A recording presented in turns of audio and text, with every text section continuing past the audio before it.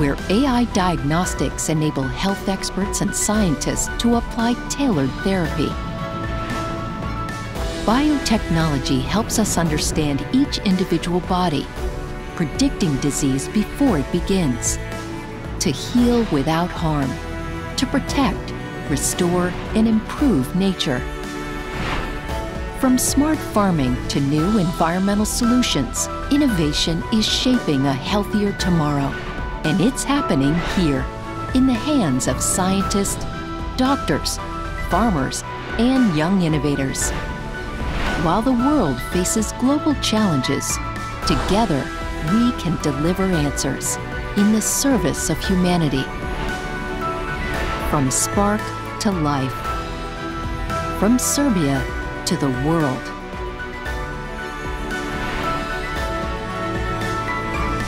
AI for Life, Biotech Future Forum 2025, Belgrade, Serbia.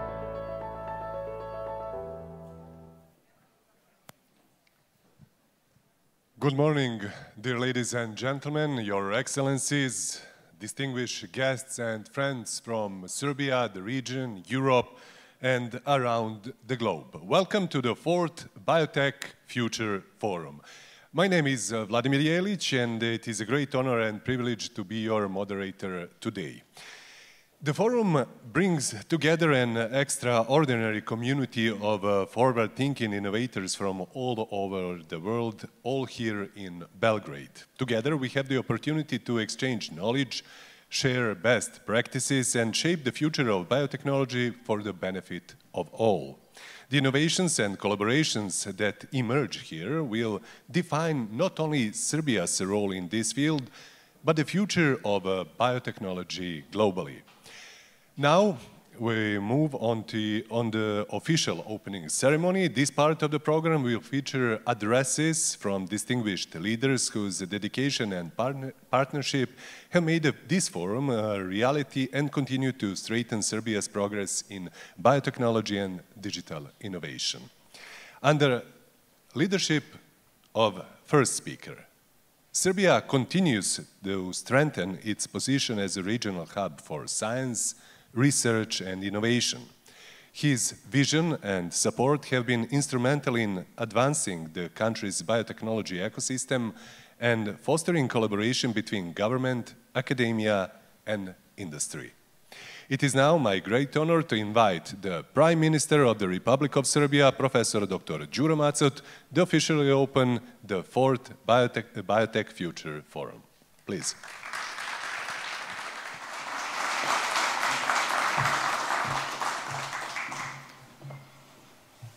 Poštovane dame i gospodo, uvaženi gosti, dragi prijatelji. Čast mi je da u ime Vlade Republike Srbije otvorim Biotech Forum 2025. godine. Posebnu zahvalnost upućujem Svetskom ekonomskom forumu, gospođi Kelly Olmsen, kao i program njenih nacija za razvoj na podršci u organizaciji ovog značajnog skupa. Pozdravljam sve predstavnike diplomatskog kora, članove vlade, naučnike, istraživače, privrednike i zdravstvene radnike koji svojim radom učestvuju u biotehnološkom razvoju Srbije. Prethodni forumi pokazali su da je zajedničkim radom vlade, nauke i privrede moguće stvoriti jak biotehnološki ekosistem. Srbija danas nastavlja da postavlja više ciljeve, da ubrzava razvoj, unapredi saradnju i postane prepoznata biotehnološka nacija. Naš fokus je na bioekonomiji, prepoznao je i sam Svetski ekonomski forum, a Srbija se aktivno pridružila njegovoj globalnoj inicijativi. Da bismo osigurali koordinaciju u ovoj oblasti, 2022. godine osnovan je Centar za četvrtu industrijsku revoluciju. Njegovim radom, kao i brojnim aktivnostima na izgradnji infrastrukture i propisima, Srbija svake godine jača svoj biotehnološki potencijal. Danas naša zemlja gradi snažan ekosistem bioekonomije zasnovan na 3 stuba: infrastruktura, partnerstvo i edukacija. Otvaranjem državnog data centra u Kragujevcu i planiranjem inovacionih distrikta, Srbija postaje regionalni centar digitalnih i biotehnoloških inovacija. Visoko mesto na našoj agendi zauzima i digitalizacija zdravstva. usvojen je nov zakon o elektronskim zdravstvenom kartonu i nacionalnom registru genetičkih podataka. Tako Srbija postaje deo svetskih trendova u personalizovanoj medicini. Ponosni smo i na Bio4 kampus, najveći nacionalni projekat za povezivanje nauke, zdravstva i privrede. On već našim naučnicima omogućava da rade na razvoju lekova nove generacije u saradnji sa vodećim svetskim kompanijama, uz plan da uskoro okupi više od 5000 studenta i 1000 doktora nauka, postojući centar znanja i inovacija jedinstven u regionu. Biotehnologija i veštačka inteligencija su dva ključna stuba budućnosti. One nam daju moć da odgovorimo na izazove savremenog sveta, pre svega u medicini, a zatim i poljoprivredi i energetici. Siguran sam da će AI for Life, Biotech Future Forum 2025. godine, biti mesto gde ćemo zajedno smisliti nove ideje, podstaći saradnju i postaviti temelje za dalji razvoj. Dobrodošli u Beograd i Srbiju, zemlju koja veruje u znanje, saradnju i svetlu budućnost. Hvala vam.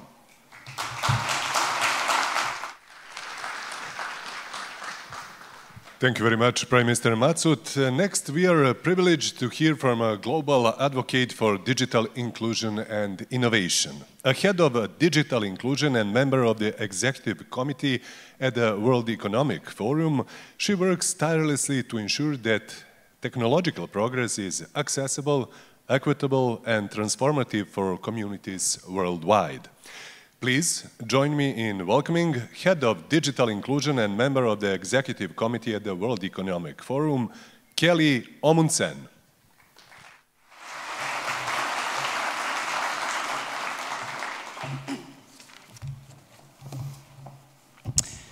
Your Excellencies, distinguished guests, ladies and gentlemen, we are living through biology's digital revolution.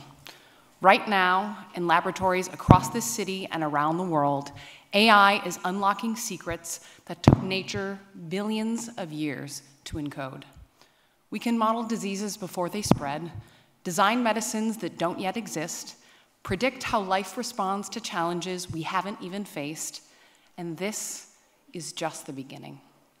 It is my great pleasure to be here in Belgrade for the 4th Biotech Future Forum. I want to extend my sincere gratitude to the government of the Republic of Serbia, the Center for the Fourth Industrial Revolution, Serbia, Bio4 Campus, UNDP, and all the partners who are making this vital conversation possible.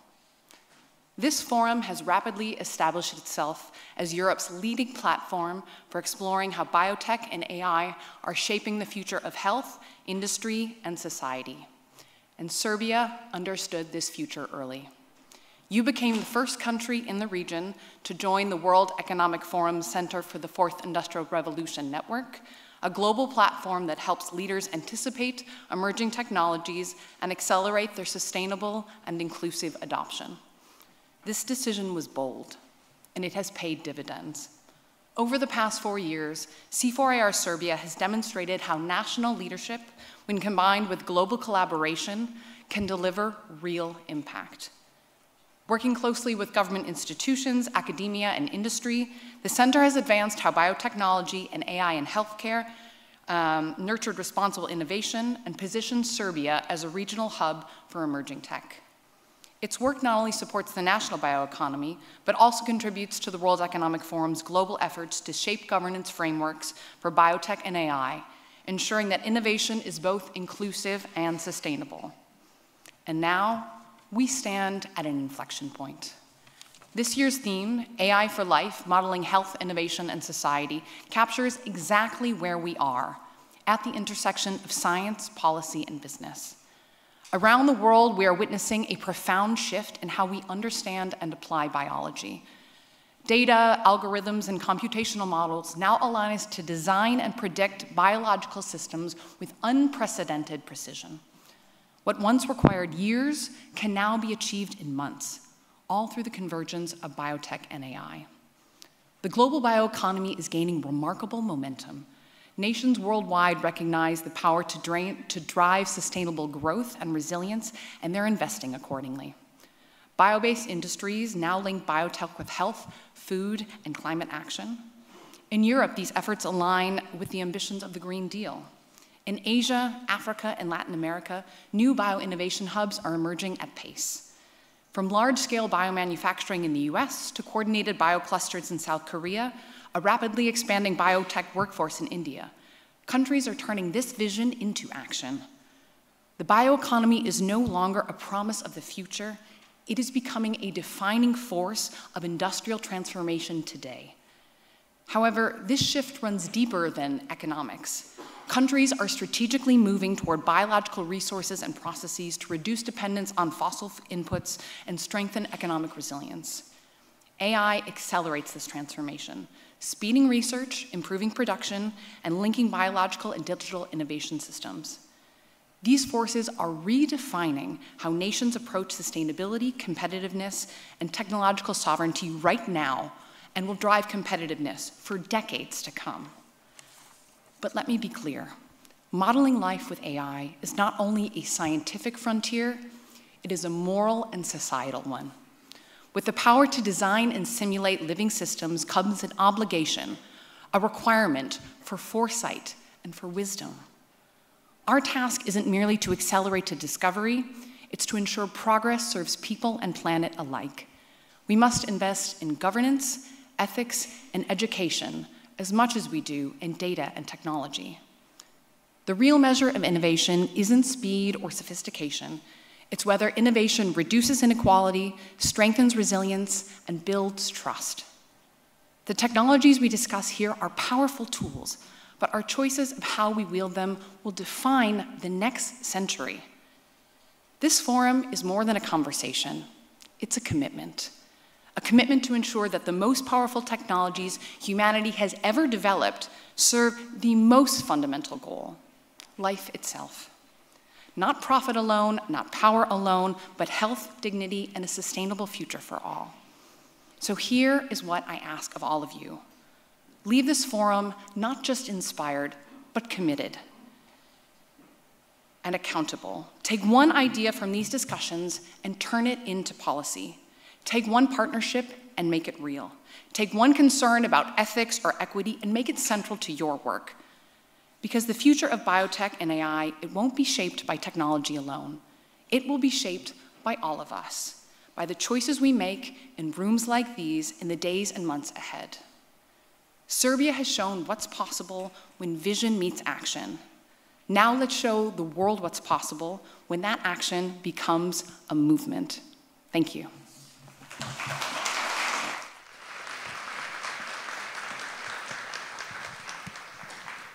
Thank you very much, Ms. Omundsen. Addressing us via video message, we are honored to hear from a distinguished global leader whose work continues to shape international development and cooperation. Under his leadership as acting administrator of the United Nations Development Programme, UNDP continues to play a vital role in addressing some of humanity's most urgent challenges, from climate change and digital transformation to inclusive economic growth and the ethical use of emerging technologies. Let's now hear the message from Mr. Haoliang Su. Distinguished Prime Minister, Excellencies, ladies and gentlemen, it is a privilege to virtually join the Biotech Future Forum. It takes place in an impressive new venue in Belgrade that has been revitalized with the support of partners, including the United Nations Development Programme. This forum, under the theme AI for Life, highlights how AI and biotechnology are reshaping the very fabric of our lives. As many in the audience are aware, biotech, using living systems and organisms to develop medical, agricultural, and environmental solutions, combined with AI's analytical power, holds life-changing potential. Imagine precision medicine tailored to each patient, crops that thrive under stress, or bio-based materials that help repair ecosystems. These innovations can redefine how we care for people and our planet. They also raise challenging questions about regulation, ethics, and equitable access. As part of the UN family, UNDP is focused on supporting countries to answer these questions and build digital futures that are safe, inclusive, and human-centered. In Serbia, this journey has included assisting the Office for IT and e-government and the Kragujevic Data Center, bringing digital literacy to schools and local communities and harnessing AI for public services. Together with the government of Serbia and the World Economic Forum, we also supported the establishment of the Center for the Fourth Industrial Revolution. This hub connects scientists, policymakers, entrepreneurs, and investors to expand Serbia's biotechnology capacity and global visibility.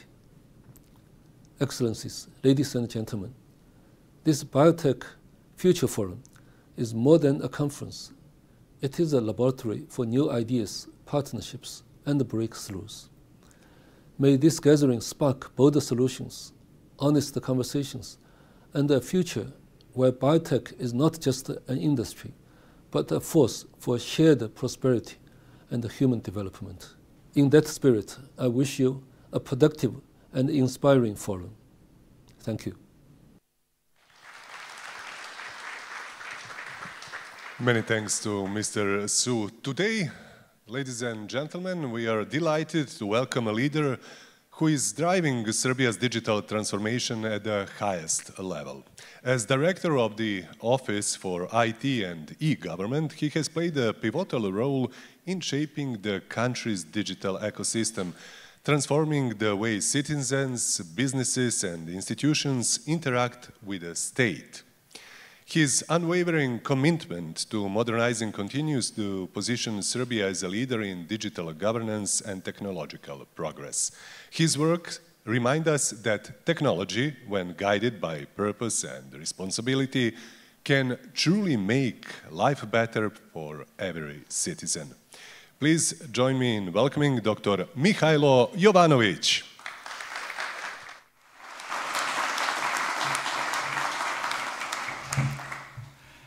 Poštovani predsjedniče Vlade Republike Srbije, profesore Macut, vaše ekscelencije, poštovani partneri i učesnici, drage kolege, dame i gospodo, dobrodošli u Beograd, dobrodošli u Srbiju, dobrodošli u ložionicu, mesto gde se prošlost susreće sa budućnošću, simbol stvaralaštva, inovacija i moderne Srbije.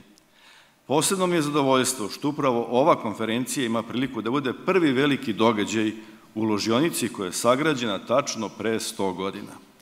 Četvrtu godinu zaredom održavamo Biotech Future Forum, skup posvećen znanju, inovacijama, napretku i novim tehnologijama. Otvaranje konferencije je prava prilika da se prisetimo da je 22. godine nastao Centar za četvrtu industrijsku revoluciju, koji su osnovale Vlada Republike Srbije, Svetski ekonomski forum i program Ujedinjenih nacija za razvoj. Baveći se biotehnologijom, bioekonomijom, digitalizacijom i primenom veštačke inteligencije u zdravstvu, Centar pruža snažan podsticaj inovacijama i razvoju našeg društva.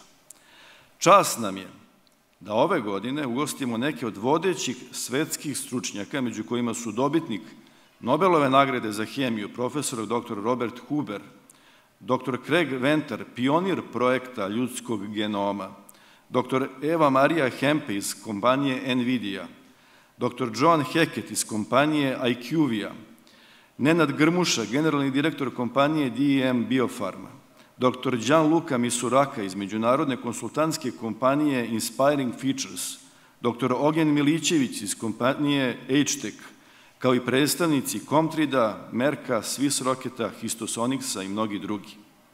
Danas, kroz 7 plenarnih predavanja, 2 centralna panela i 7 paralelnih sesija, istražit ćemo kako biotehnologija i veštačka inteligencija produžavaju život i poboljšavaju njegov kvalitet, kako oblikuju budućnost zdravlja, inovacije i samog društva.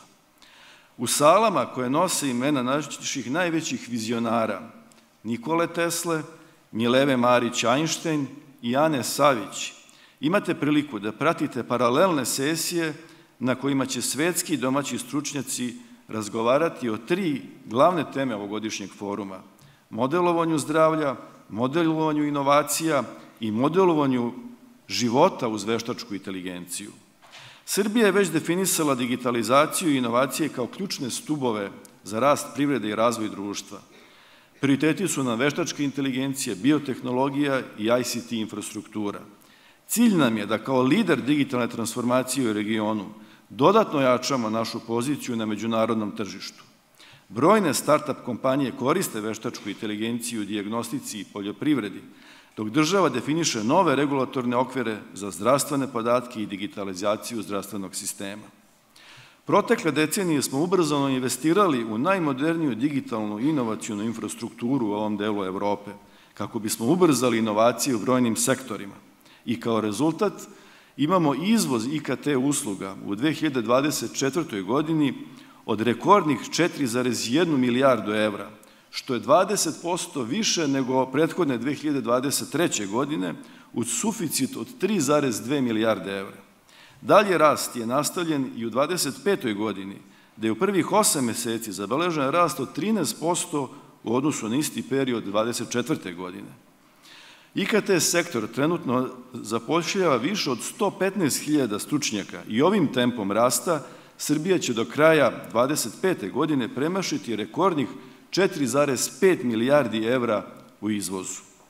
Još 2019. godine Vlada Republike Srbije donela strategiju razvoja veštačke inteligencije za period do 2025. godine, a u januaru ove godine Vlada Republike Srbije usvoji drugu po redu strategiju za period do 30. godine. Srbija nastavlja da ulaže i dalje, proširuje i primenjuje superkompjuter. Naša prva nadogradnja, to nam je drugi superkompjuter, planiramo da instaliramo do kraja godine i pustimo u rad početkom 26. čime dobijamo 7 puta brži sistem od postojećeg, kao i dodatni prostor za skladištenje podataka. Druga nadogradnja, odnosno treći naš superkompjuter, stiže krajem 26. godine. Inicijative u javnom sektoru usmerene su na primjenu veštačke inteligencije u zdravstvu, pametnim gradovima, donošenju odluka zasnovanih na podacima u realnom vremenu i naprednoj kompjuterskoj viziji. Srbija je takođe integrisala nastavu o veštačkoj inteligenciji u programe osnovnih i srednjih škola, kao i multidisciplinarne postdiplomske programe usmerene na ovu oblast. Izuzetno sam srećan što se iz godine u godinu ovde okupljamo da svi zajedno učestvujemo u dijalogu koji nas vodi ka zdravijoj, održivoj i otpornijoj budućnosti. Biotech FutureForum nikada nije bila samo konferencija, to je temelj zahvaljujući kojem biotehnologija postaje sastavni deo naših ekonomskih strategija na koji gradimo regulative zasnovane na poverenju i gde otvaramo vrata investicijama u sektorima koji menjaju način na koji uzgajamo hranu, proizvodimo energiju i brinemo o ljudskom životu. Neka taj temelj inspiriše nova partnerstva, interdisciplinarne inicijative i dugoročne saradnje koje će nas voditi ka trajnoj transformaciji. Poštovani predsjedniče Vlade, hvala vam što ste danas sa nama. Pozivamo vas da zajedno modelujemo budućnost. Neka četvrti Biotech Future Forum bude uspešniji od trećeg i manje uspešan od petog. Srećno i hvala vam.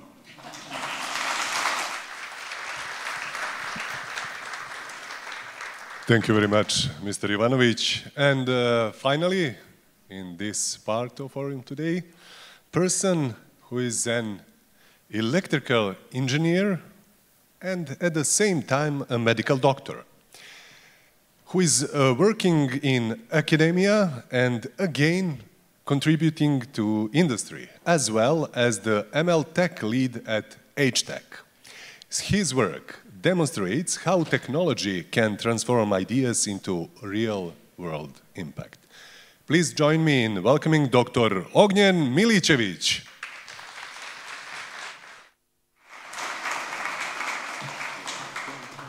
Thank you. The mic would be better. First of all, thank you for the clicker. Thank you for the lovely intro, and thank you all for being here. I was announced twice in front of H-Tech Group, in front of industry, but I feel it's relevant to say that I do teach statistics at the Faculty of Medicine. So I kind of tend to inject a little bit of mathematics into all my lectures and hope somebody likes it, and I really hope I made it happen today. To begin, we do, as some of you already said, we are facing a transformative age of LLMs. And I feel it's being brought together by a revolution in the way that we speak with the machines. We have to get the terminology out of the way, right? So LLMs, large language models, we frequently call them ChatGPT, which is kind of dismissive because we are developing so many models all around the world in academia and industry as well. So let's be specific. LLMs. How do we actually deal with them? In addition to all of us being users, some of us are doing it at a high level, like visions and trends and driving this now towards future. Then we have many scientists which are developing field-specific models. And this is kind of a math-heavy part. Everybody tends to shy away from it a little bit.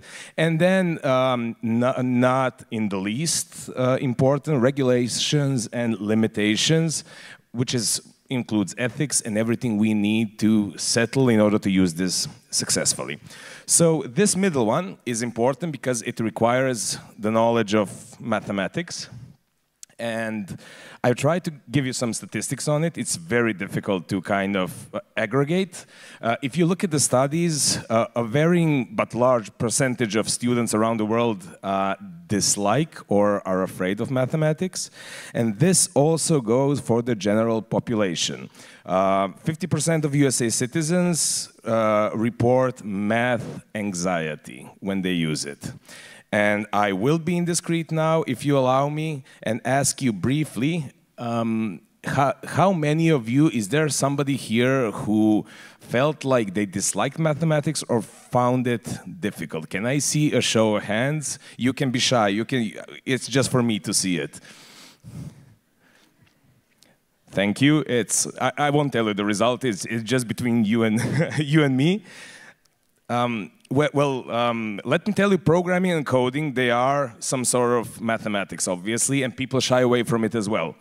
But we don't shy away from LLMs. Sam Altman told us it's 800 million weekly users right now. And it's kind of, in food, you have that people have varying tastes, but everybody likes ketchup or even better, chocolate. LLMs are the chocolate of coding and AI. Everybody likes using them somehow.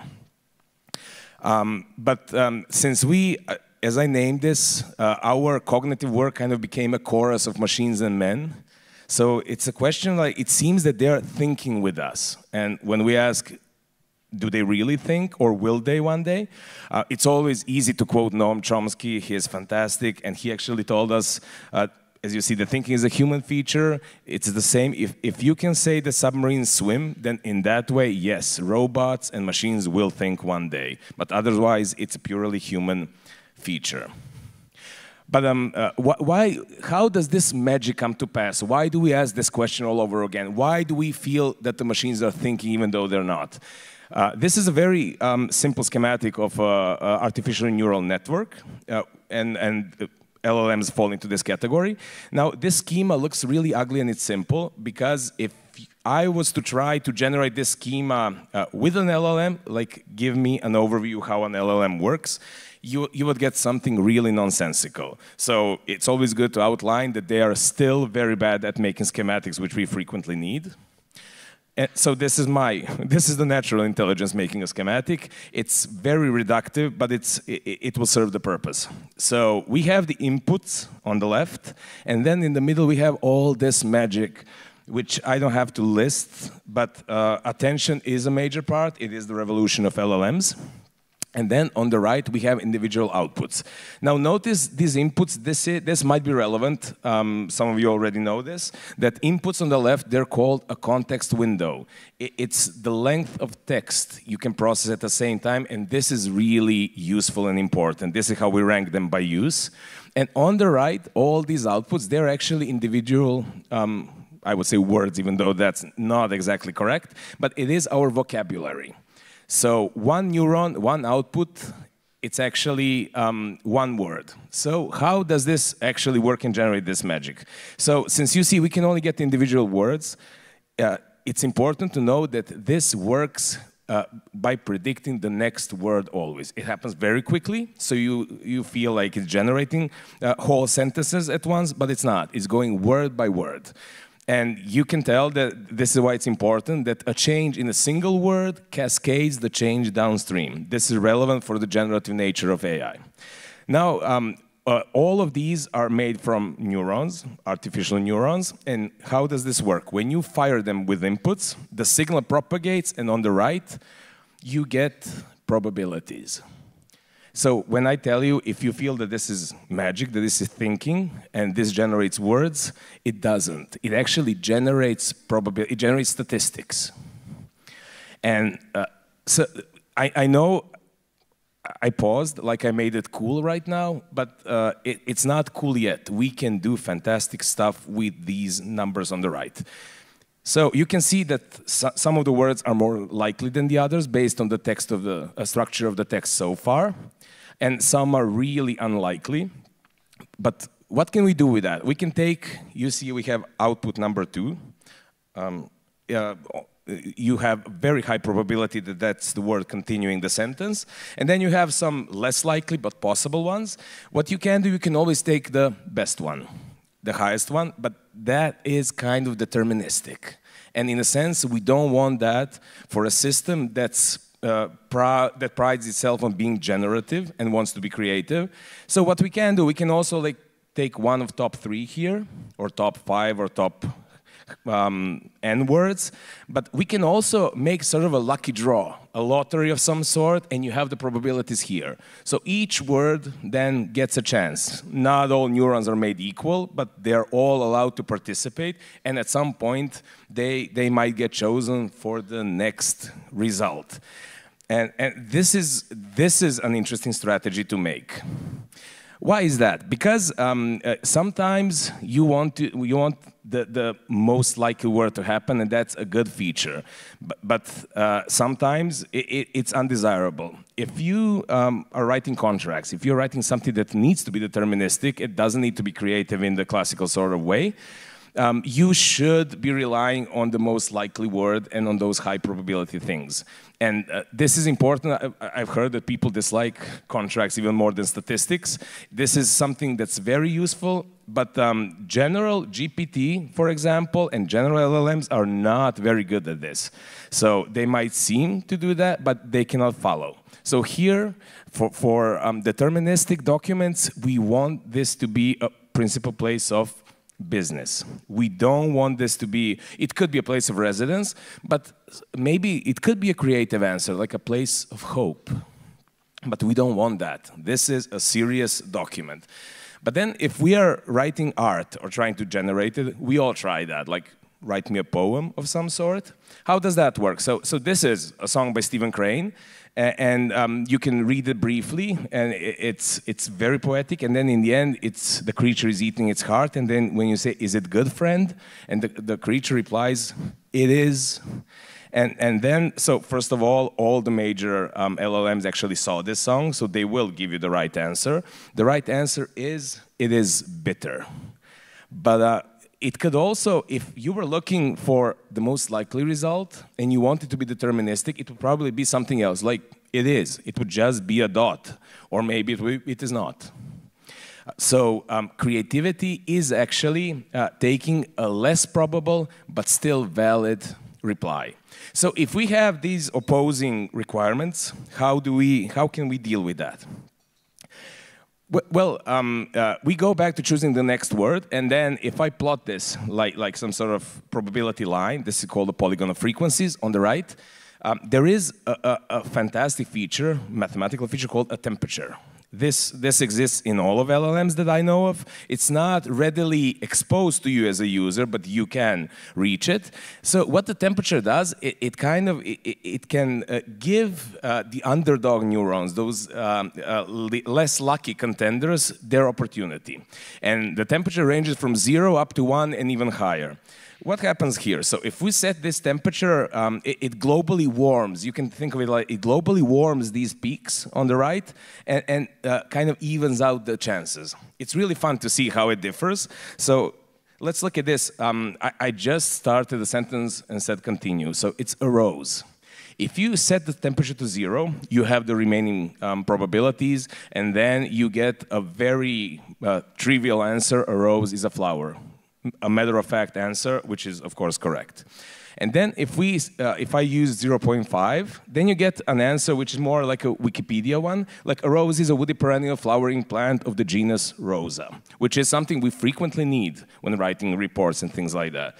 But then if you push it up to 0.9, which is relatively high, the default setting is 0.7 in major LLMs, by the way. And then you might get, sometimes you might get something, again, unsurprising, but then you might get something resembling art or genius. This is from Gertrude Stein's famous poem, but you might get a rose is a rose is a rose is a rose, which is kind of, it's genius, but very unexpected. Why would somebody say this? And then if you drive this further up, above one and go beyond, you get instability, and then the sentence, as it goes, it breaks down. With the first unusual word, it can literally, and you can see that, go into random characters or stuff, or unpredicted results. So even in LLMs, which are not alive, you can see that creativity and genius, they do border on insanity. So this was my first argument, that math can generate language, but this actually cuts both ways. There is frequently in medical research, we have a lot of information on the patients, and all the doctors present here know that your general job as a physician of any kind is to sift through that information and know the relevant contextual information. We do that formally in our statistics by using different kinds of predictor selections, feature selection models. And one of the important ones and useful ones is called lasso regression. What lasso regression actually does, it shrinks the irrelevant predictors to 0 and uses only the relevant ones. So looking at the data in standard statistics, we can do the selection and choose only those which appear relevant from our data and make the model smaller and more robust. But this lasso can be further augmented. The math can be augmented to something called LLM lasso. This is the preprint paper. It's very recent. What it actually does, you just take the names of the variables, which even with those abbreviations and maybe mistakes in writing, they do give contextual information. When you invoke an LLM to aid the lasso, it goes through everything it has learned throughout literature and written text and gives you the contextual information it has learned. When you think about it, like, why would you do that? You have everything in your data. Why would you need to know what's happening in those texts? Well, you know that when you do a study in your own data center, on your own data, you have some biases, local batch effects that you need to handle. And this is introducing the general information from all around the globe and throughout time to aid you in this process. Sometimes it can harm your case because that's not all the texts are relevant for your use case, but conversely, it can be a type of regularization. So in that way, it actually makes your model stable and efficient. And then, since this transcends locality, I can show you that it also transcends humanity. This is a type of models which they're called evolutionary scale models. They're actually, it's the language of proteins. You can, for every mutation, for every single letter in the genetic code that creates proteins, you can actually get the probability like those that I've shown you. And for me, this was mind-blowing, that you can actually get scores and predictions of variants. The more surprising a mutation, the more potential effects it can have downstream. But it seems like it's surprising, and it's so easy to use. I urge you all to try it. But it's not really. If you look at the back at the traditional central dogma, if you see the words that they have used decades ago, which are transcription, translation, even replication, those are all words that can be efficiently used in text processing. So by the intuition that we have those letters and that we have the sentences formed by them, the language of molecular biology is also subject to the same mathematics we saw before. And the final and maybe most daunting one is something called emergent behavior of LLMs. So to explain the terminology, emergent behavior is appearance of novel capabilities suddenly once the model reaches a certain stage. And this is not something that you specifically train the model for.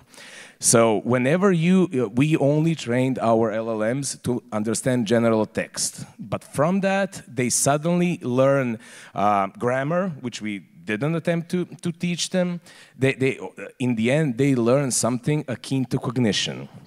So what does this mean? It means that it can solve complex mathematical problems even though it hasn't seen too many of them. And there is an experimental, we haven't seen that model, but again, Sam Altman, he claimed in a post that their experimental model has actually managed to get a gold medal at the Mathematical Olympics in 2025.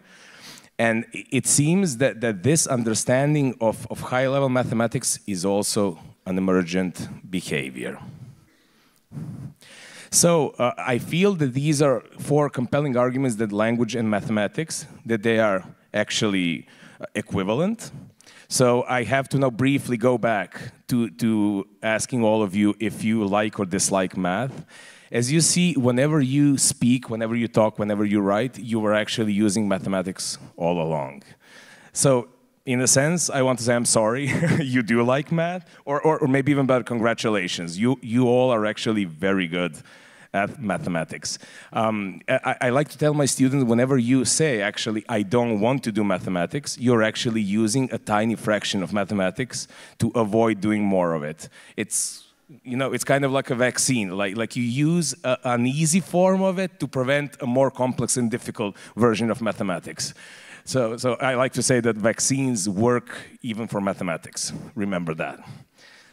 It's in the next, but this also creeps in a question. If all of our speech, everything we do, it's just mathematics, does it actually impact our perception of self negatively? Okay, machines don't think, but do we think?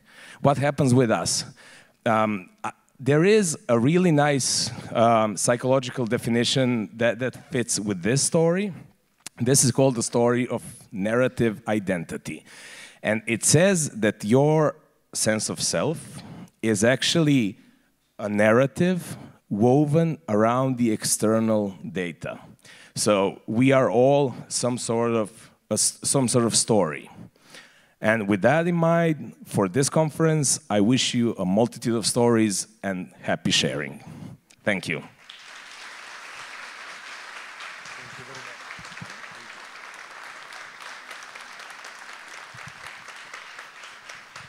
Many thanks to Dr. Milicevic for these inspiring words. We thank once more our esteemed speakers for opening this Forum 2025. Now we'll take a short coffee break, but please don't go too far. In just 15 minutes, we'll continue with one of the highlights of today's program. A keynote address by Nobel Prize laureate Professor Dr. Robert Huber, whose groundbreaking research has transformed the modern biochemistry and continues to inspire scientists around the world. One more time, please come back in this room exactly in 10:05. Thank you very much. See you soon.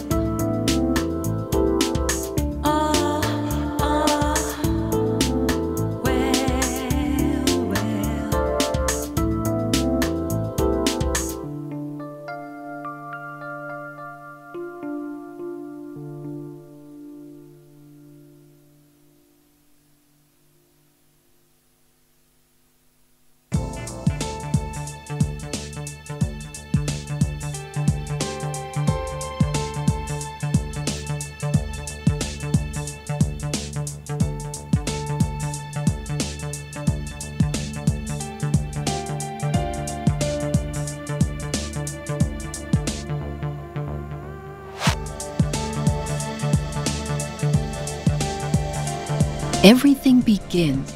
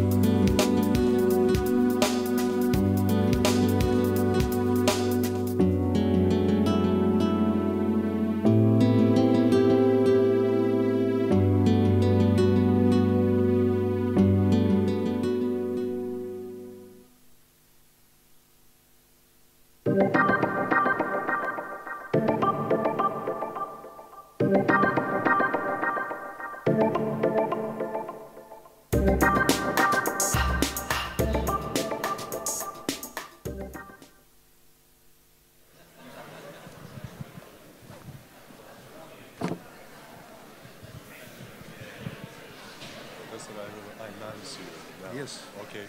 Do you need this? No. Oh, okay.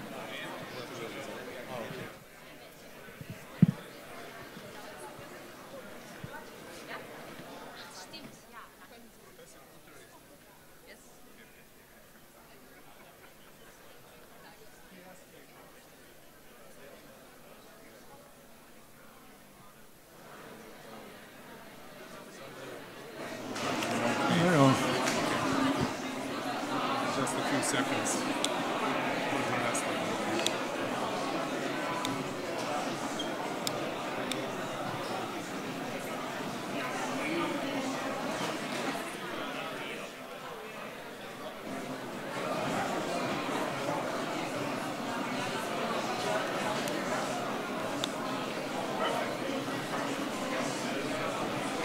You want me to... No, perhaps you can. Okay. That's it. It's okay. Is it okay for you? That's okay.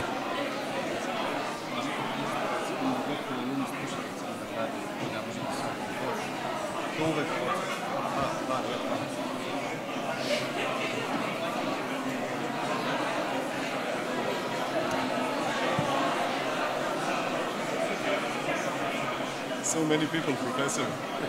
Thank you. No, it's well visited, yes. Well visiting. Some of them, maybe they stay outside with the headphones and screens.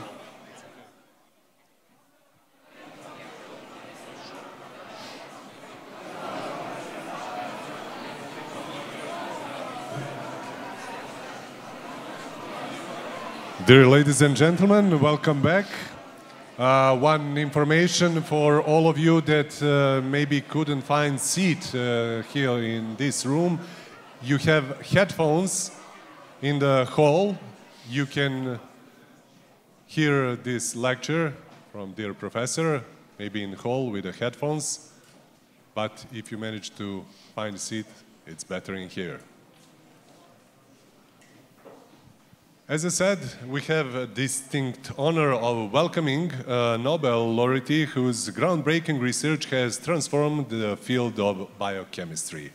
The main focus of Professor Robert Huber's work is structural biology, the study of how biological molecules are built and how their structures determine their functions.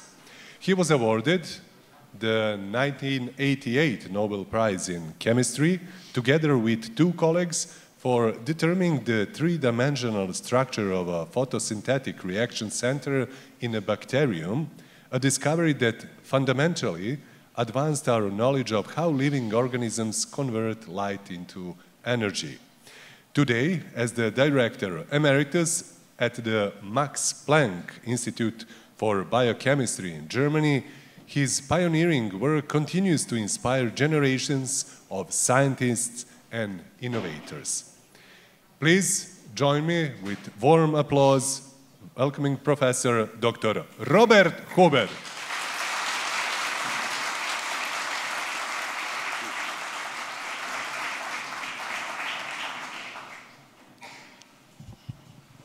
Well, good morning. First, I would like to thank for the invitation to come here. And the large gathering of attendance is remarkable. Many of them are relatively young, and these people I would like to address with my lecture, telling them there are fantastic things happening in biology, biochemistry, in structural biology, and those young people who still have not yet decided about the direction of their focus, then should consider structural biology.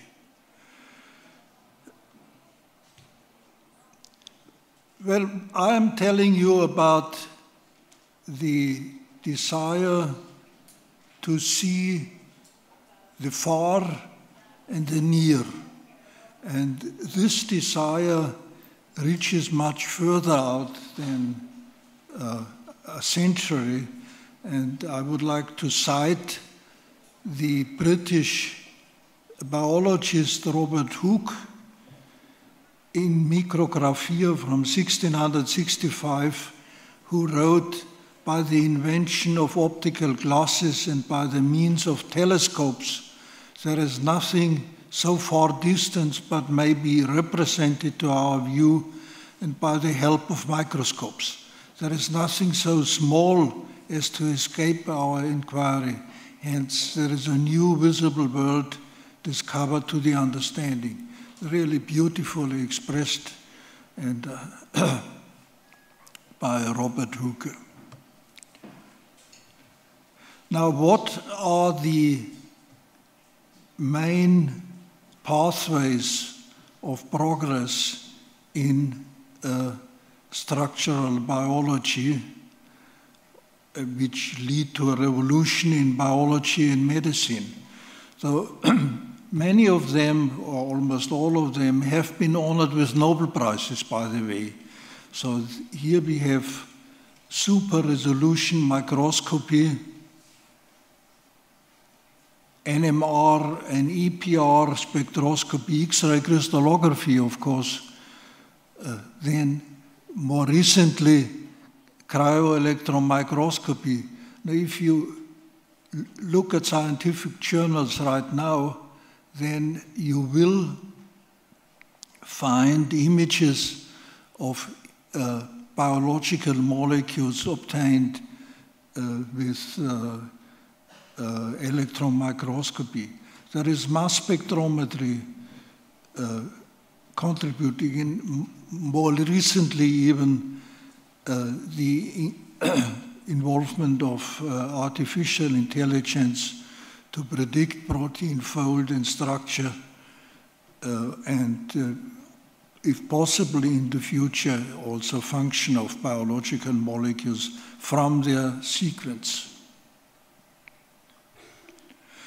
Now, there is, of course, physics behind these various approaches, and usually they work with light, with photons, but sometimes they use also electrons and neutrons as probes.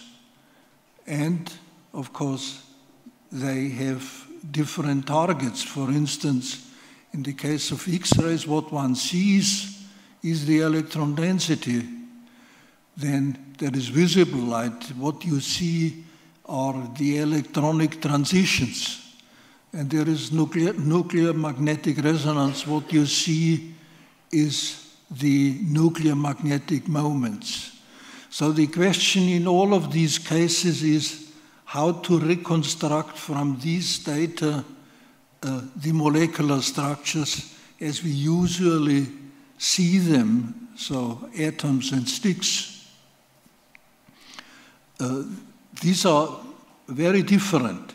Very simple in the case of visible light because there is a direct imaging of the object. More difficult in the case of imaging by using X-rays. This is diffractive imaging, where we collect the diffraction data and reconstruct from the diffraction data the molecular structure. And there is NMR that also allowed to deduce molecular structures from magnetic moments, from distances. That was quite unusual. Let me throw first, before I come to NMR, I'd like to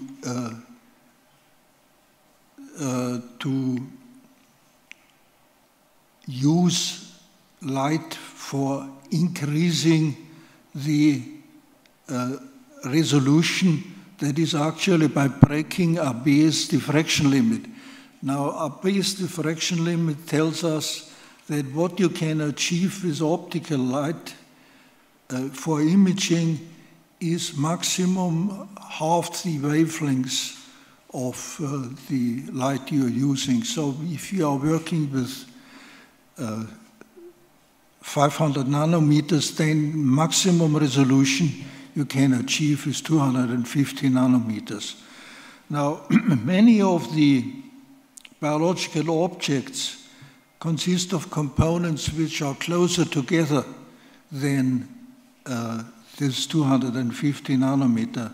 And this is what the introduction of time in the fluorescence measurement by Brzi and Mörner was discovered and honored with the Nobel Prize. So what is happening is that in this object, which consists of unresolved components, each of them is statistically excited, and then these thousands of pictures are assembled to give a relatively high resolution map of the object, much higher resolution than RPS diffraction limit would allow.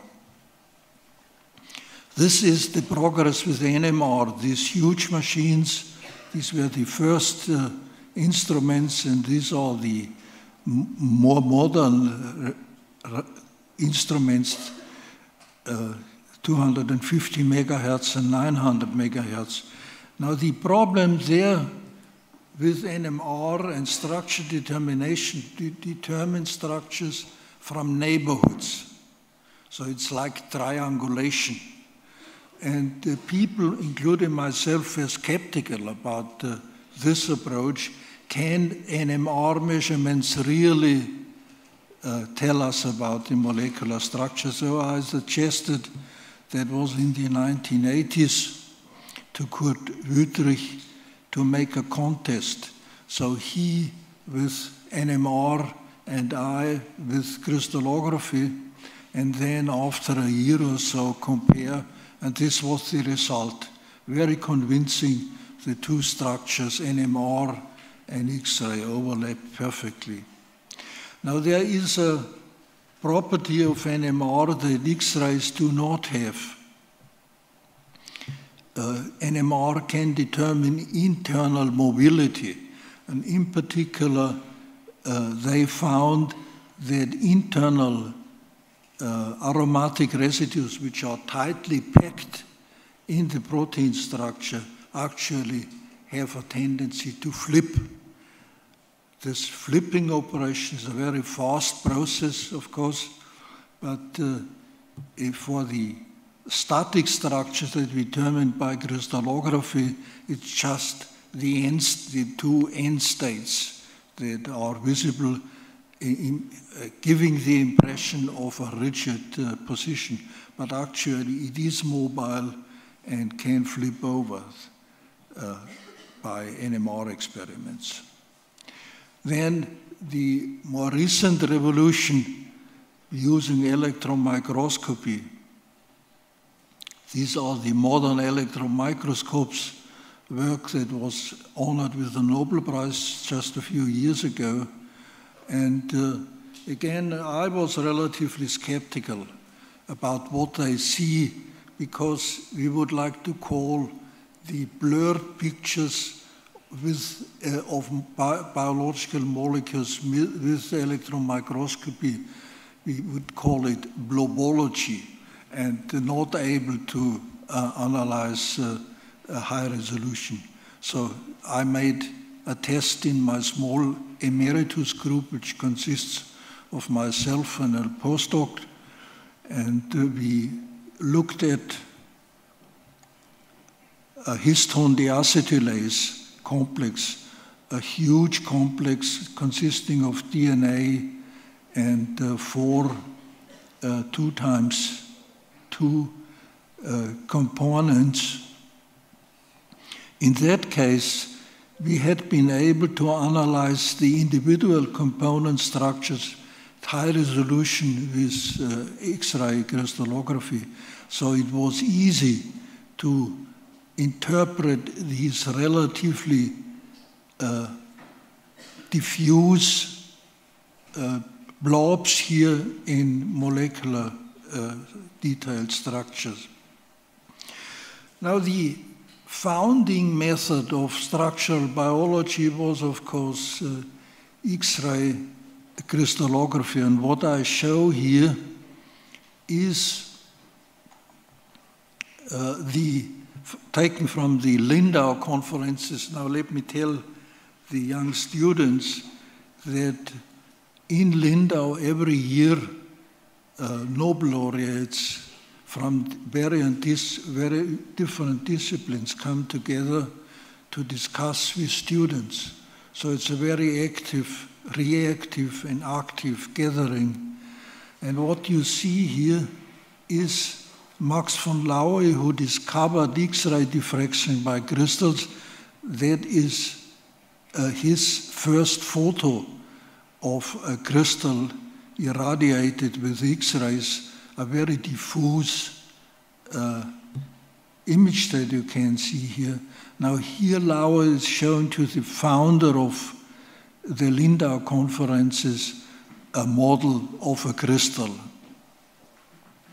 So the Lindau conferences are open for applications, and I recommend the young people to apply.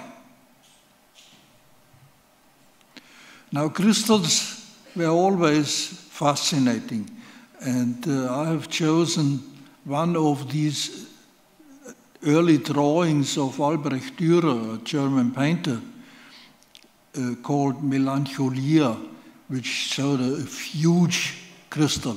It's still not known what Dürer wanted to tell us about this, but there it is, a crystal, and these are Kepler's drawings of ice flakes. These are the founders of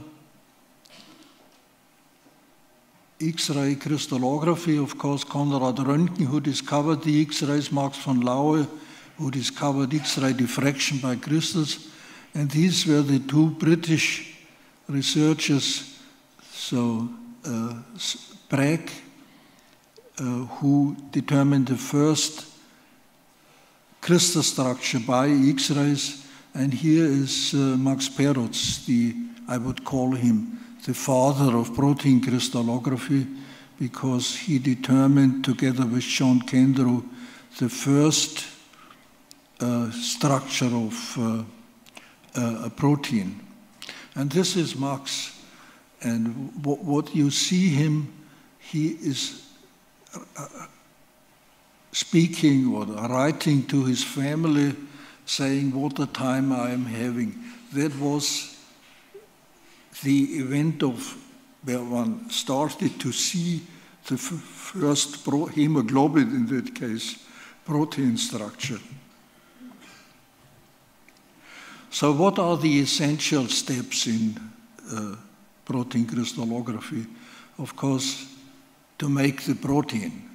And this is at the time when I started with that research, the natural material, which one has to separate and purify and crystallize.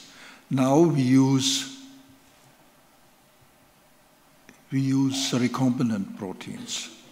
And we use huge X-ray generators. This is Röntgen's original X-ray generator, which is on display in Munich in the Deutschen Museum. And this is a modern X-ray generator, synchrotron, with thousands of times more powerful X-ray generated compared to the classical generator. And this is what we can see then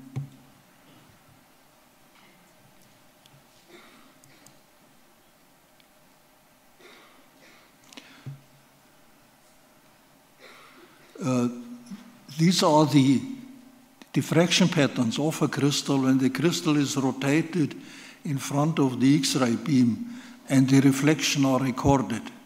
So this is done now in a few minutes range because we have as I said, powerful X-ray generators, and we have fast detectors.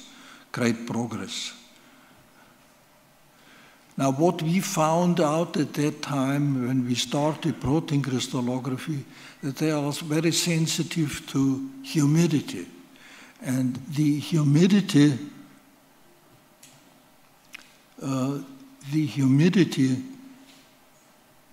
changes the crystal, its dimension and its diffraction pattern.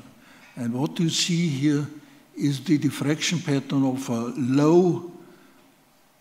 a high humidity crystal. And when we continue with time, then we see, and we reduce the humidity, you see that the crystal shrinks, the molecules move slightly, and the crystalline order becomes much better. So we applied these, and if you wait then for a while, then the best crystalline order is recovered. This is another example. The method has been transferred to a company that I co-founded some time ago, where we looked at, they looked at a protein kinase, a cyclin-dependent protein kinase, where you can improve the resolution of these crystals substantially by dehydration, or now by infrared irradiation, which has the same effect. The same is true with membrane proteins. You can improve them substantially. Now, another big step forward in protein crystallography was the introduction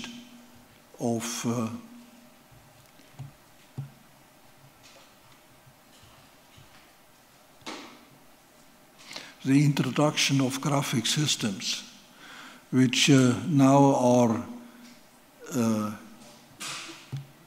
used even to make an ab initio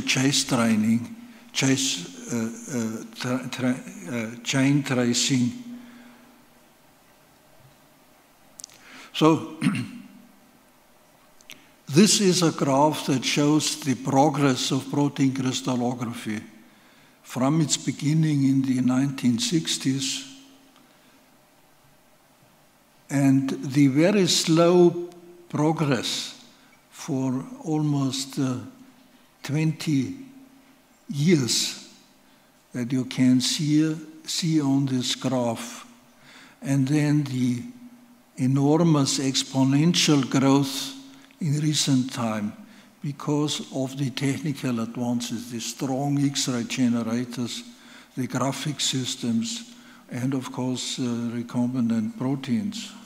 So what drives this progress? We want to understand biology at the molecular level, and we aim at applications to medicine and biotechnology.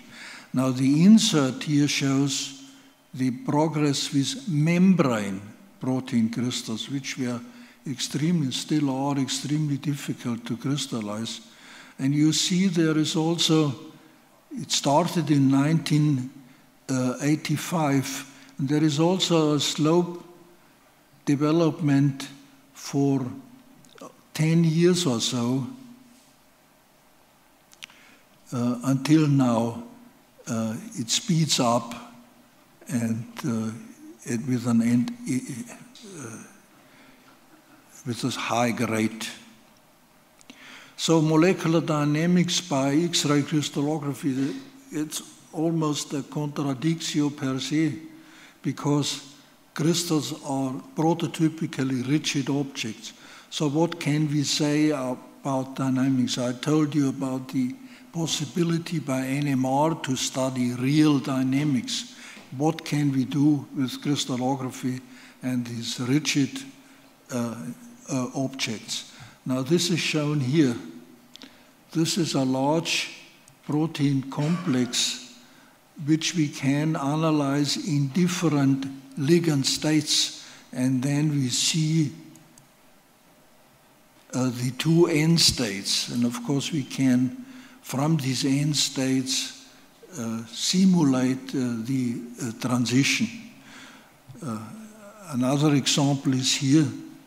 So it's this extensive movement that we see when we compare this, the two states.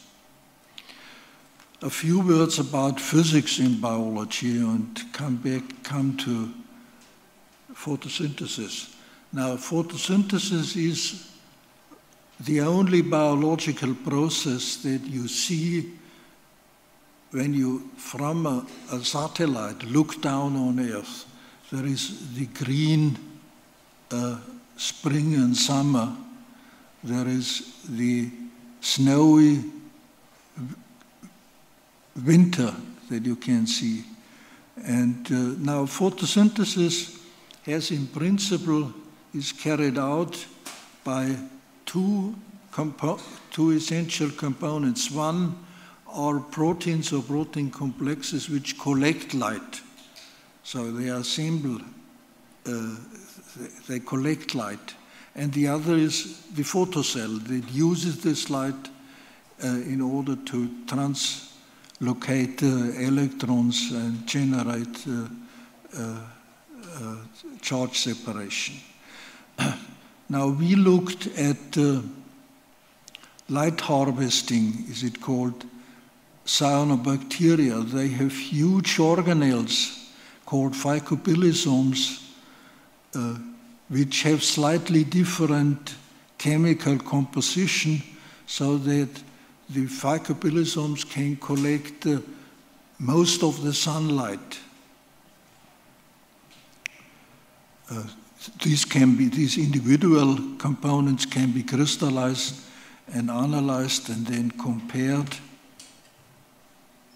but they can also be visualized with electron microscopy. Here, a low-resolution EM picture of negative stained, but still you can see the essential arrangement of the protein subunits in the phycobilisome. Now, more recently, also high-resolution pictures of phycobilisomes by electron microscopy have been obtained and interpreted on the basis of the high-resolution crystal structure of these subunits. And this is the photocell, a four-component system that you can see here with the active chlorophyll components. These are the M and the L subunits that you can see here, which harbors the active chlorophylls. This is where light absorption or excitation energy is assembled and causes transfer of electrons across a chain of chlorophylls. Now this is the reaction center that we had analyzed and is shown here in rotation. So it consists of 4 subunits, L and M subunits, an H subunits, and a cytochrome. As I said, the active chlorophylls are located between the L and M subunit.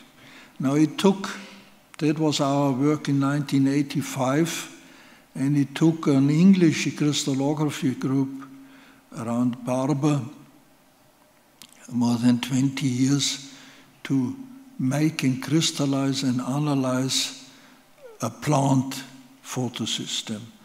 You see, these are very large molecules, much more subunits than the the purple bacterial reaction center, but the heart of the complex, which harbors the active chlorophylls, is very well preserved and can be superimposed between the purple bacterial and the plant reaction center.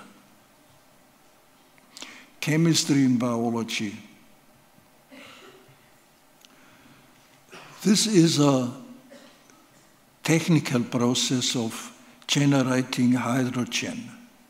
So much of the technical hydrogen is made by this process. And the curious thing is that in biology, this I should tell you, this is a process that requires high pressure and high temperature. Now, in nature, there is no high pressure, high temperature situation.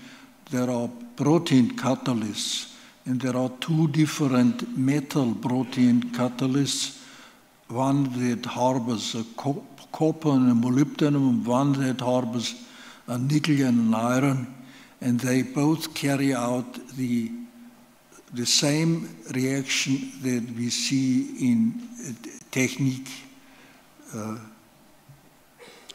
It's quite remarkable what nature can achieve. So why do we study proteins? Now, very simple, because we would like to understand biology. This is a butterfly and this is its larval state. They have the same gene, but they look very different because proteins are differently expressed here, extremely different. So the life cycle of proteins, so we have protein synthesis, folding, degradation, and then reuse. So we have beautiful symmetrical objects.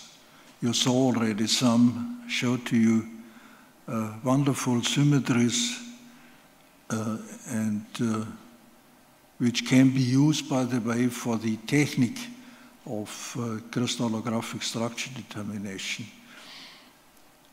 This symmetry is expressed also in the external shape of diatoms. These are Haeckel's diatoms drawings. Now, the proteins are synthesized on the ribosome in an extended version of polypeptide chain. Now, how do they fold to this complicated three-dimensional structure? And for that, there are helpers, so-called chaperonins, which have a large internal cavity in which the unfolded, extended polypeptide chain that is going to be folded is inserted and then has some time to reorganize itself and then emanate as a folded protein from these chaperonins. Evolution and proteins. Now, I looked very early in the 1960s at a red protein from insects and found this, at that time, low resolution structure that you can see here, and compared it with the sperm whale myoglobin that Kendrew and Perutz had determined, and found that it has a closely related fold. So wonderful evolution. So these are proteins in insects, and this is a protein in this huge animal, the sperm whale.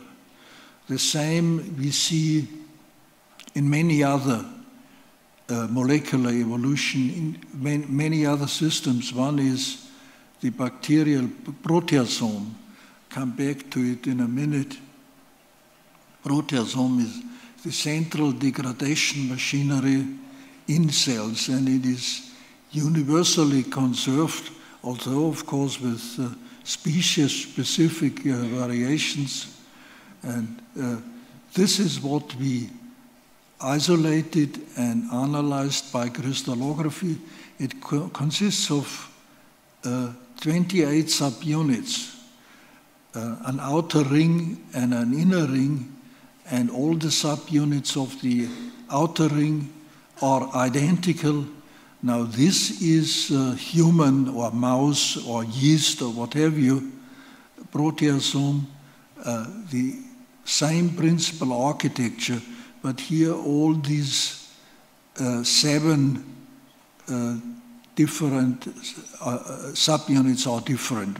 As I said, they are identical in the primitive proteasome.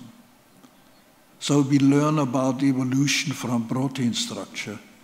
And I just would like to cite Charles Darwin, who compared skeletons. Now, today we compare genes, but at that time, what you see here is a 200-fold enlarged skeleton of a bat compared to a human. You clearly see the relationship, no doubt, but a much smaller brain here than in humans, and many other differences. So, for instance, we are unable to fly. Well, in the last part, I would like to illustrate the way by which this structural information can be used in commercial companies. Now, we had, in the academic setting, accumulated a lot of expertise in protein preparation, in crystallization, in structure analysis. And I thought, or we thought, that is my good colleague Thorsten Neuefein and myself, that this would be a way to make use of it by founding a company, and the name of the company is Proteros. It's located in the Munich area, and it offers enabling technology services and integrated lead discovery. This is what they offer to customers, who of course have to pay for it. They live, Proteros lives on it. They also offer protein preparation and of course protein assays. They use X-ray crystallography, they use cryo-electron microscopy, and with a lot of different proteins. So hundreds of them they have made and analyzed, including ligand structures over the years. These are their customers. Now this is a elder version of a slide that I have. So they have even more customers than listed in here, but you see that many of the very big pharma companies approach Proteros and ask them to make protein, make assays, and make structures. This is a second company which is not providing service, but it is aiming at a new therapeutic protein.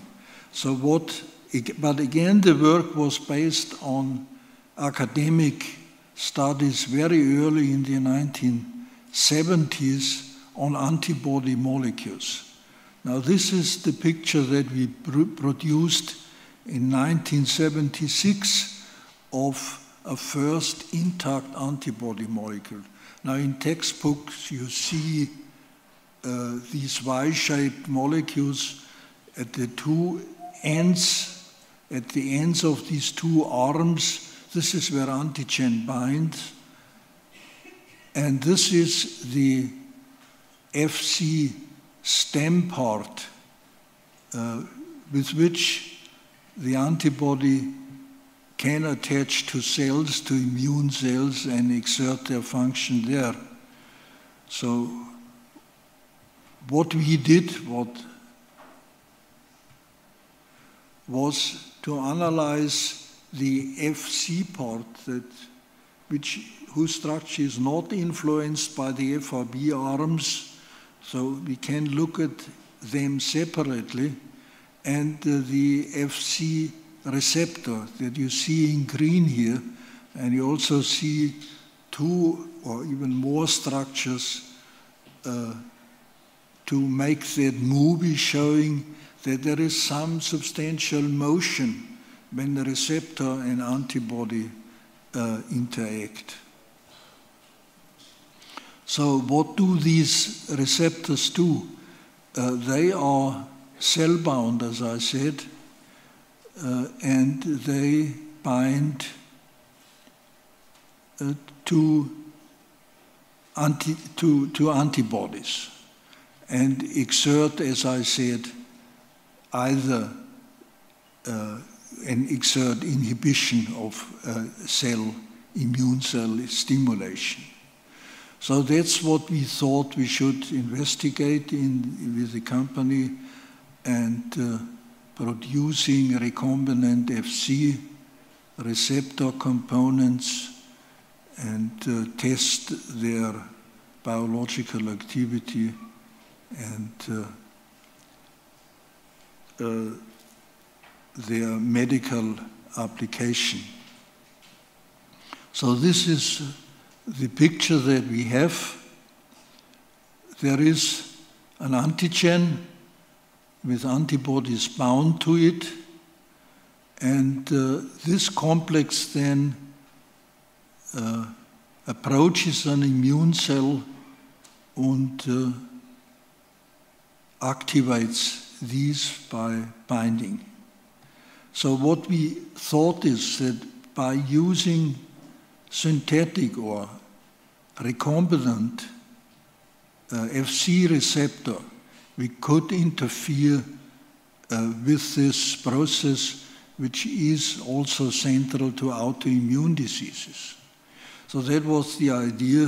We followed that up in a company until some years ago. The company was bought by big pharma. Well, this brings me to the end of my presentation, but not without mentioning a major activity that I am still involved in, that is on the proteasome. So what is the proteasome? The proteasome is a huge aggregate of 28 subunits, of which there are alpha and beta. All the alphas are different and all the betas are different. So a huge complex. So we prepared it and it crystallized, but the crystal structure analysis was a challenge. But it was successful and then finally published in 1997. Well, but nobody else imagined that the proteasome, being such a central component in cells, might be a drug target. And actually, American people, colleagues, have looked at that and developed a novel proteasome inhibitor on opening the doors for a novel strategy against cancer and multiple myeloma. I show this as an example of how academic structural research leads, in this case, to new medicaments by analyzing the molecular structure in detail. And of course, what you see here, this collection of ligands, they have been found either from natural sources or synthetically, and they have been modified, and all of them have been crystallographically analyzed. So we determined the crystal structure of the proteasome with these molecules. Well, this I come to an end. And show my Munich at the last slide. Not only because I love my city very much, but because this is the old physics building of the Ludwig Maximilians University in Munich. So it's still, it was strongly destroyed, but recovered and restructured. This is where in the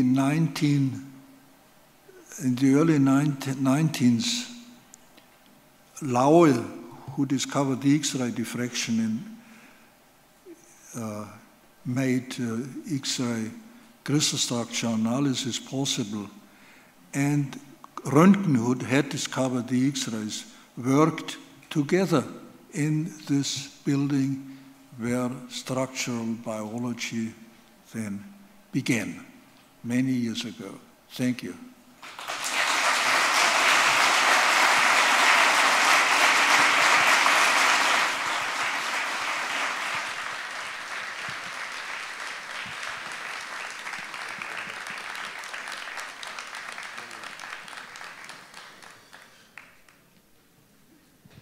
It's one high chair for our distinguished guest. Thank you.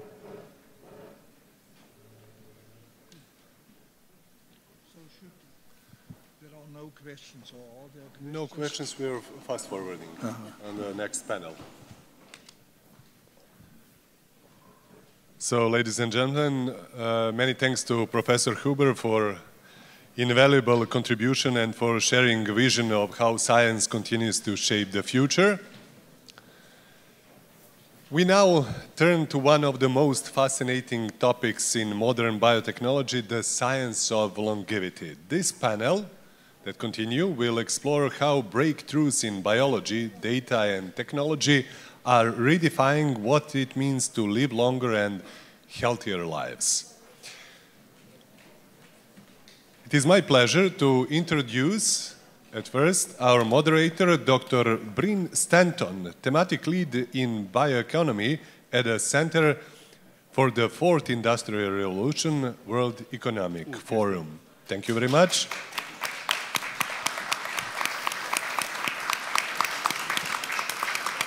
Joining her for this conversation are distinguished experts and pioneers in longevity research and innovation. Dr. Evelyn Bischoff, President of the Healthy Longevity Medicine Society. Please, thank you. Thank you. Dr. Dean Ho, Provost Chair Professor at the National University of Singapore. Thank you very much.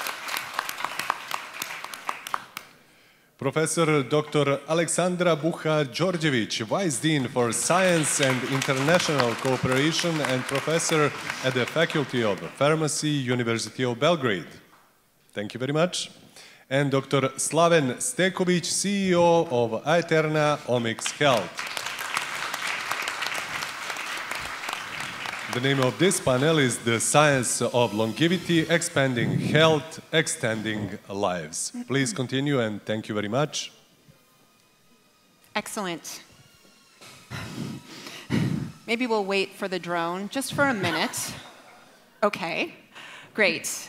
It's wonderful to be here with each and every one of you today. My name is Bryn, and I am the thematic lead for bioeconomy at the World Economic Forum in Geneva. Before we dive into this exciting topic of the science behind longevity and healthy aging, I wanted to take a moment to first thank the organizers for bringing us all together here today, both the Center for the Fourth Industrial Revolution in Serbia, but also the government in the Republic of Serbia. It is, again, such a pleasure and honor to be here with each of you. For our panel today, The Science of Longevity, Expanding Health and Extending Life, we'll dive deep into the topic of really our quest for a closer coupling between longevity, the total years lived, and the total number of years lived in good quality. While there's been significant focus for decades around this topic of longevity, in the past 10 or so years, the focus has shifted a little bit from sheer quantity of years lived to quality, or how many of these years we're experiencing in good health, meaning good physical and cognitive function, as well as functional independence.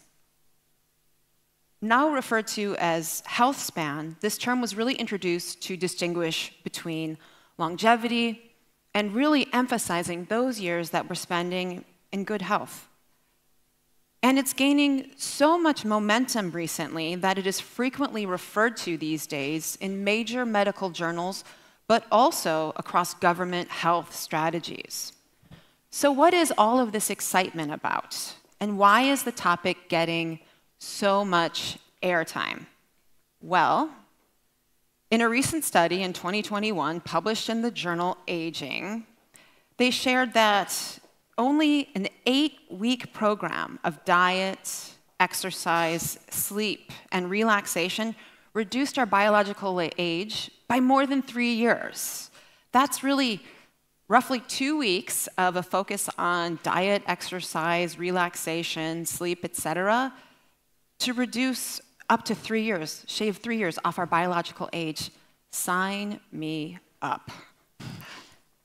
Despite all of these and many other encouraging results, we still have quite a long journey ahead of us when it comes to really closing that gap between longevity and health span.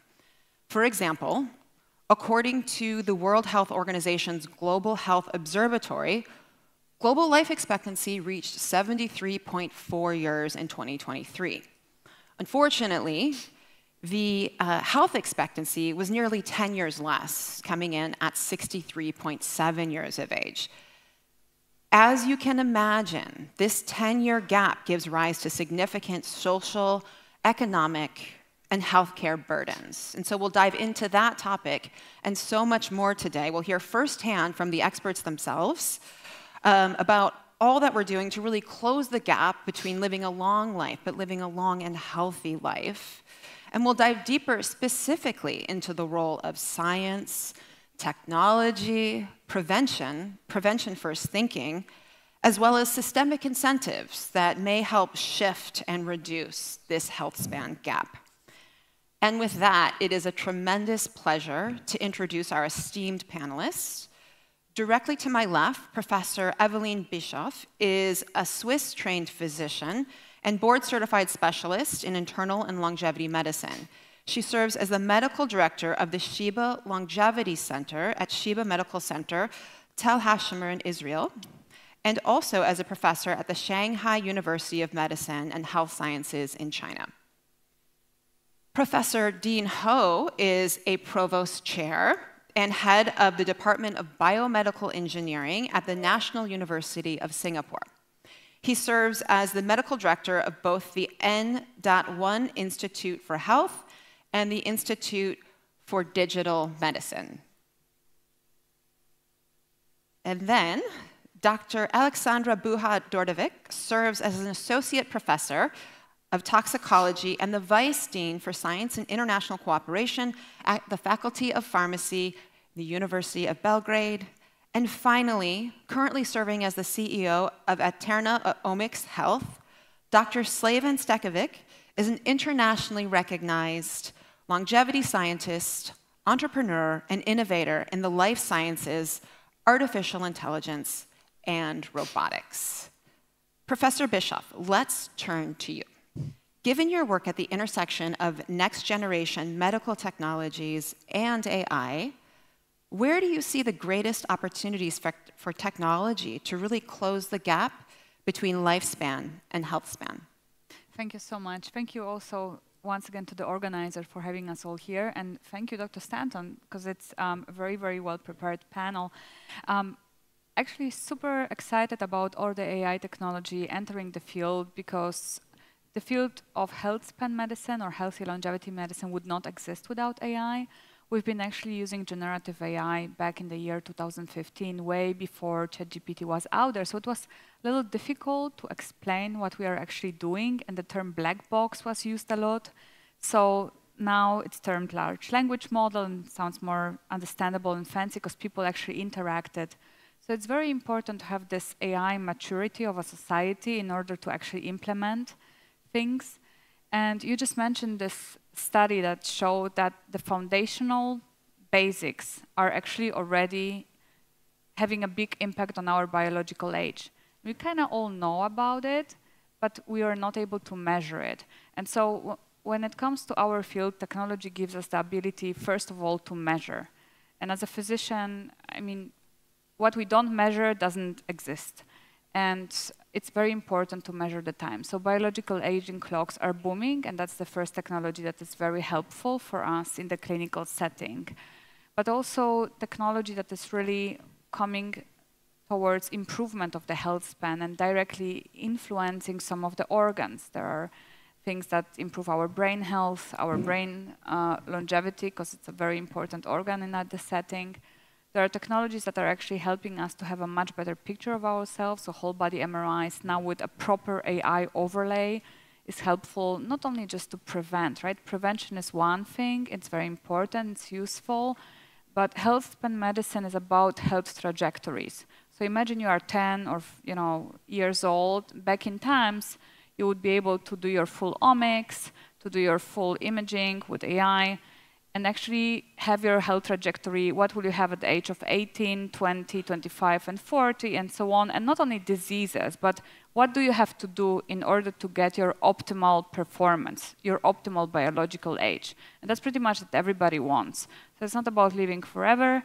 It's really about getting your optimal performance at each of the time of your lifespan. Excellent. Thank you for highlighting some of the key topics around optimal performance as well as biological age. How are you seeing these innovations? Because you work directly with a lot of patients. How are you seeing these innovations translate into tangible improvements in health outcomes and quality of life for your patients, particularly later in life? Mm-hmm. Great question. So there's always this gap between innovation, good finding, and then actually the clinical practice, and especially clinical practice that will be accepted, approved, and have some sort of clinical protocols. You would not go to a cardiologist that just read about some cardiology online and give you some experimental treatment, I hope. So then, you want the same for your health span doctor. So we are working in our society to have the standards, to have certifications, board certifications, to have regular checkups of the doctors.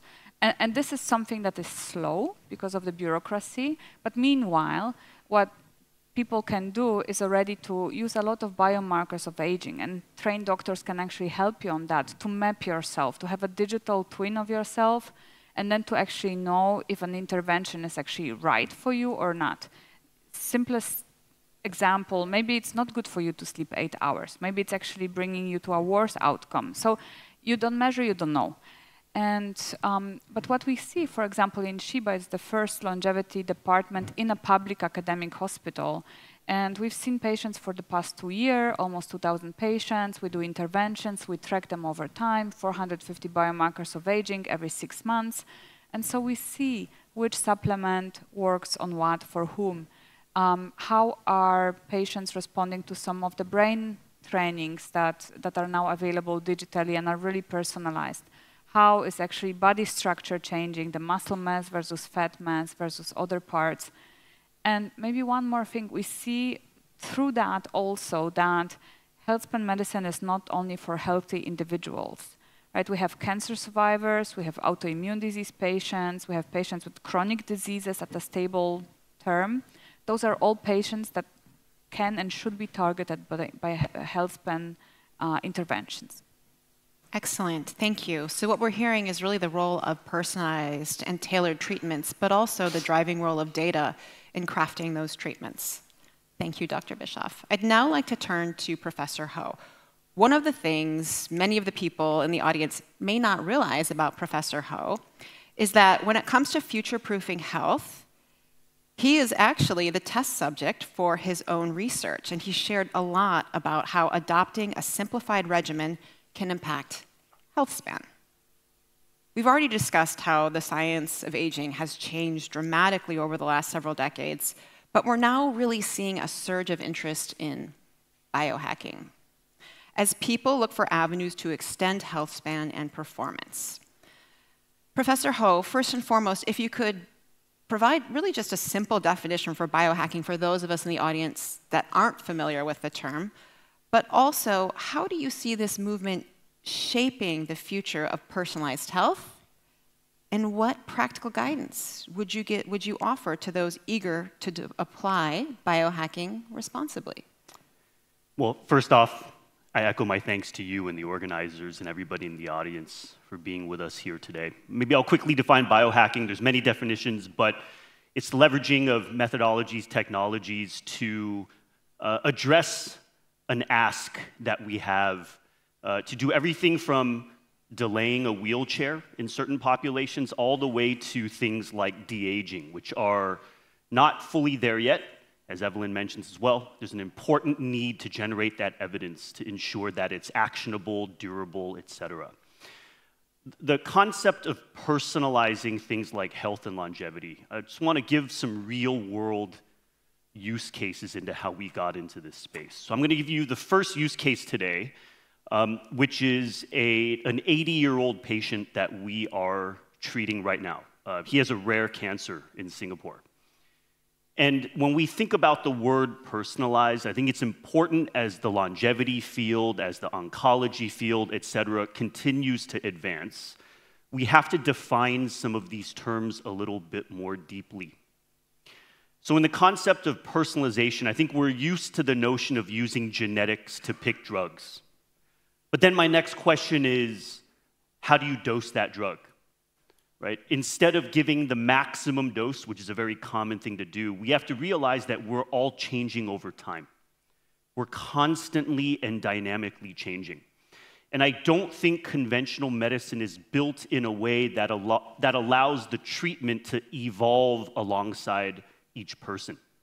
So we have this patient, and what's interesting about his case is that at maximum tolerated dose for his cancer drug, which is the standard dose given to everybody, it actually appears that he can't respond to treatment. His cancer markers get worse, and the doctors are generally wanting to switch him off to something else. It's a very logical and a very common way to address treatment. But using the digital twins we've developed for this patient, we transiently drop his dose. We reduce his dose, sometimes by quite a bit, and repeatedly, the patient flips into becoming a responder when we drop the dose. So at regular dose, no response. Lower dose, response. And we were supposed to have this patient with us for up to a year if we and the patient were fortunate enough. And as of the end of last month, the patient's been with us now for over 4 years and still going strong. High quality of life, still responding to a drug doctors thought years ago he didn't respond to. So the important part about personalization for us, the important part about being optimal or precise is that all of these definitions are dynamic. Optimums cannot be fixed.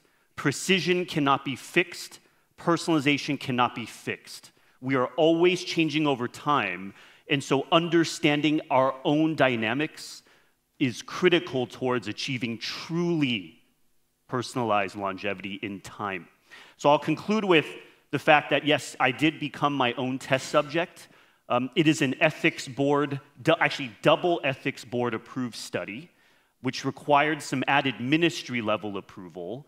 And the core objective there was for me to functionally de-age the metabolism, not take a photo of my face and some algorithm that tells me I'm 5 years younger, but to actually demonstrate that the agility and resilience of my metabolism and that risk trajectory is reversed. So it's been a fascinating study. Happy to share more.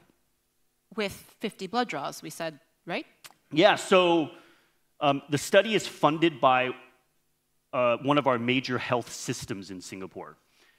Not to get people to copy what I do. Okay, I have a fairly unique eating regimen, sleep regimen, dietary regimen, exercise regimen. I think I recognize some people in the audience in the gym from this morning, so kudos to those people. So I think that I did do about 50 blood draws in the last year, but my blood draws were not done one blood draw per week for 50 weeks. For certain weeks when I was tracking my dynamics, looking at my resilience, we were doing about 3 blood draws per week. They were not massive blood draws, so we stayed within safe limits. And what's important to note is that we have this very big drive right now to correlate longevity with resilience, which I think is important. But we have to remember, you can't prove resilience from one blood draw. Right, the whole definition of resilience is you have a system, you get a baseline, you poke the system, then you see how it responds and recovers to baseline, or not. So that's why I think, as Evelyn mentioned as well, we have to move beyond the sensationalism of a camera that takes a photo of your face and says you're 10 years younger, of a single blood test that tells you how young you functionally are.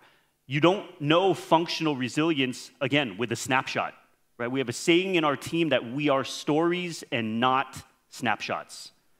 However, conventional medicine is built using a snapshot scenario.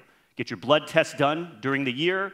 Doctor says, drink less, smoke less, sleep better, exercise more. I'll see you a year later, right? That's snapshot-driven medicine, right? So the study that I ran on myself really does look at my functional metabolic resilience, and I'm happy to say my kids are pretty healthy, but my insulin is actually lower than my kids right now, right? My ability for me to restore that adaptive capacity of my metabolism, if you go online, you'll see the before photo of me. I think at one point, my risk for diabetes and metabolic disease was pretty high, right? Never did I imagine that I could really turn things back and restore a resilience that probably hasn't been around for decades. I encourage each of you to go actually check out that photo. The word that comes to mind is unrecognizable. So as we transition now a bit more towards the technology itself, you've spoken about how AI and data-driven personalization can transform health outcomes. How do you see these technologies advancing or perhaps redefining the principles behind biohacking and self-optimization? Yeah, I'll be quick on this one. So, as I mentioned before, we handle late-stage cancer patients all the time. And beyond dosing, we have another technology that we developed called Optimi, which takes cancer patients who are a week from hospice care, and by developing the right combination regimens, these are patients that had failed everything, failed 5 lines, 6 lines, 7 lines. And we have pulled hundreds of patients just in the Southeast Asia region back out of hospice care and into complete remissions with astounding positive and negative predictivity of this assay. So then my question is, at that stage, when you have patients that are that ill, you only have the option of real optimization, mathematical and global optimization to save them. So then the question is, what if we applied that algorithm to healthy people? Right? So when we talk about real optimization in designing supplement regimens, repurposed medication regimens, not just single agent, I think it's very important moving forward that when we develop the algorithms, we develop the wearables, develop the assays, that we are clear of what the ask is. We hear the words optimum, precision, and personalize a lot. It's time to use some of these algorithms to find global optimums to be applied to healthy individuals, because aging is barreling at us like a bullet train on steroids. Simply taking a repurposed medication, simply taking a couple supplements is like throwing candy at that train. right? So we do need to think about how we use real optimization on healthy subjects because we need something that potent in order to really de-age durably and with actual evidence. Thanks. Excellent, thank you for that. I'd now like to turn to Professor Buha. So up to this point, we've talked about how healthspan isn't just for healthy people. We've talked about digital twins, biohacking, technological advances. But one of the angles that we haven't covered is chronic exposure and the complex interactions that ensue.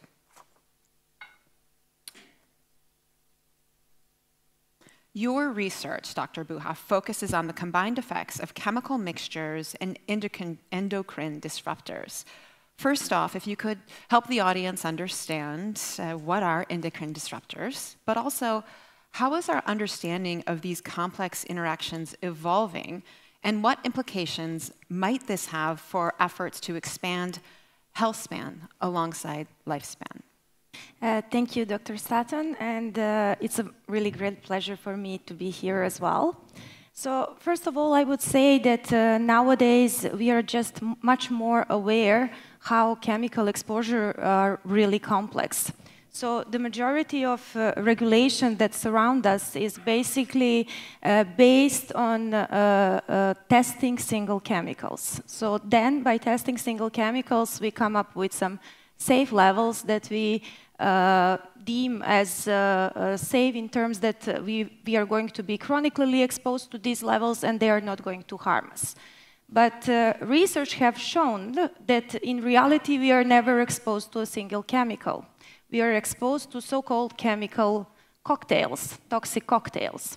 So you mentioned endocrine disrupting chemicals. These are the chemicals that are basically acting like hormones in our organisms, although they are outside our organism. So these are the chemicals that we inhale or ingest via food or via various consumer products. And these chemicals produce many adverse and toxic effects in our organism. And studies have shown that these chemicals, when they are present in mixture, as they usually are, can produce and can elevate biological aging in our organism and also can increase the risk of various diseases, even if they are present in the levels that we regard as safe based on the toxicological testing that we did. And this brings us to the, let's say, new paradigm, which is exposome. And exposome is basically the totality of all exposures that we have from the moment of conception until our death. So exposome is sort of an environmental analog to genome. So to put this into perspective, I will say one sentence that really summarizes it all, and it says that genome loads the gun while the environment pulls the trigger. So our health is basically the product of both genome and exposome.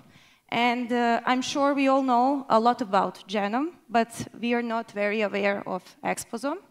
So I would like to see in the future the possibility for our patients to get the results of their genome and at the same time to get the results of their exposome. And in that way, they could concentrate on the parts of their body which is under greater risk, and the intervention towards reducing the exposure to chemicals could be personalized. Excellent. Thank you for introducing us, many of us, to a new term, exposome.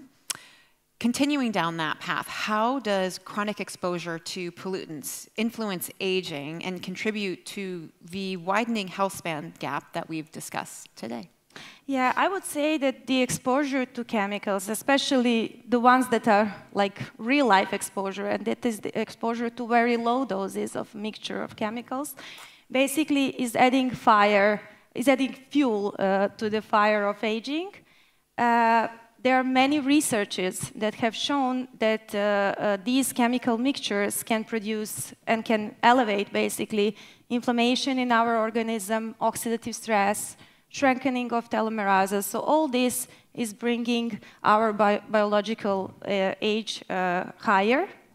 I would say that this underpins the thinking that doing everything to prevent pollution is so important, not because we want, not only because we want to preserve polar bears or sweet pandas or have a wonderful landscape, but because we want to live longer and we want to live healthier. Thank you for making the linkage there. I think that many people don't necessarily think about, we think about pollution, environmental protection, but it's also about protecting ourselves. So I'd like to now turn to our final speaker, Dr. Stekovic. So Dr. Stekovic, as I mentioned, is the CEO of Eterna Omic Health. Dr. Stekovic, we've talked about biohacking, we've talked about exposure now to chemical mixtures, but one of the things we haven't touched on is multi-omics testing. And this is really central to Eterna Omic Health's mission. When you look across the data you are generating for individual patients and tailoring health solutions for each client, what role does longevity testing play in designing personalized interventions? And where do the main challenges still lie? Well, I would like to start by thanking the audience for being here, because we thanked the organizers already a couple of times, and to thank taxpayers for enabling our research for the last couple of decades, because that's what has led to all the great inventions and all the great technological developments we are listening about today. When it comes to longevity, and what we do is pretty much that's the central mirror or central glass that we're looking through when it comes to the analytics of multi-omics.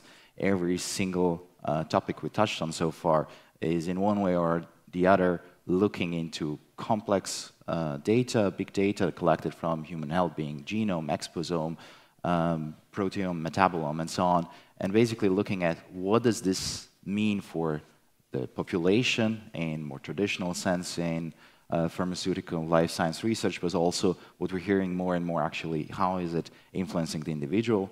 How do we define we mentioned optimal performance, but how do you define optimal performance for a 70-year-old versus a 20-year-old or 25-year-old person with different comorbidities or different aspirations in life, different psychological even predispositions in order to optimize their own health, prevent particular diseases, and just have a better life. Great. Coming back to this idea of the topic on everyone's mind, AI, coupling that with multi-omic testing and the AI-driven data processing that you're conducting at Eterna to really optimizing patient health. For those in the audience that are less familiar, what are some of the most exciting breakthroughs that are being enabled through this coupling of multi-omic testing and AI-enabled data processing? So, I mean, as Evelyn already mentioned, we've been using various AI systems in research and development for already more than a decade, 15 years almost. I remember when I was doing my PhD study on intermittent fasting in healthy participants, that was my first exposure to AI. I was a big opponent of AI back in the days, being a good old biochemist by training, looking at numbers and working in Excel, as everyone else does. But ultimately, when I saw the power of the analysis you get from all this complex data, the level of understanding that a human brain just wouldn't be able to comprehend in such a short period of time, and I would actually find patterns in data that you normally wouldn't see as a scientist, you would miss it. That was basically the moment I was convinced of it. The big advancement in the last couple of years, I would say, with the advancement of AI technologies, big data centers, and pretty much also opening of the industry itself to using these systems. The big advantage that I've seen is switching from the typical way of thinking in data analysis. We've built clinical trials, always calculated our population sizes, how to conduct these trials. But there's been quite a bit of research in the last couple of years on so-called N=1 clinical trials, where you're actually working with a single person rather than working with big populations. And how that enables us today is actually looking every single client, every single patient as a clinical trial by itself, not as a average person in the audience, because we've all sat on a plane. The airplane seats are built to accommodate an average person. I don't know a single person that has felt comfortable in an average seat on a plane, so why would medicine be any different?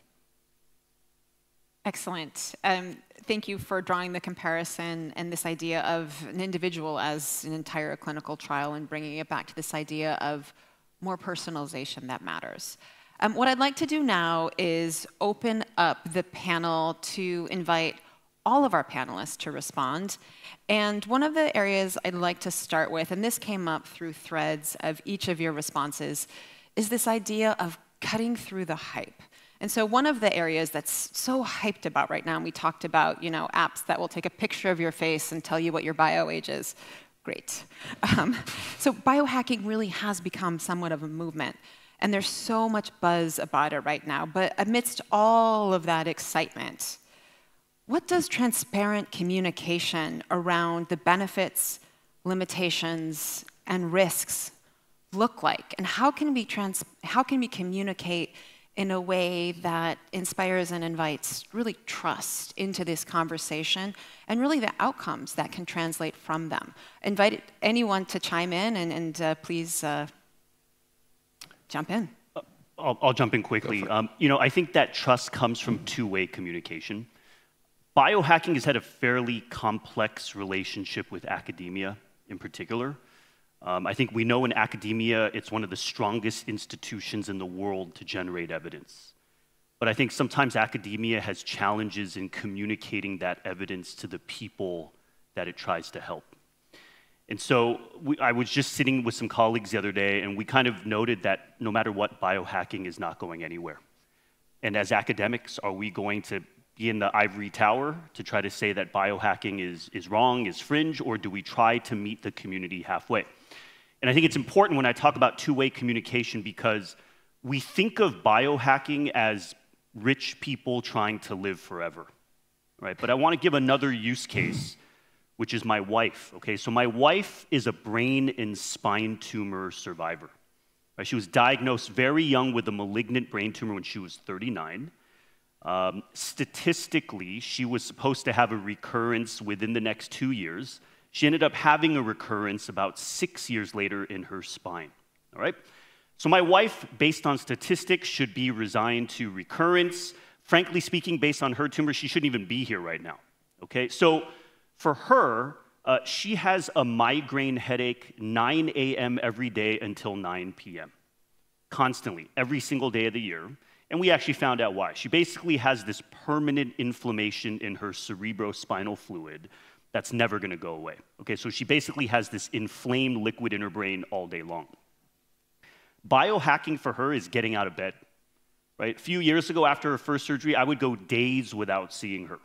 Right? For her, it's the ability to get out of bed. It's the ability to have been able to walk again, right? Because her second recurrence was in her spine. She woke up with no feeling in her leg. Her definition is being able to live. Trust me, her definition of biohacking is not living forever. She absolutely does not want to live forever, and given in her state, she's suffering every day, right? So I think that biohacking is not going to go anywhere. Evidence still matters. The only way for this to really work is to rethink how we as academics can design trials and study outcomes while connecting with the public that has its own aspirations for what it hopes to achieve from biohacking. And this includes N equals to 1 that was mentioned. 10, 15 years ago, when we were talking about N equals to 1, we were roundly shut out. I've been told by oncologists to get out of their office, right? But progress can be made by what used to be thought of as impossible, paired with robust evidence-generating mechanisms so that academic evidence-generating mechanisms can meet the public halfway. So we actually understand who we're trying to generate that evidence for. And this is all in the ecosystem of policy, of engagement, of communication. It's not always just the technology. Right? And I think that's what's allowed us to communicate quite well with the people we're trying to help. Great. So really standing behind this idea of evidence-generating mechanisms and meeting the public halfway. Would anyone else like to come in and respond? I can just jump right in. Yeah, so a couple of weeks ago, Jeff Bezos was speaking at the Italian Tech Forum, and he was asked a question about where we are with the AI and the AI bubble. Longevity is in a very similar position. We are looking at clinics growing like mushrooms after the rain everywhere around the world, doing things that are evidence-based, but many things that just don't cut it. When it comes to longevity, as Jeff Bezos separated for the AI, we have financial bubbles where the markets burst and disappear, and we just see damage afterwards.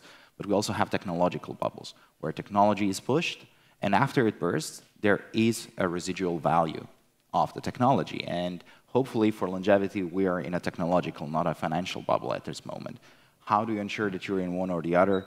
It's basically by either prioritizing commercialization and profits, which sadly sometimes doesn't represent the better for the humanity, and on the other side, looking at how to actually create the value for others, even if I myself am not the one who's being successful with it.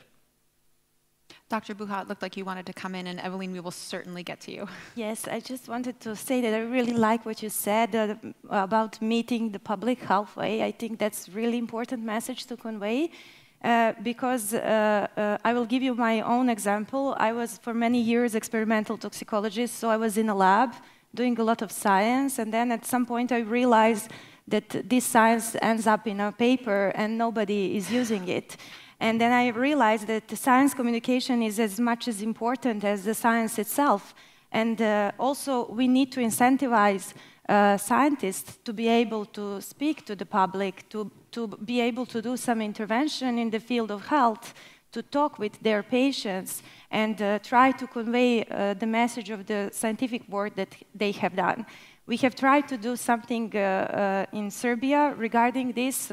We had some intervention with pregnant women on the chemical exposure. Basically, we wanted to reduce the chemical exposure, and then we faced with the challenge of communicating all these risks to pregnant women. We didn't want to additionally stress them about this. So we went for advice from social scientists. And then I also want to draw your attention to this as well. We need to collaborate. We need to make multidisciplinary teams to be able to convey all these messages in the right way. Excellent. Thank you for that.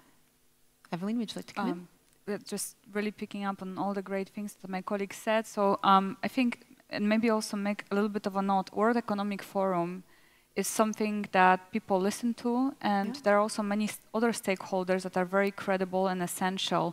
And I think they are a very important channel. So, you know, if you go to the recordings from those type of meetings, you will actually see those specialists who you don't see on TikTok, and they will inform you about what's going on. There's a lot of things regarding semantics, right? We are still discussing, is the health span a better option to say than healthy longevity, biohacking? Don't think it matters very much, but what matters is where is your source to look, where are the standards? And for example, Healthy Longevity Medicine Society, when you Google that, you see there are standards written by experts in the field who were in the same process of a consensus, and where you can read what should and should not be in a longevity clinic. This has been implemented by UAE, for example, constitutionally. So there is no longevity clinic that calls itself longevity if they do not fulfill those standards, and more countries are joining. And I think within this bubble, there are now islands that are bringing credibility and safety to the field, because we hear about the positive things a lot and massive over-marketing. We don't hear much about the side effects, the people who die from stem cell infusions, people who are paralyzed through their, NK cell infusions, and many other things.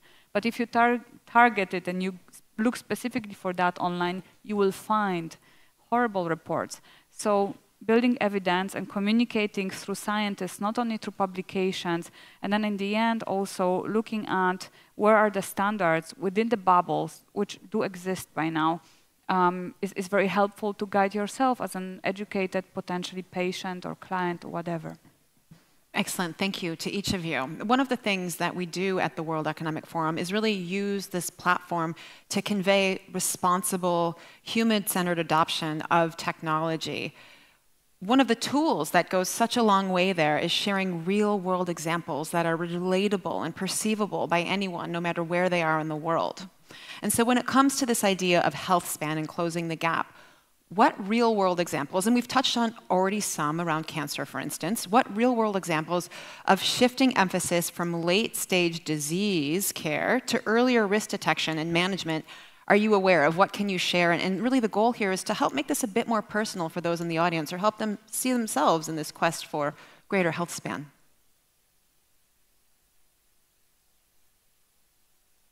Should I? Please. Perfect. So yeah, even if you look at the Shiba Longevity Center, you will see the real-world study of healthy individuals where they are not old. They are around the age of 50. They are thinking they are healthy. They have some stable diseases, most of them. And we bring evidence through interventions and mapping them with 450 biomarkers of aging and seeing their outcomes. It's just one of the real-world examples. Another real-world example is really looking at the N1 trials. So it's only possible now because we have the ability to get so much data about one person, terabytes of one person, rather than some 100 gigabytes of 100 person, like it was in the past. And if you just Google N1 trial on longevity, you will see very good examples of what can be done through interventions. Recently, the oldest person alive who died at 117 was also mapped. So we didn't make a trial on her, but at least we know very well what was her phenotypes and genotype and so on. So those are some of those. Great, thank you. Anyone else like to come in here? I'll quickly add that young adults are, we know, quite digitally savvy, tech savvy. And so at N1, so one of the institutes I run, we do have programs where we engage with and interact quite a bit with young adults. And the reason is, young people are getting sicker earlier now, right? Our young adults and kids are some of the worst slept generations out there in history because they're texting their friends at 2 or 3 in the morning, poor sleep, poor metabolism, onset of other diseases. And as Evelyn mentions, right, it's when we look at prevention, there is a need now to start thinking about prevention in young people as well. And your effect size, if you start early with their habits, when they get to be 70 years old, you could see a huge shift in improved outcomes. So I think that when we think about longevity, health span, et cetera, we recognize that we have the aged population that we will help with healthy and purposeful longevity, of course, but aging begins when we're born. And so it's important to really address and tailor the right types of interventions and outreach and communication approaches with the different populations we need to serve. Thank you so much. I have just looked at the clock, and unfortunately, we only have 90 seconds left. Please give us more time next year because there's so much more we could talk about. So for each of the panelists, I would like to ask you in a closing question, each of you 2 sentences or less, what does success look like 10 years from now, scientifically, socially, ethically, if we're successful in truly closing the health span gap? Dr. Stekovic, let's start with you. We've mentioned already, longevity is not just for the high earners, ultra-net, high-worth individuals. 10 years down the line, hopefully all these technologies will be more readily available to broader audiences. The ministries, the politicians will understand the value of keeping the society healthy, and hopefully we'll all get to benefit from it. Dr. Bucha. I would say probably evidence-based longevity kit that is available to everybody. So we have equality and equity as well included. Also, when it comes to social aspect, maybe to think about more active life for elderly people. And at the end, I would say that we need to add years to our life, but at the same time, we need to add life to our years. So that would be like an evidence-based longevity that we stream for. Excellent. I'd say that conventional, traditional trial designs changed the world, saved lives, made medicine possible and accessible for a big chunk of our Earth. But I think that with the longevity field, there is merit to reimagining clinical trial design, whether it's N equals to 1. This is our chance, right? This is our chance to do things and try things a little bit differently because the person we are serving is not the same type of person. It's not always a sick patient, it's a healthy person. If we think 20 years from now in our trial designs, everything looks exactly the same as how they've been done for the last 100 years, I think it will have been a pity. So I think biggest one is to recalibrate how we develop therapies and trial diagnostics. There's definite room for clinical trial design innovation. Excellent. Professor Bischoff.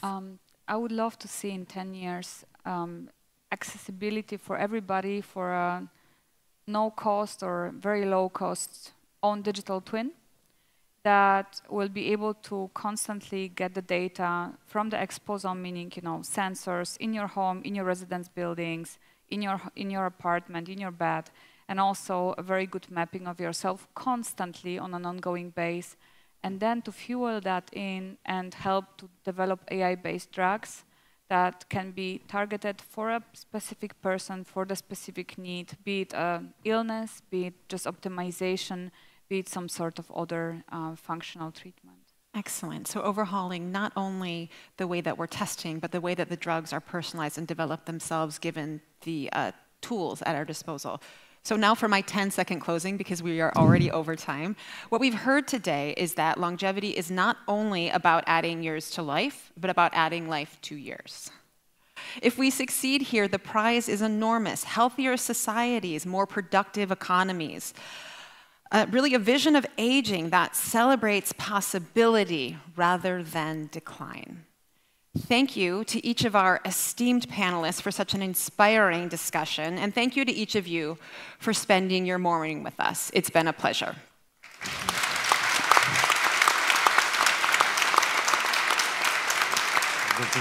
Dr. Stanton, thank you very much, and many thanks to all our panelists for such an insightful and inspiring discussion. Dear ladies and gentlemen, we'll now take a short coffee break, and following at 12 o'clock, we'll continue with our parallel sessions, each exploring different dimensions on how biotechnology and innovation shape our future. Okay, long-waiting coffee break are starting now. Please don't forget to join parallel sessions in our halls, Ana Savić Hall, Mileva Marić Einstein Hall, and Nikola Tesla Hall. Also, you can watch that sessions in this room with your headsets. There will be a direct stream for that, from that hall, so please join us in just 15 minutes. Thank you very much.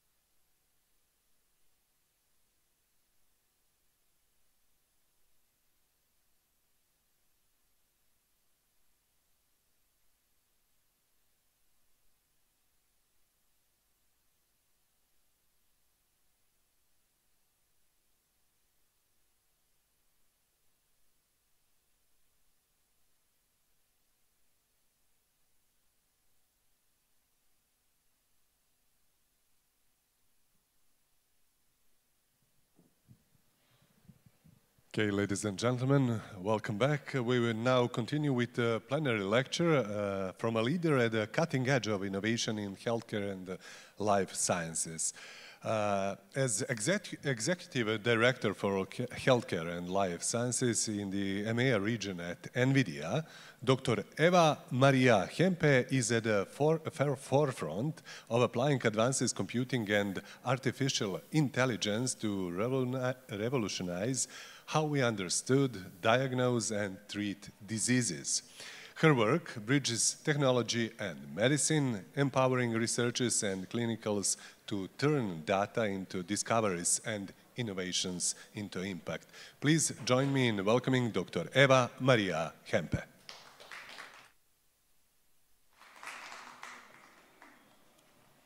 Thank you very much. I'm very honored to be here and to give you a bit of a whirlwind tour in terms of what we're doing in healthcare and life sciences and why it matters. Behind me, you see a picture. And that picture you could sum up with what got us here will not get us where we need to be.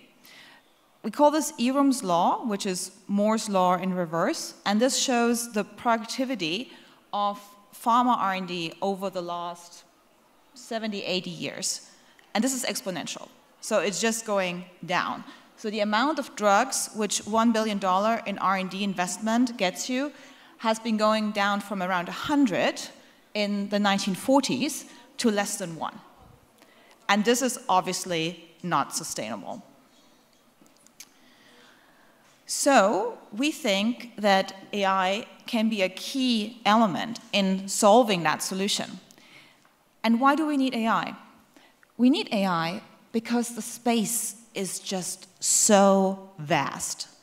So if you look at all the potential chemicals which could be drug candidates, we're 10 to the 60 different options. And if you look at all the proteins which could be drug candidates, we're at a 10 to 160. Just to put that into perspective, the number of atoms in the universe are like 10 to the 80. So the number of atoms in the universe is somewhere in the middle between the number of molecules and the number of proteins, which are potential drug candidates. So in short, this is just an unimaginable huge number.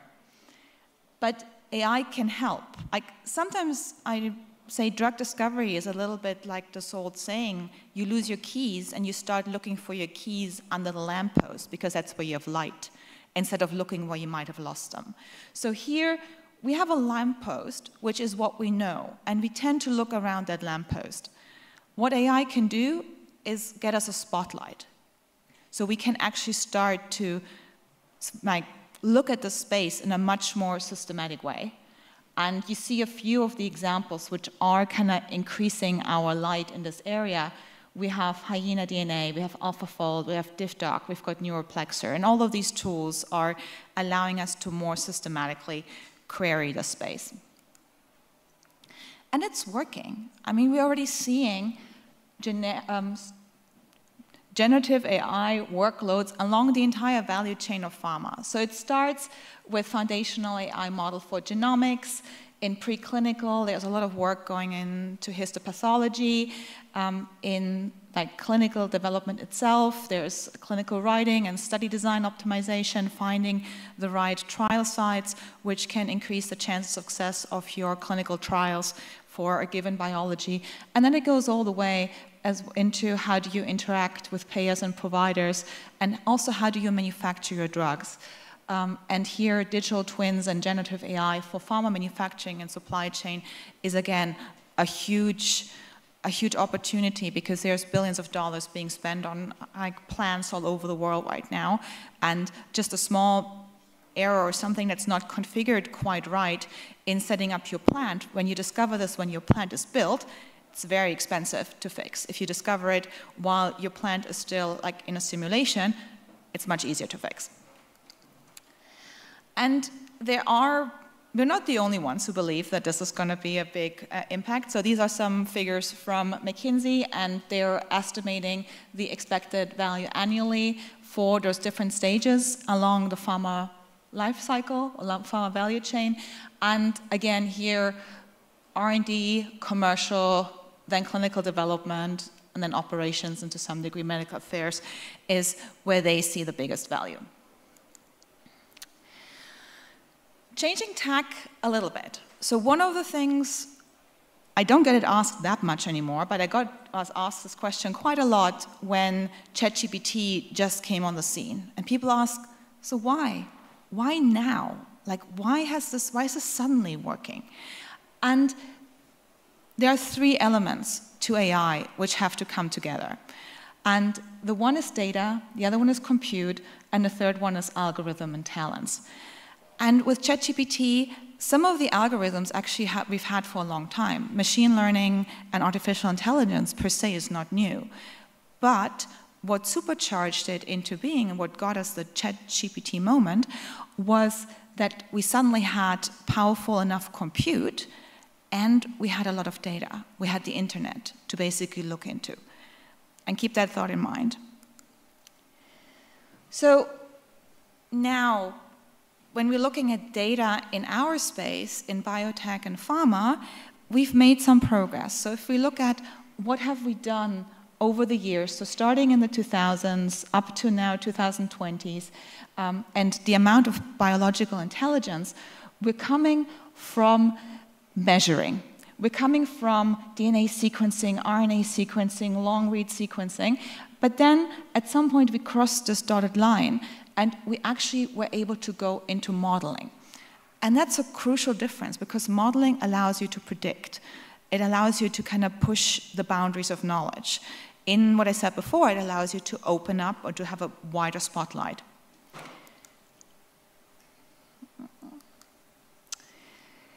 But, as I said to you before, hold the thought of that ChatGPT was made possible by the internet. More or less every data domain we have outside large language, outside human language, is orders of magnitude smaller than the data we have on the internet. There's different estimations, so this is a fairly conservative, that we have around 10 to the 14 tokens for large language models, so basically the internet. Once we go into other applications like self-driving cars, robotic foundation models, and even protein models, and for proteins, we have a lot of data. We have a lot of also genome sequences, we have a lot of expression data. That's like the best we have. And already there, we are at least 2 orders of magnitude less. And crucially, the internet, everybody had, like now we're seeing more and more parts of the web being locked up and having do not train stickers plastered all over them, but at least the original scrape of the internet is available to everybody. A lot of this other data is siloed and proprietary. It's not like even nobody, well, everybody in theory could get access to the 10 to the 14 tokens for the LLMs. The tokens for protein models and for all other domains are much more fragmented into smaller pockets. And that basically means we need to adjust also our expectation. Just the power which we see in LLMs, the same power will just take a lot more time, a lot more effort in biotech because we just don't quite have the same data. But again, it's a great opportunity also to work on to solve that problem. And actually, one of the ways we're trying to solve it around robotic foundation models, for example, is to use simulated models, to use simulated data. And I will show you an example at the end of my talk. The other element is compute. And this is the group d'études géopolitiques at École Normale Supérieure. And they put out a report where they basically summed it up in one sentence that by 2030, economic and technological freedom will have a price, and that price is GPUs.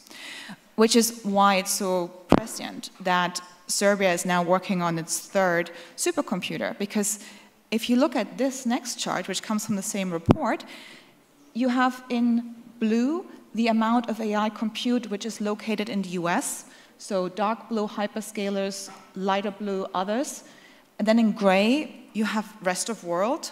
I would roughly equate that to China, and then you have 4%. 4% of worldwide AI compute sits in Europe.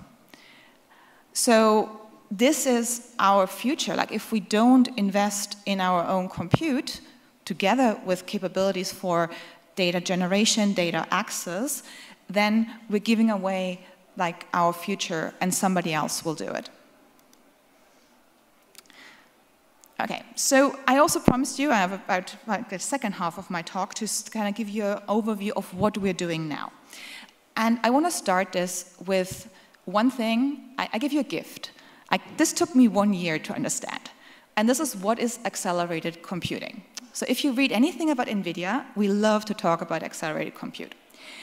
But what accelerated compute is to run things in parallel that can and should be run in parallel. Why is this so critical? It's critical because our computing paradigms are built on the CPU, like the central processing unit, because this is all we had. But a CPU, by its design, works through things sequential. So this is like if you have a nightclub and you want to get people in, you have a bouncer. You have one door, one bouncer, and he lets in people one by one. That makes complete sense because it depends who you want to have into your club, depends who's already inside. So this is a sequential problem. This is why nightclubs have bouncers. There's a reason football stadiums don't have bouncers. Because football, like filling a football stadium, is a parallel problem. It does not matter who's in there already, whether or not you're gonna get in. So it doesn't make sense to only have a bottleneck and funnel everything through one bouncer. It doesn't make sense to treat this problem in sequence. And so this is what we do with accelerated computing. We're basically, for problems that could be done in parallel, we're building 30, 300, 300,000 doors to do it in parallel. And that is the power of the approach, because suddenly you see a 1,000x, 10,000x speed up, because you're doing things no longer one by one, but you're doing them in parallel. So it took me a year to figure this out. How do we do it? The problem is you can't just take the program you're running on CPUs and run the same problem on GPUs. You have to fundamentally rewrite things. You have to, you have to fundamentally rewrite things. You have to rewrite your libraries. And that's what we do. So we're basically accelerating healthcare and all sorts of other domains by creating parallel libraries, which we're putting out into the open for people to use. So this allows you to stand on the shoulders of giants. You don't have to worry about how do I do my data frames in parallel. You basically just pick the rapid library from NVIDIA, you put it in there, and you can actually focus on delivering real value. And we're doing this across all these different domains, and happy to basically for you to look this up, happy for you to use this and to build on top of it. Now, AI has gone also through different phases. So the first phase was perception AI. I don't know, probably everybody still remembers those kind of things. Is this a puppy or is this a muffin? So when AI was at that stage, and this is still very useful. We're using this in medicine a lot for image recognition, like for medical images, like is this the spleen, is this the liver? And yeah, so this was the first thing we did. And then the second step was generative AI. So really having AI which is not just saying, yes, this is a puppy or this is a muffin, but which can actually tell you a story about the puppy or the muffin. And the way we apply this in healthcare is what we call lab-in-the-loop workflows. So this is about really bringing together the data, as I said before, it's like the fuel for everything, with like the simulation. And you can use, so we have on the one hand, we have the wet lab. That's the lab as we know it, like think of benches, pipettes, plates. And then on the other side, we have the dry lab, which is the AI factory. And you can start anywhere, it's a loop. But so let's say you start in the wet lab. You've made some molecules. You test their biochemical properties, and now you have data. Now you use all this data and all your historical data to create a model which can predict what sort of molecules have the properties you're looking for. And then you then you can design those in the computer. You can design therapeutic candidates. But then, of course, I mean, it has to work. You don't want hallucinations. So what you do, you basically make them, you run the experiment, you get data whether your predictions was right or not, that improves your model, and this way you're actually starting a positive flywheel effect which is what we call lab in the loop. And you will see a few of these because NVIDIA, we're fundamentally about ecosystems. As I said, we are an enabler. We work with everybody, and we think, or we believe, it's our fundamental belief that all of this has to be done as an ecosystem approach between software vendors, between the tech biotechs, and between big pharma. And so we're working with all of these and trying also to make the right connections to really push the field forward here. The next step after generative AI is agentic AI. So what is an agentic AI comes in different flavors and a lot of different applications in pharma. So it can be used in research and discovery, for example, for literature search. It can be used for regulatory documentation, or also for clinical trials. What is agents? So again, this is one of the terms which is thrown around a lot. And often it's used more or less synonymously to an LLM. It's a bit more than just an LLM. In the center, you have a large language model, but that large language model has the ability to plan and reason. So it's able to take a task and break it down into different steps. You don't have to tell it all of the steps. It can actually do that itself and say, okay, I first do this, then I do this, and I probably need that. And in order to do something, in order to kind of make the plan, the agent also has certain tools at its disposal. And these tools can be like a calculator, web search, an SQL search, it can be generate a podcast, it can be all sorts of different things. And then it has memory because it needs to check whether the things it thought it needs to do with the tools at hand are actually successful in solving the task it was given in the first place. And as I said, tools can be anything. So you can also give it tools like to simulate molecules. You can give it tools to do single-cell genomics. You can give it tools to segment medical images. It can really be anything. And it might be easier if I show you an example. This is a biomedical research agent blueprint. Blueprints for us are example applications. So this is nothing you can run in production, but you can take it and very easily develop something on top of it which runs in production. And here we're actually stringing 4 things together. We're stringing together a literature search, hypothesis generation, virtual screening, and report generation. So here we have the biomedical research agent, and it's basically, I'm a computational chemist, I'm interested in cystic fibrosis. And now it basically does the literature search, gives you all the sources, and you can actually look into also expand on it. So now you've done your first literature search to get a better understanding what are seed small molecules for the therapies and what are the disease pathways. Now, in the next step, you go to hypothesis. So the agent takes what it did in terms of literature search and now reasons about it and comes up with a hypothesis, like what's the right target to start with and what are potential molecules, like a potential molecule to start with. In the next step, this agent has the ability to do a virtual screening process. So what it can do, it can actually fold the protein, which is the target, and then it can take the starting molecule and generate variations of that starting molecule, and then dock all of these variations into the protein and basically see which of these is the most likely to dock into here.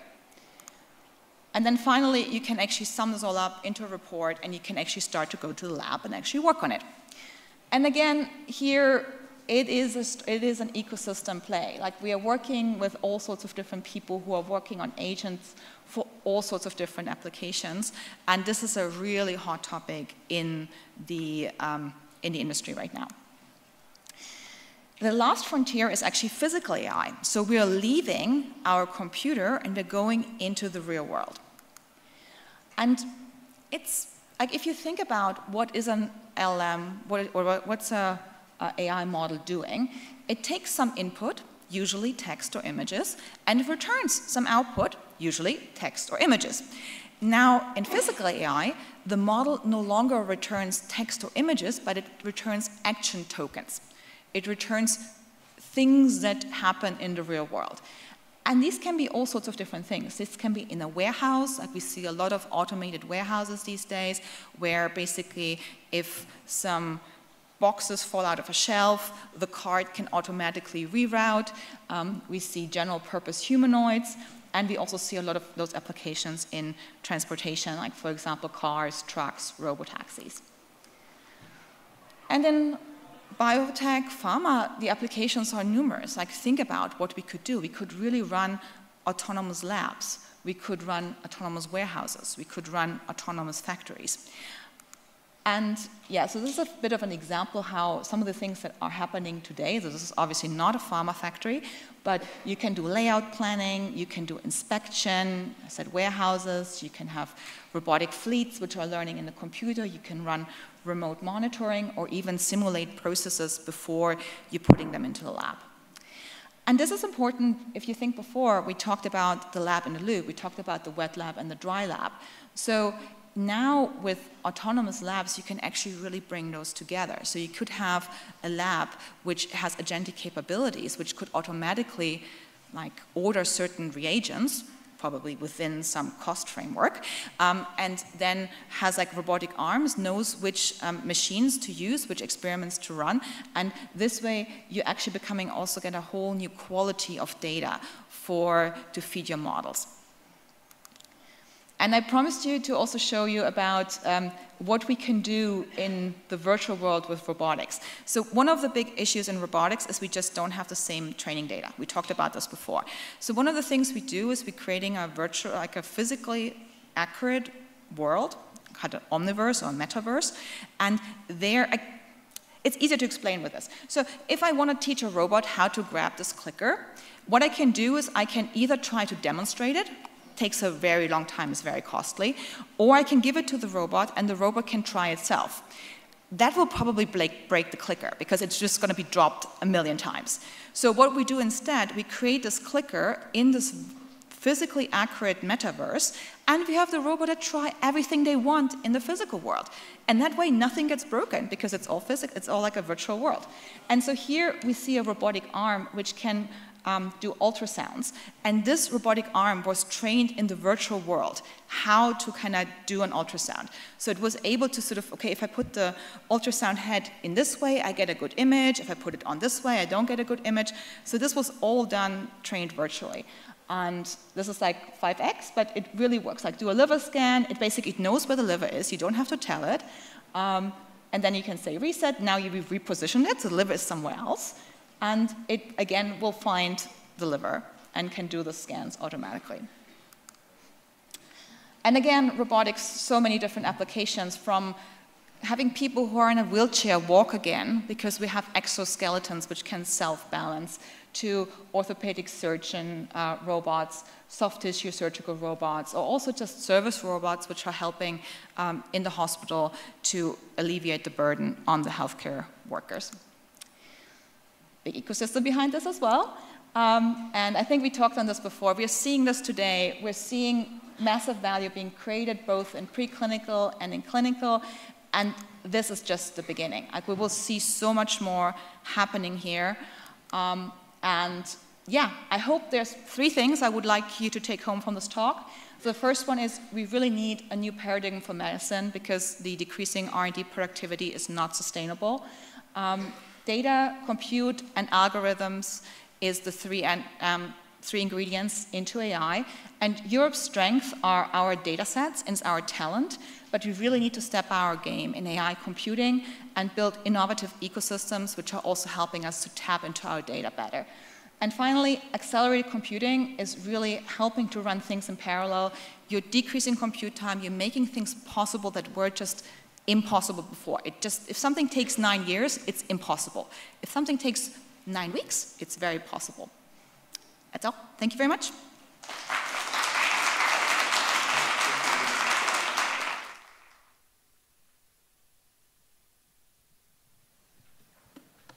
The next challenge for conferences like this is how to squeeze time for more talk. Our next speaker is a visionary thinker and at the intersection of technology, governance, and diplomacy. Dr. Gianluca Misuraka is the co-founder and vice president on technology diplomacy at Inspiring Futures SA, based in Spain. With a distinguished career in policy innovation and digital transformation, he has been instrumental in shaping strategies that ensure technology serves humanity ethically, inclusively, and sustainability. His work explores how diplomacy and digital innovation can go hand in hand to bridge divides, foster trust, and build global cooperation in an age of rapid technological change. Please welcome Dr. Gianluca Misuraka.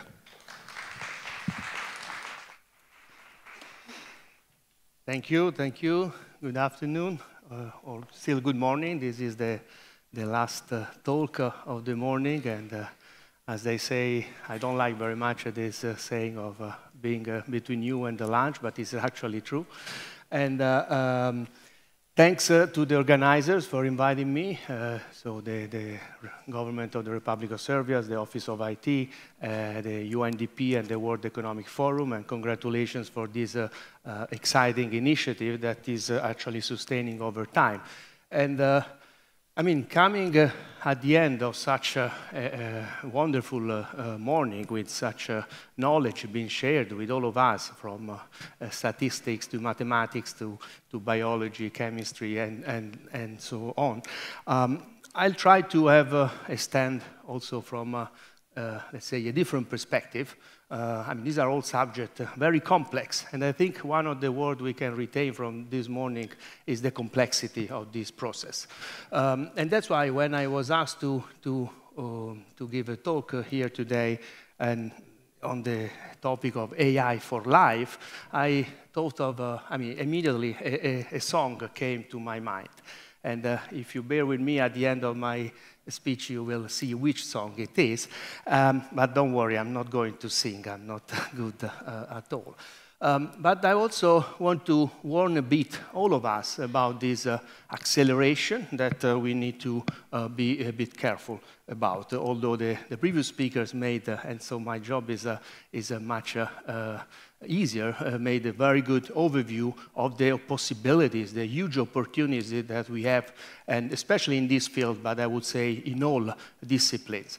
And indeed, we are, I think, privileged to live in a time that is unique in the history of humanity, where we have a huge amount of data.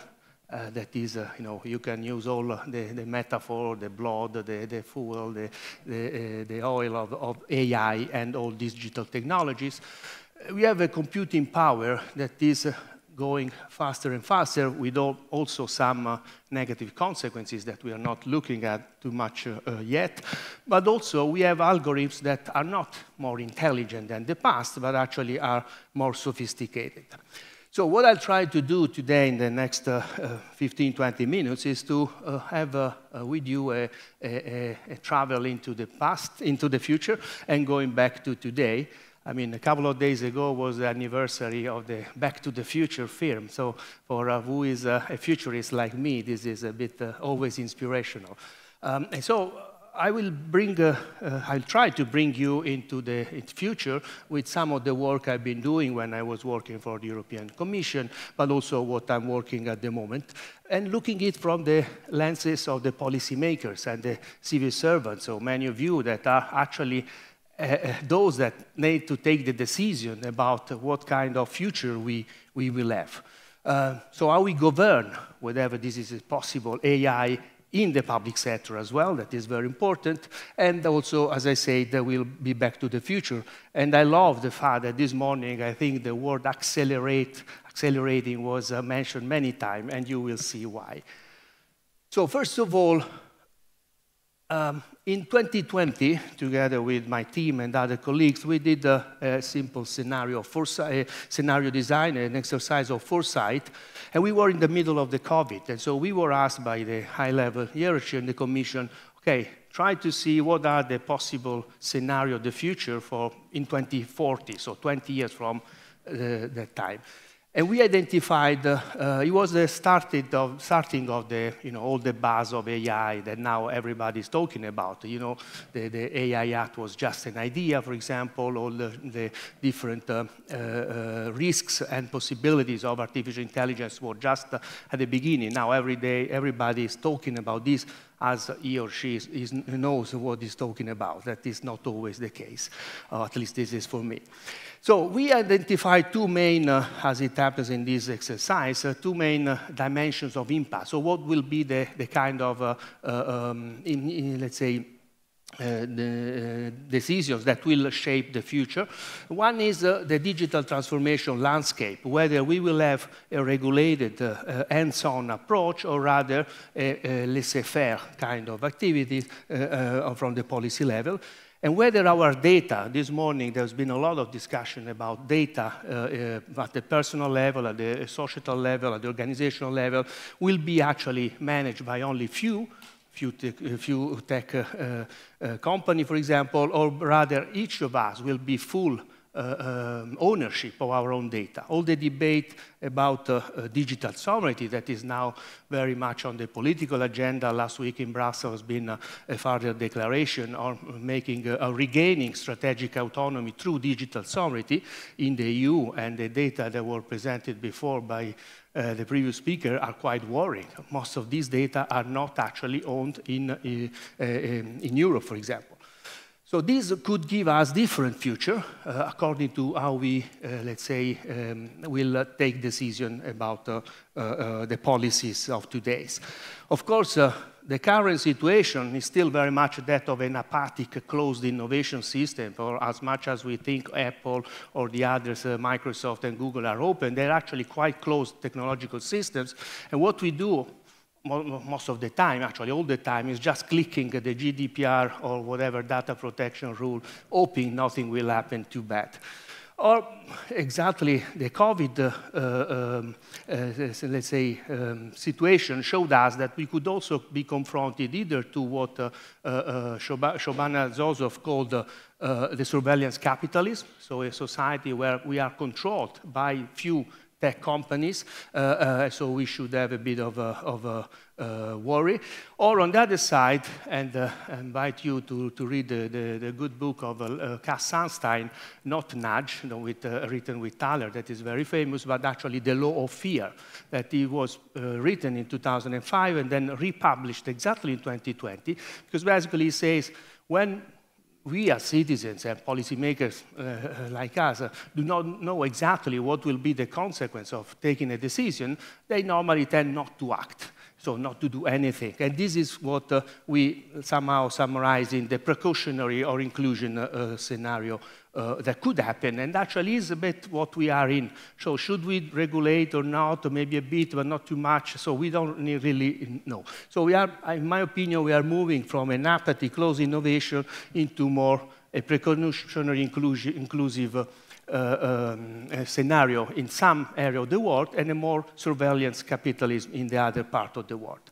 But then what we ideally hope, and I had the pleasure to discuss this directly with Sir Tim Berners-Lee, is a trusted and open innovation future, very much to the initial idea of the internet, where the shapers and the users of technology actually come together and make exactly innovation useful for everybody on Earth. Of course, we are just at the beginning of this, let's say, dive into the digital transformation. It was mentioned before, some, the more techno-deterministic approaches that to go over to a fantastic, super intelligent AI future. Physical AI, agentic AI was mentioned before, but also we don't actually know. What we know is that the future is already here. This has been said many times in many conferences. It was originally mentioned by William Gibson in 1999. And it is actually true for the current, let's say, situation in which we are, where we see these technologies that are very powerful, are already supporting many sectors of society, but on the other side, we see they are also producing a lot of discrimination. There are a lot of risks that are actually what we see also, for example, in terms of the democratic implications of deep fake or other technology. So I mean, we could do, actually, we do a master about all this that is in one slide, that is exactly what we should understand about the limitations, the bias, but also the fact that many of these technologies still do lack performance when they require, let's say, reasoning, logical reasoning skills. So what was mentioned this morning, whether these technologies will be actually able to think one day as Alan Turing supposed in 1950. But clearly, when it comes to the role of the government and the public sector in general, we see that we are not prepared to that digital transformation, especially because we don't actually integrate innovation in our public sector system. And by now, after many years, we should know that this is not just a technological issue. There are political factors, economic issues, social aspects that need to be considered. And so what I always advocate is, as I'm also associated to the Department of Design of Politecnico di Milano, is to use a term that we use very much in design thinking, that is that of reframing. It's not just reorganizing, changing the organizational structure of a government, but it's rather actually rethink completely the way we design policies and services. So have a proactive change strategy that we put in place, especially if we want to embrace the complexity that this technology, especially the new generation of artificial intelligence, brings with it. So we cannot just say, okay, I will innovate, but I'm not going to change too much, no? So actually, we need to be ready for that disruption.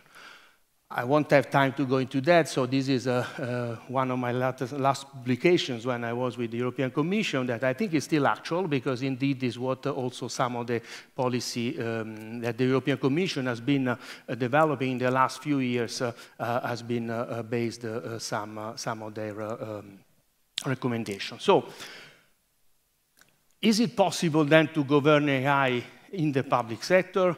Well, we have to look at this from a multidimensional perspective. The government is not just there to regulate, to limit, of course, it should do also that, but is also possibly a pioneer, someone that can experiment. And I see here a lot is happening in Serbia, so congratulations. And in the region, all the region here in the Balkans, I've been seeing that this is very, very, very important, but also very important and crucial, I would say, and this is, I believe, the role of this center, is to make sure that the adoption of artificial intelligence and digital technology is spread about in the entire society. So how we collaborate among different stakeholders, academia, industry, and of course, the society itself.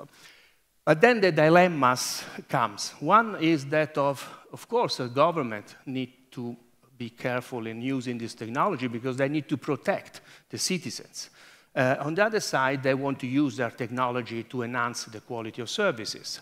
And when it comes to artificial intelligence, it becomes even more complicated because it is not just about regulating or using these technologies in a, let's say, a safe and responsible way, but it's also take the decision whether not only the government, but the society in its entirety will actually somehow surrender to the superpower that these technologies have. And this is not about super intelligence, but it's actually making sure that these technologies that have indeed the capacities to do things that we humans are limited in could do actually better than us, without actually oversight. This is why in only 3 years we reached 800 million users in ChatGPT only, and there are many large language models being developed, and somehow we are going into a society that is basically driven by this generative technology. The new generation are using this on a daily basis, and this could be very bad or actually good. But of course, if we manage to govern these 3 aspects of artificial intelligence, somehow we would have found the Holy Grail. Now, as I see the time is going fast, some, let's say, recommendations, so how we turn away from dystopian futures we have seen before. Of course, there's no techno-solutionism. It's not AI solving all the problems, so we have to be aware of that, and not everybody is. There are no ethical shortcuts. It's not just enough to bring a philosopher in the room and then things are solved. And we have to have a very clear public value perspective. But also, as I said before, we need to be ready for handle the disruption that this technology brings to our government systems and our society. And we need to design new models of governance, how the services are delivered, how data is managed, and the way actually even algorithmic decision-making is implemented. So, but are we ready for that? So here I use, not because you know, they left us in the EU, so the UK left the EU, so, but because they have actually data, quite recent, so evidence showing that from a survey done last year, that 70% of civil servants in the UK actually see skills as the main barriers to adoption of artificial intelligence in the government. And of course, it would be easy to use jokes like this, saying that we all need to learn how to use AI if we don't want to lose our job, because not just AI replacing us, but that's actually who's better use AI that will do better jobs than at the moment.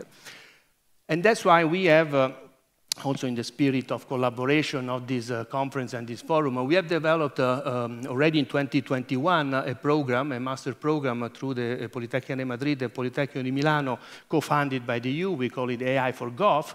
And the idea here is not to train specialists in AI, actually functional specialists. So people that can use AI, can understand AI, but do not necessarily need to be those that implement the technology solution. So it's multidisciplinary, it's really based on the intersection of data science and design thinking, and has been quite successful up to the point that now we have just started recently a new program that I will mention in a moment that is very much in line with the renewed strategy of the European Commission that, as you may know, recently in April 2025 unveiled the AI Continent Action Plan.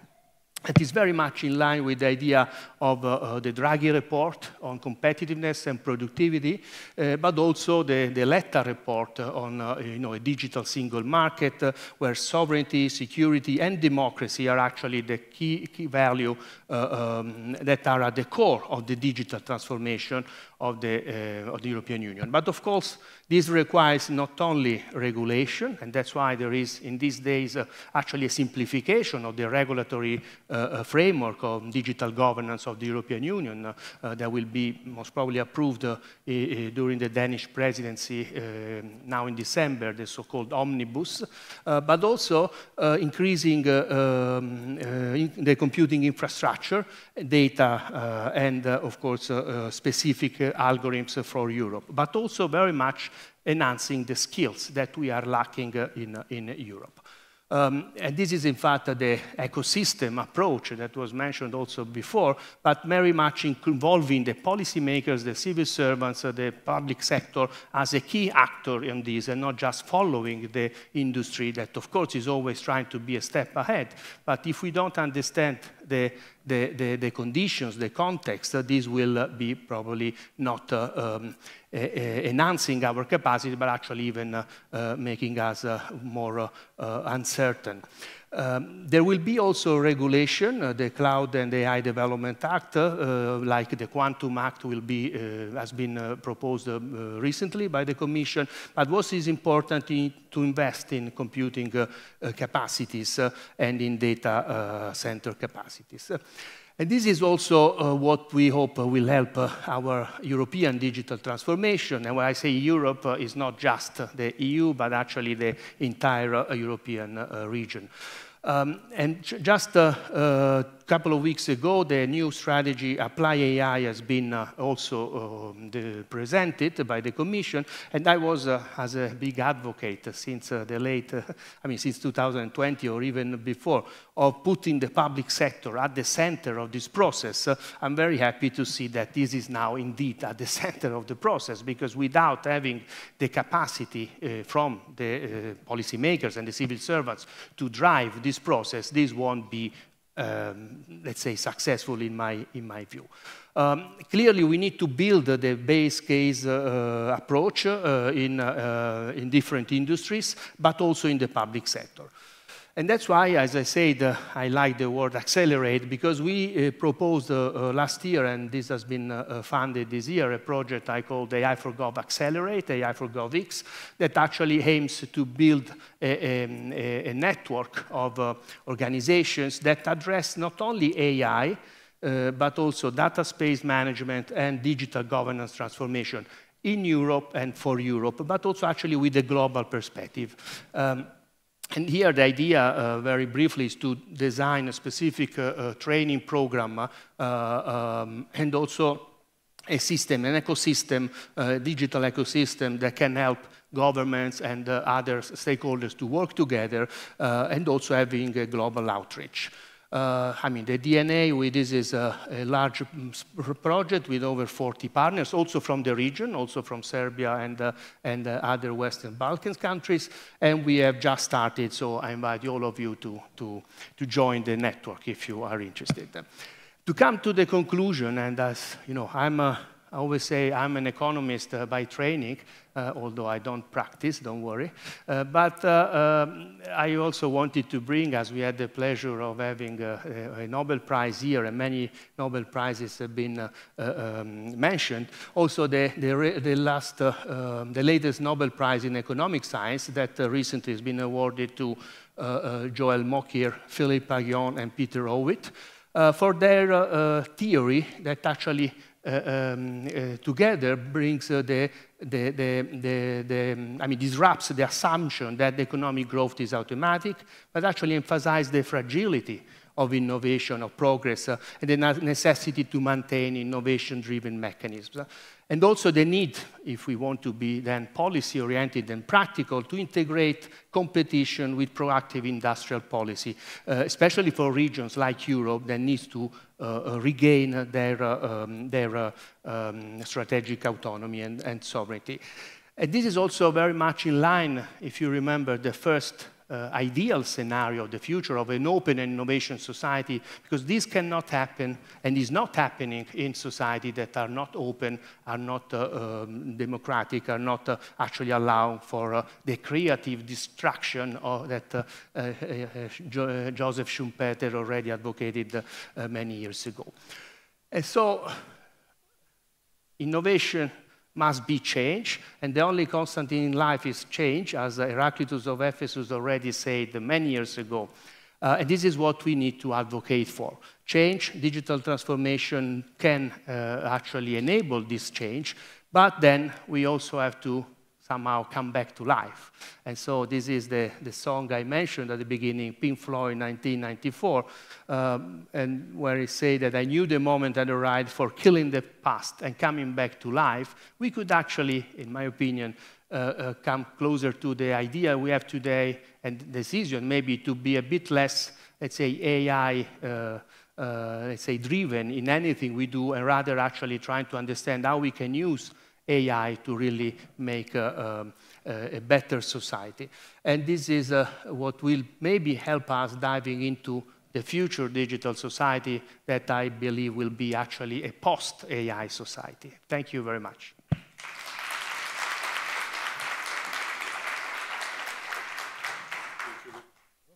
Da li se čujemo? Odlično. Thank you very much, Dr. Mizuraka. Now, before we go all head off to lunch, I will announce a few more panels after lunch. In this room, we will have an opportunity to hear from a distinguished panel of ambassadors.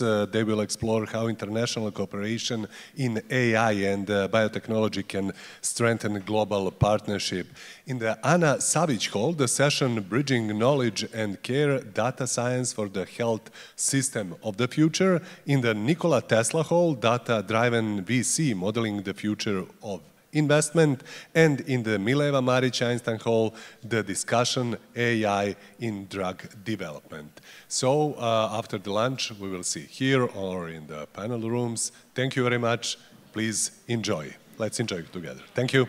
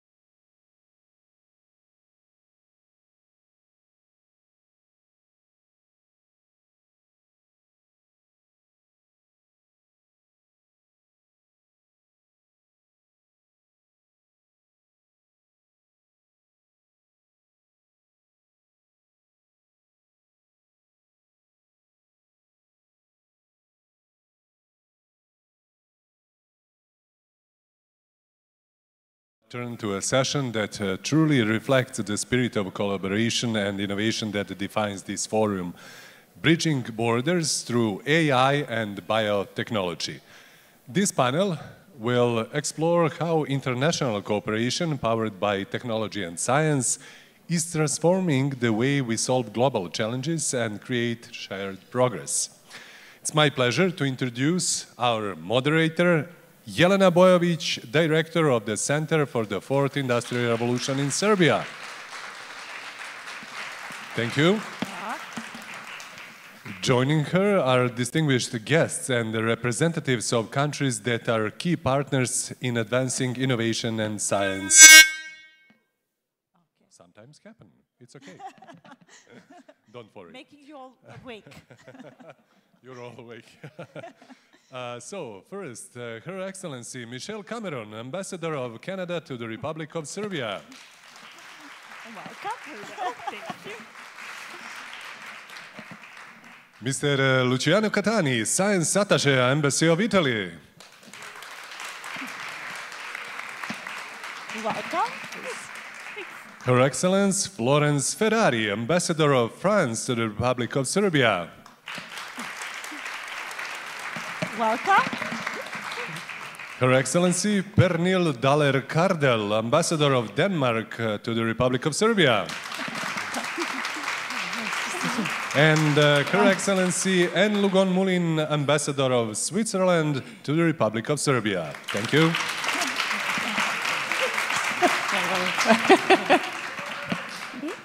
Jelena, please continue. Thank you very much. Thank you. I was so happy when I saw the names of my ambassadors coming from different countries that are all female. Sorry. Because I truly believe that biotech and AI cannot survive or grow without women leaders as well. So thank you for coming and to share your experience with all of us. First of all, let me just briefly say a few words about the center and how it actually connects with what we are today will work on today. The center was established with the idea that we actually bridge borders. The center is established by the government of Serbia and the World Economic Forum with the idea that we work together throughout the world and identify what are the innovations and what are the policies and regulations that we can see throughout the world and bring them to Serbia. So how we can efficiently implement something in Serbia that is already working throughout the world. And I believe this panel will also help us bridge these, make us be faster and more efficient in innovation and in bringing innovation to Serbia.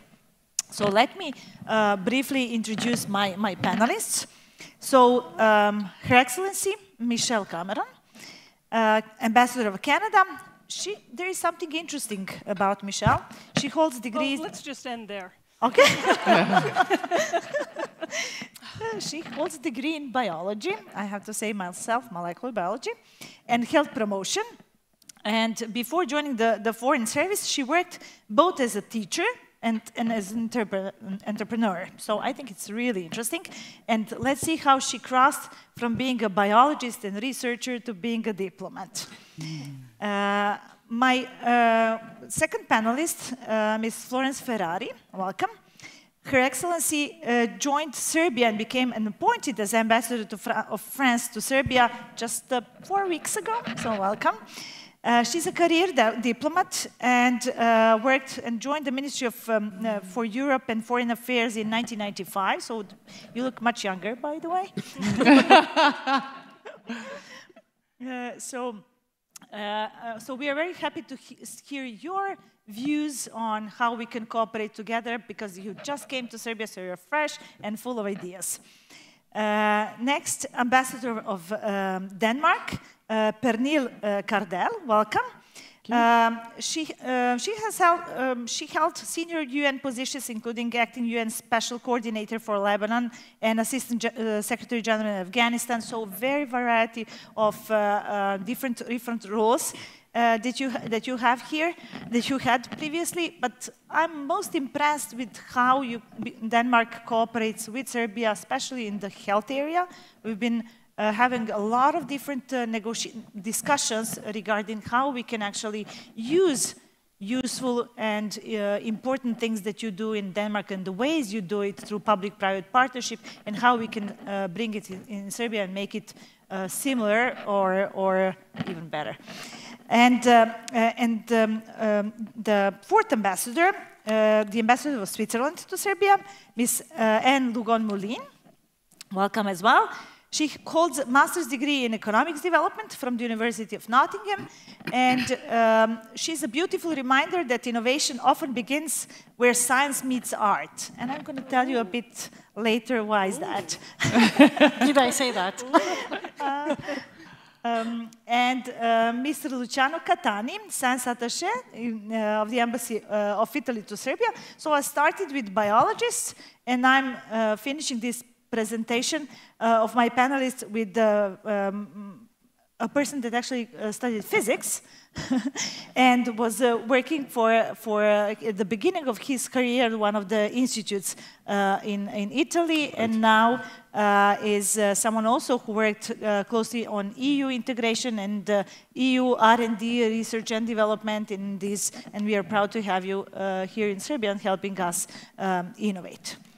So welcome once again, and let's start with our panel and sharing what you plan to share about your countries and how you do innovation there. So one of the first questions that I wanted to ask you, because the reason why we're organizing the Biotech Future Forum is to kind of bring people together, exchange information, and then the only question that I always get after this conference is like, what was the result of the conference? So what I wanted to ask you, like, what do you see are the biggest opportunities, also challenges, in bridging borders through innovation in health and life sciences, and how can global forums, such as Biotech Future Forum, contribute to building trust and collaboration between nations, such as in the fields such as data, health, biotechnology? Maybe to start with Canada. Sure. Thank you so much, Jelena, and great to be here and seeing such a great group of folks in the audience. Look, when it comes to opportunities, if we look just the last 5 years, problems that countries are facing, including Canada, including the countries up here, they don't know any borders, right? And so why do government or industry responses then know borders? So if we kind of start with that in our head and think moving forward on the opportunities, I mean, look, we had the pandemic across the world. We're dealing with decreasing crop yields because of climate change. We're dealing with health-related and, quite frankly, conflict-related issues because of climate change and what's happening around the world. And each country is dealing with this. They're dealing it through governments. The response is dealing with this through research. Countries' responses also involve industry. And so if we look at the opportunities, I mean, look at what you bring to the table or what your interest in biotechnology and AI is. Whether you're government, whether you're a researcher, whether you're in industry, whether you're in some of these innovative ecosystems around the world, there are opportunities in each of those. I mean, if we take a look at just, I was talking with someone last night at the, what we call a welcome cocktail, but it really is a fantastic networking event. And I was talking with an oncologist who was looking at data, I won't say where, because that might identify them, but was looking at data and how they can improve diagnostic capabilities, how they can improve targeted drug therapies, how they can improve the outcomes for people. And she said, we don't have enough data for some of these micro cancers, or cancers that don't have a large population. So when we talk about opportunities, I mean, I would hate to kind of hem us in and say, oh, we only have the opportunities here. They are huge. They are wide. I mean, take a look at anything that you deal with at work. Like when I was first a manager, I would sit and talk with other managers because I was dealing with something that I thought I was the first person ever dealing with. And people around the table have already dealt with it. So I could say, I don't have to learn from the beginning. I don't have to reinvent the wheel. Everybody, every company, every government, every country has their own core competencies. And imagine the opportunity if we can sort of drop these barriers and start working and collaborating together. I think where we have some challenges, particularly with AI, and we're talking about health data, is that different countries have different ideas on privacy. Different countries have different ideas on what an ethical standard is. Countries have different ideas of, you know, the balance between public good versus commercialization or viability on an industry level scale. And so I think the Canadian perspective, you know, we were the first country in the world to do a pan-Canadian, a countrywide AI strategy. We just appointed an AI minister. Imagine, a minister of AI and digital. Is he artificial or real? He's actually real. I have met him. There are countries that I hear that have AI ministers. No, he's a minister for AI, not an AI minister. Thank you for helping me with my adjectives. So look, when it comes to opportunities, they are everywhere. I mean, every time you open up the news, they're talking about AI. And we're at the, you know, at the forefront of this disruptive technology, if you're being negative, or revolutionary technology, if you're being positive. And what does that mean when you're this early on? The opportunities are everywhere. You know, and I would hate to kind of say, oh, here they are. You all know from your particular vantage point what some of the opportunities are. So I guess your job is to find others where you can find that collaboration. But back to the final part of your question. Sorry, I can really talk once I get excited. You know, it's forums like this. Like when I talked about the challenges of being, you know, these ethical concerns or privacy concerns. One thing that you'll see, and you know, I saw it at lunch, I saw it at the networking event last night, I saw it, the panels today, people talking. Like there were people their first time ever in Serbia. I met them yesterday. And they're like, oh, they're just like us. Like, afraid to ask what they were expecting. And sorry if you're in the crowd here, I don't mean to insult you. But you know, you forget. People are like you. You can laugh about the same thing. You're having the same snacks. You're having the same drink. You know, that kind of exposure to different folks helps to build that trust, but also that exposure to slightly different ways of thinking. Slightly different education systems, slightly different working environment, slightly different problems and problem solving. I mean, that's a force multiplier. So these are instrumental. Okay, I'll end there before we overrun our time. I think it's going to be an interesting switch to Italy. I found something that when I told you, you were both surprised, but Canada and Italy have a joint working group on AI. So I was really happy to see that there is this cross-border collaboration that actually covers the seas and oceans.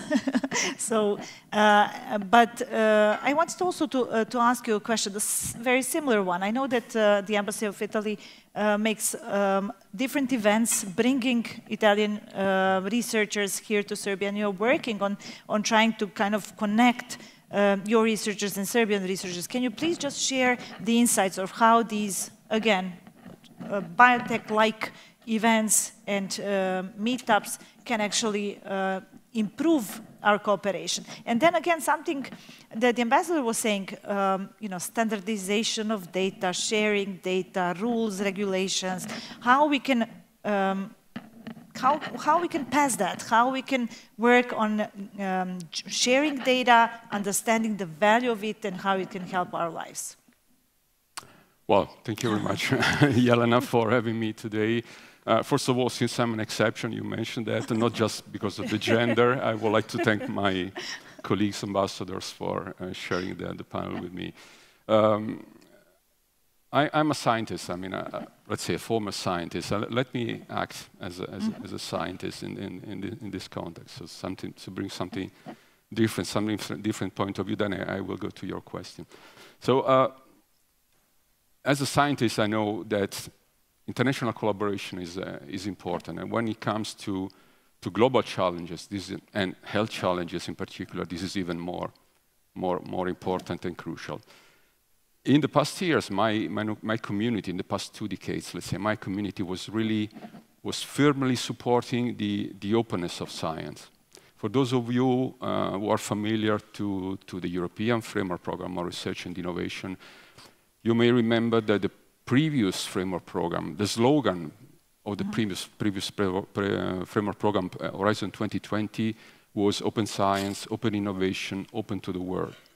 So the so-called three O's of Commissioner Moedas. So it was really, let's say, a movement toward the openness of science between sectors, open in the innovation process, and open at international level. So that was really a mantra for all the community. Now we know the paradigm has a little bit shifted, and we heard from our colleagues at the European Commission that we used to say open as possible, closed as needed.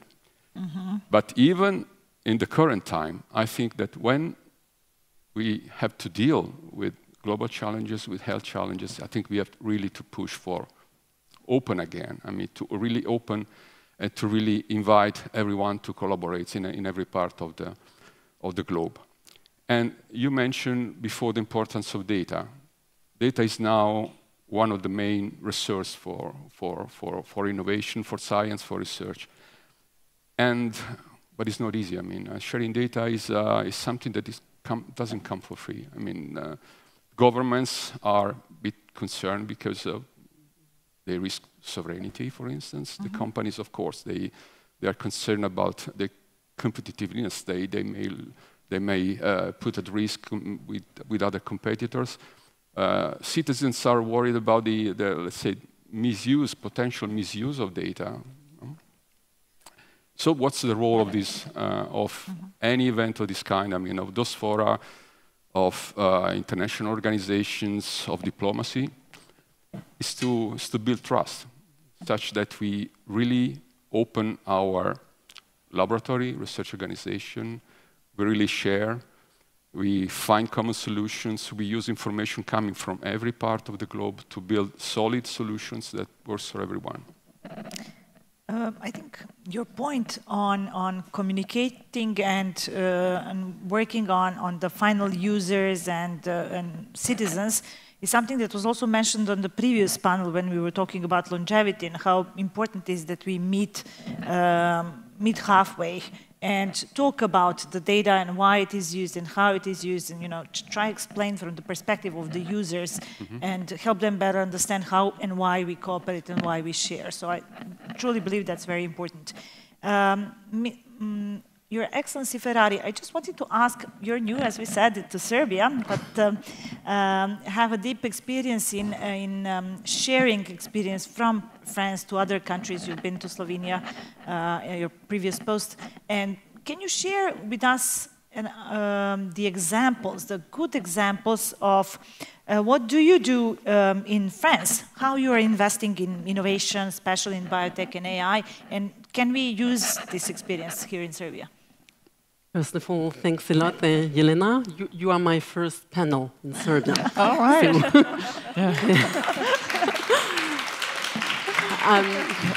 I'm not a scientist. I'm a diplomat. So I see all these questions more from a point of view of a diplomat, and I suppose that this is what is expected from me today. The first thing that strikes me is that IA is really a game changer for all of us, and it was said also this morning, for us researchers, enterprises, citizens, and government.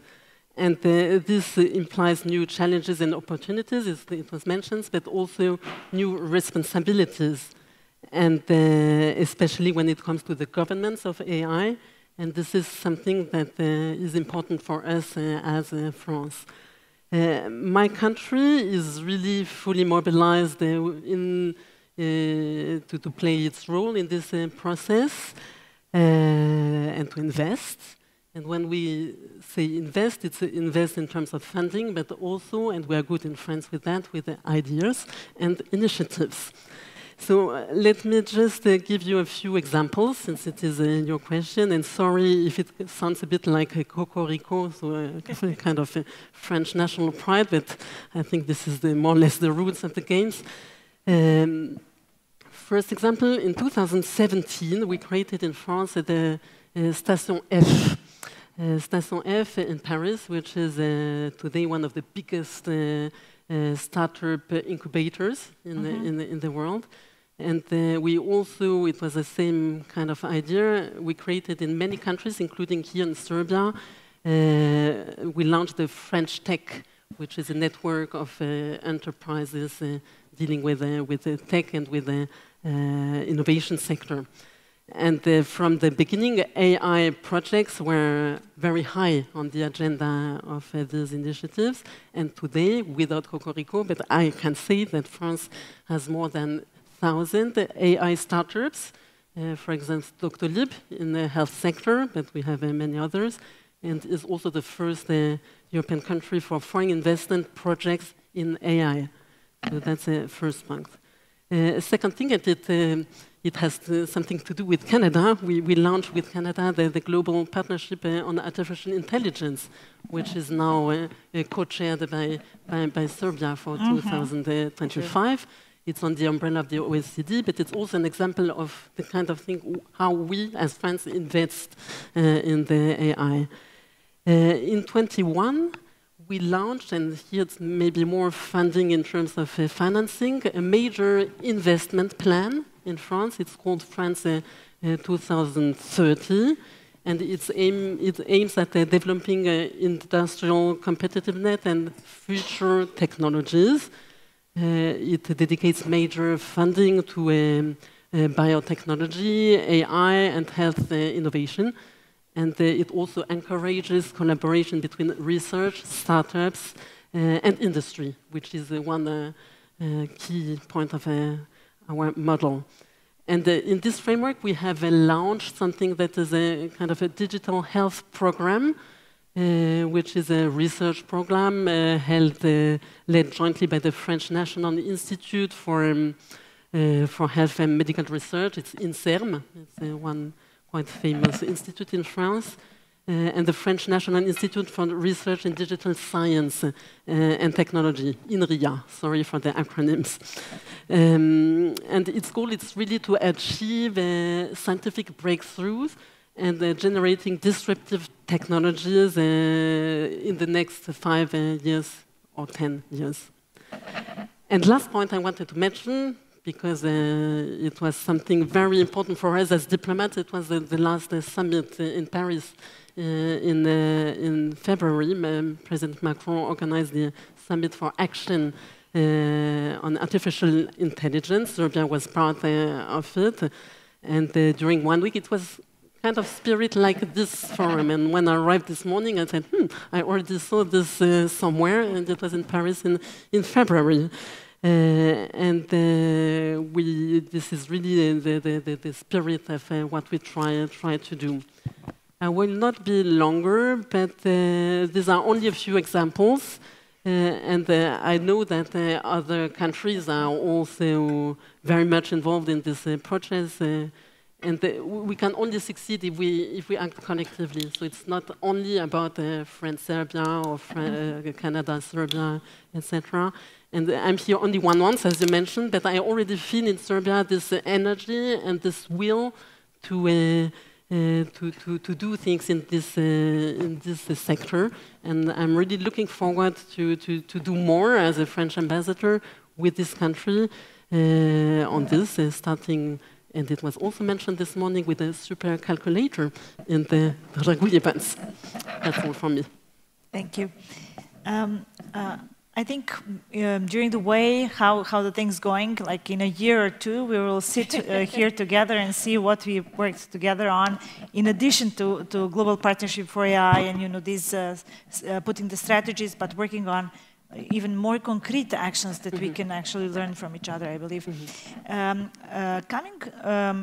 went a few times to Denmark for the reason of learning about health initiatives there, digitalization of health. Can you please share as well, we believe that Denmark has excellent examples for Serbia, especially that we are a country similar size, that you can share on biotech, NI, health digitalization. What can you share with us that we can actually take? Thank you so much, and thank you for the invitation to be here today. Very happy to share our story and to use that as a platform for a conversation about how we can work more together. Because as Michelle was saying, these days and ages, the problems that we are facing as communities require that we work together. So very happy to do that. No, I think you're absolutely right that Denmark is a country that has been very successful at creating what you would call the ecosystem that requires in order to build a really good and sufficient and patient-focused ecosystem around modern healthcare. And modern healthcare that is then ready also to build on AI and is basically moving to the next generation. It's a very digitalized, I think we claim that we are, if not the most digitalized, then the second most digitalized healthcare system in the world. And it builds on a long history, and I want to share just a little bit of that. Because this is a history that goes back to the 60s. It touches on an issue that the Italian colleague was also talking about on data. So the Danish healthcare system is a public healthcare system. And that paved the way for the ability to actually collect data from the 60s. We have an enormous data bank from the population, not just from patients, but from population that has been developed over the years. And combined with that, it's also a country with a very high level of trust between people and institutions. And that means that while, of course, there are many sensitivities around data, it is something that can be handled, that we feel that we can be handled as we build on using the data that is available for better, faster, and more modern treatments and more personalized treatment for the patients. We also have, and I think this is equally important, an incredibly strong tradition, not just in the healthcare system, but in general of a public-private partnership. And I think a part of that comes from the fact that we are a country that doesn't have any raw materials. We can't live on selling what's underground or something. We can only live from selling what people can come up with in their heads. And that has created an enormous knowledge ecosystem. We've been very lucky and fortunate that has created a very, very strong pharmaceutical industry in Denmark, and that's, of course, in close cooperation between universities and the private sector. And that pharmaceutical industry is very based, the way they're structured means that a lot of the money they make comes back into the founding foundations of these industries, and they then reinvest in this area that we are talking about. The biggest foundation we have, the Novo Nordisk Foundation, that of course is the mothership of Novo Nordisk, has just invested in one of the supercomputers in the world, in cooperation with the universities and with the government. And that is exactly to be sure that we have the data processing capacity to actually get the best out of the next level of technologies that will come.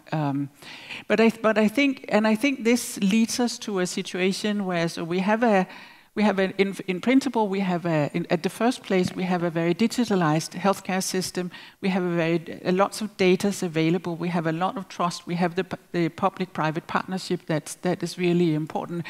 And then we have, I think, through that, a desire to set a direction together for how we deal with AI. How do you integrate AI into the healthcare sector so that it doesn't just become whatever is possible, but it is exactly going in the direction of supporting that patients are getting quicker treatment, getting quicker diagnosis, quicker treatment, more personalized treatment. And that we would like to see ourselves being first in that. And I guess this ecosystem is also the basis upon which that the European Commission has appointed Denmark to be the place from where we will develop how the data sharing in the EU should take place. And it's also led to a certification that I think we are the first who are developing a certification for companies where you can, how it is if a food product you can buy is organic. There is an organic stamp. Now we would like to put a stamp also on in the healthcare system of that this is a place where data is actually dealt with in a very safe and professional manner. So it's this ecosystem. It's hard to describe that ecosystem, but it is that ecosystem of all of this and how to play that together that I think is very unique and that we would like to discuss and to compare and hopefully see Serbia become better than we are. Just to highlight, you wanted to add? No. Just to highlight something that I was personally impressed is like in Denmark you mentioned public-private partnership and how you work through these mechanisms to improve the innovation. But we also seen the public-private organization that is actually managing the digitalization of health in Denmark. So that was impressive for us. And in addition, what we learned as well is that Denmark is one of the best countries in a sense of a number of clinical studies per capita. That's really impressive, something that I think all of us can learn from. But here we are. I don't need to be in the panel. I can leave to you to talk about my country. I'm so happy about that. That it was a very good visit last year. So, and thank you for joining in on that and taking all that with you from the visit last year. Thank you. Thank you so much.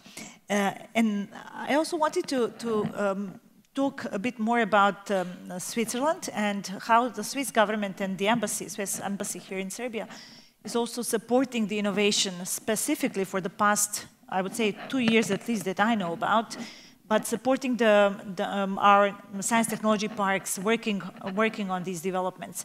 But the examples from the Switzerland that you can bring to us and share, we can see some of the Swiss companies coming here, actually Serbian companies that established their entities in Switzerland, obviously for some reason, in a sense that they found the place where they can grow innovation and build companies there. So any advice from you?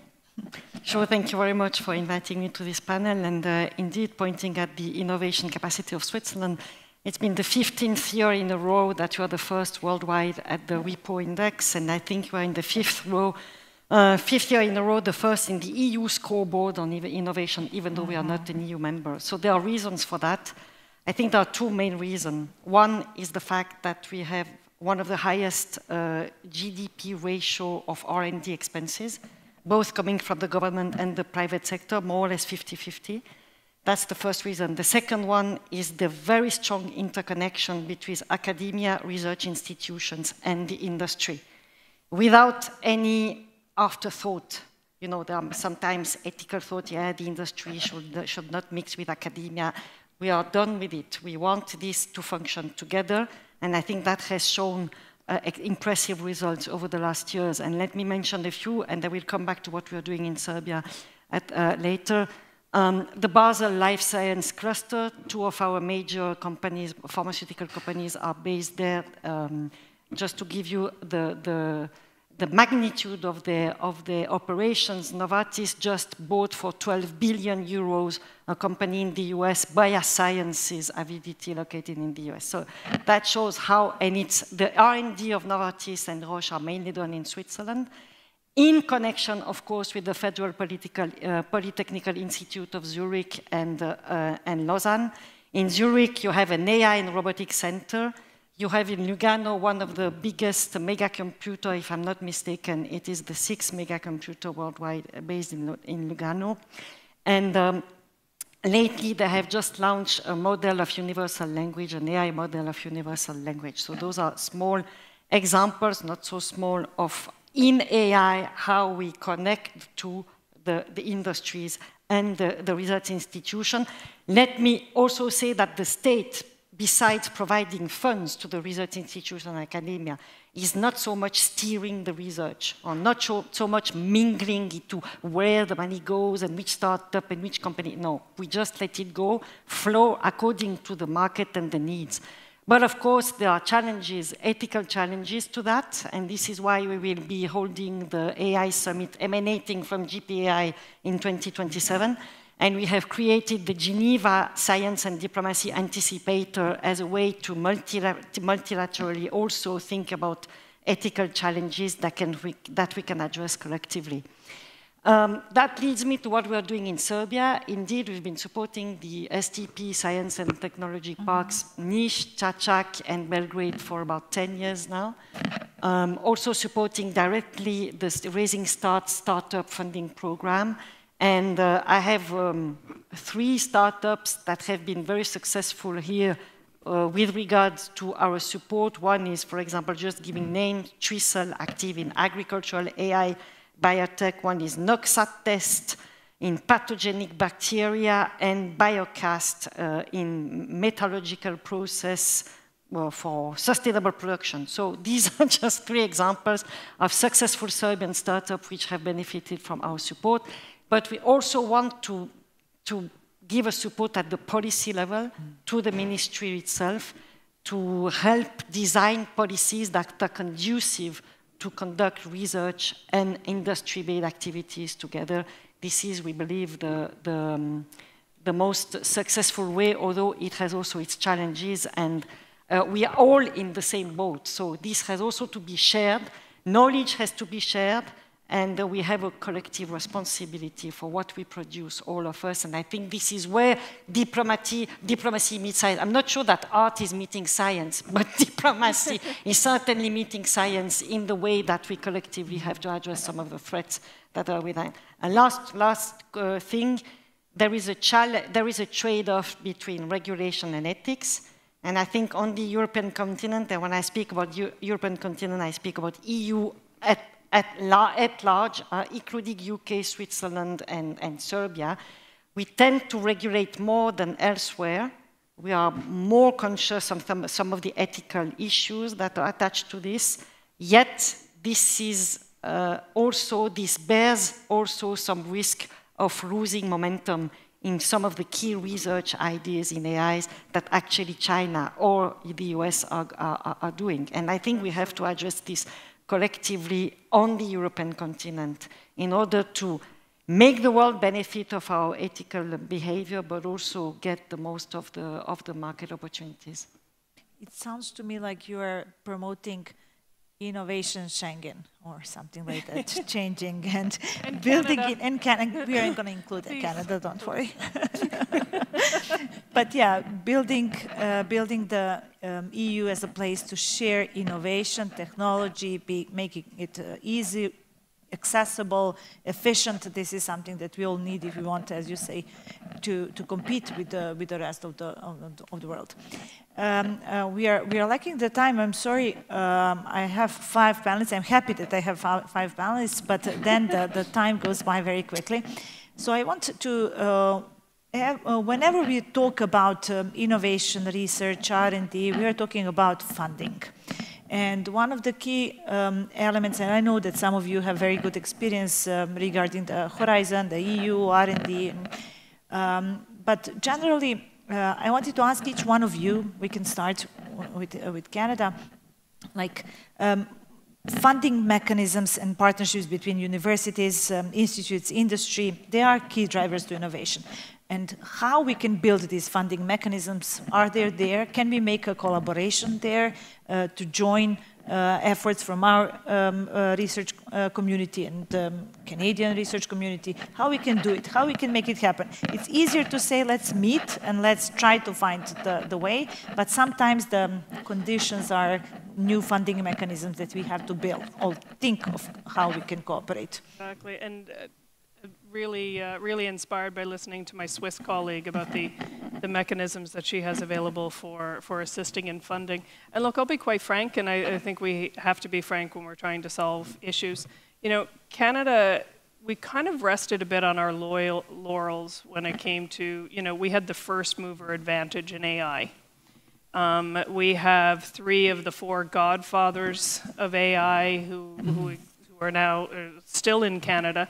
And that are known as the godfathers, you know, looking at machine learning and neural networks and how to bring that, you know, the underpinning technology in AI.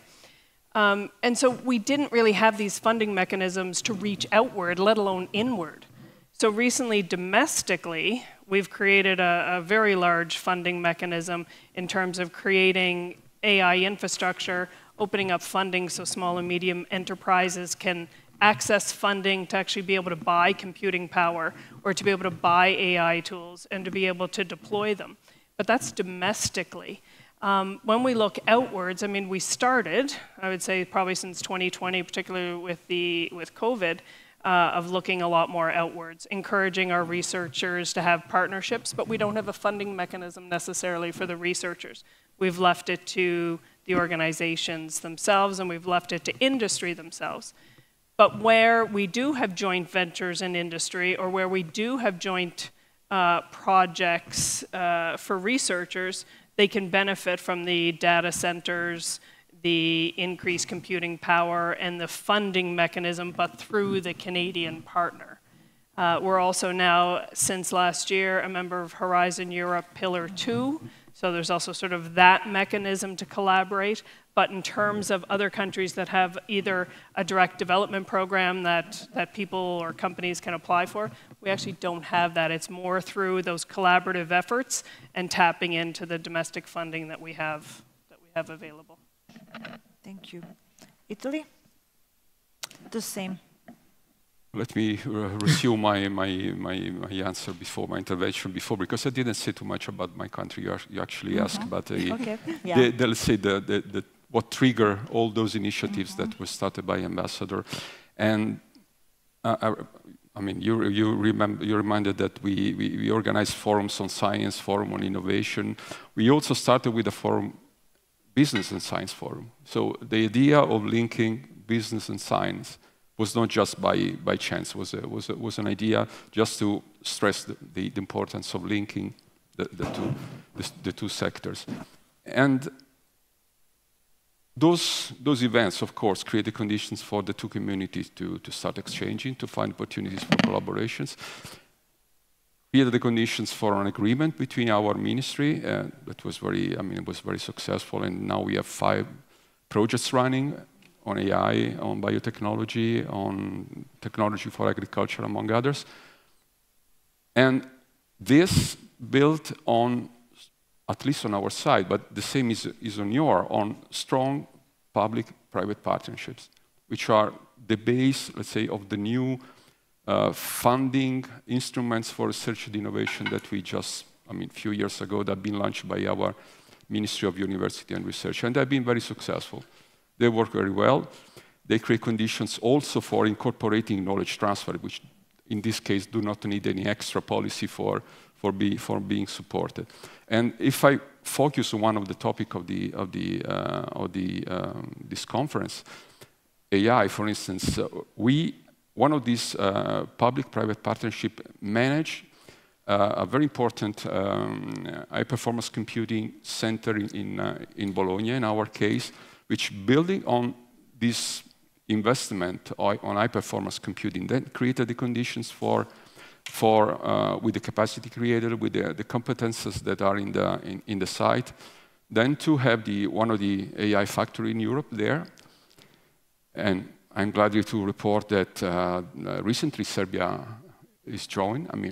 Is becoming member, is becoming partner with our AI factory, and now is also creating conditions for hosting. Italy is making a proposal for hosting one of the new AI gigafactories in Europe. So those dedicated to applications. Again, because on the basis there's a strong partnerships between research organizations, universities, and the private sector, which is going to really make use of these resources. So all of these, when we talk about challenges, it's much easier to create links because they are easy to, let's say, to communicate, to understand. The challenges are shared, most of them, both technology and both societal challenge. And these again created the conditions for exchanging, for fostering cooperation. We have many other good examples that we can share. For instance, I'm also very proud of the cooperation that is now developing between our innovation district in Milan and the Bio4 campus. And I think is a relevant example for Serbia, because that represents not just a new investment in health science, because it's dedicated to research in health. It hosts the largest hospital, the largest research hospital in Italy. It hosts one of the most important research organizations in genetic engineering. It hosts startup accelerators, investors, and so on and so forth. It's going to be a very important initiative, but also create conditions for international cooperation. And this happened with Bio4Campus. There's, again, a collaboration that is developing, and we are very proud of that. And also because that site originally was the site of the Expo 2015 in Milan.